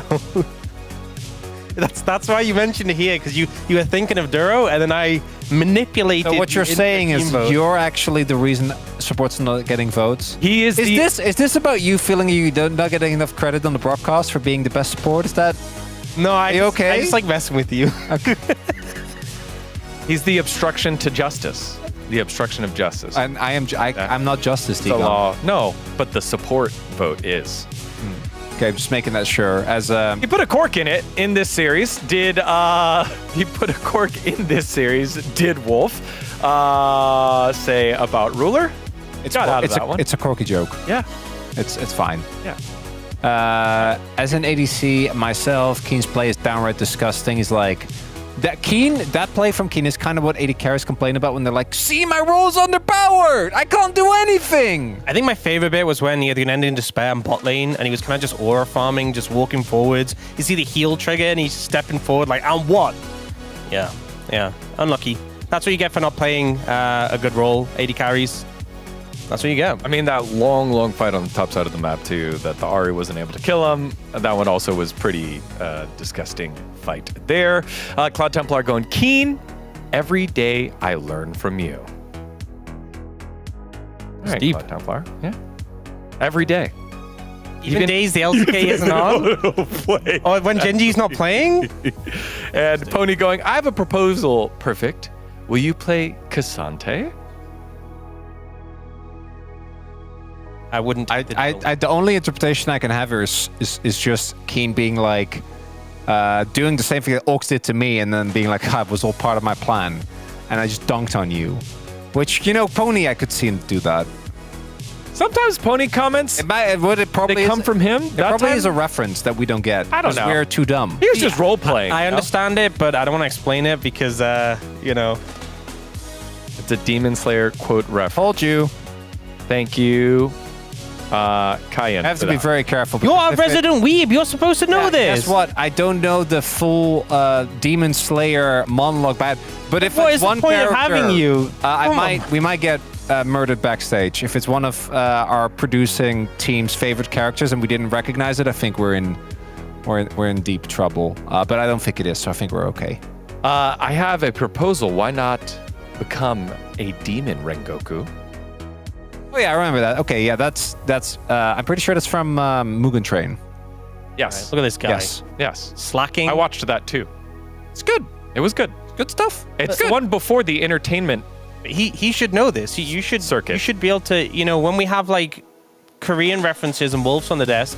Ox, I have a very legitimate question for you. What are you gonna do when you can't just dunk on me anymore? How are you gonna deal with that? I don't know. This is like 70% of what I do here. You know, I don't know. This is all I do. I just dunk on Chronicler, and when in doubt, dunk on Chronicler. It's my go-to. It just works every time. It never stops being funny. It's my fail-safe. You better figure some out. You got a month left. Oh, God. Oh, God. This is all I got. He's a one-trick pony. Shout-outs to Pony. Unlike Pony. There we go. Yeah. Genji. It's another win. 9 in a row. KT made that first one interesting. The roller coaster went up. And a little up and down in game 2 as well. But not exactly what they wanted there from this result. Genji, they experimented a little bit, learned a little bit from draft. Plus 47 is just kind of insane. They're 28-1, and their one loss was in a free game giga banger against T1. It's insane. It's unreal, honestly. What a team. They're going to be 21-9 if everything goes according to expectations. I mean, 29-1. Yes, that's it'd be pretty impressive if they actually. Well, maybe the loss will hurt them so much. You know, I could see it as big match. That first series is where me and Wadid are going to find out. By the way. Because if I'm just saying, if DRX wins... This is how much Chronicler cares DRX about predictions. Wins. I thought you were talking about the tournament live for DRX. No, he goes, no. This is about the predictions. Everyone kept telling me, oh, Chronicler cares so much. Chronicler cares so much. Well, guess what? Now I care, and I want to win. Least invested predictor, by the way.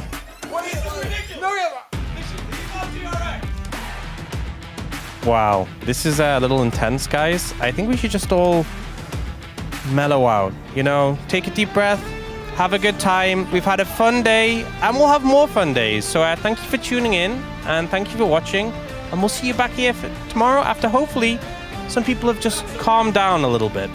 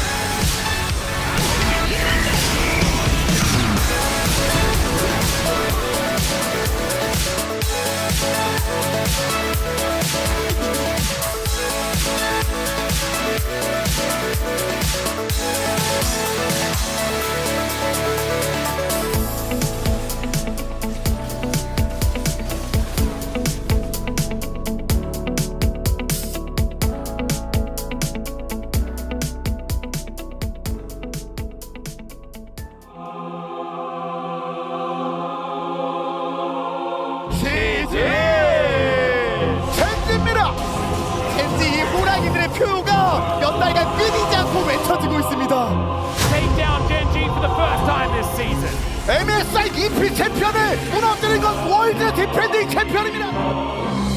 그 때마다 명승부가 나오는데 어떤 또 타이트한 게임이 나올지 벌써부터 굉장히 기대가 많이 되네요.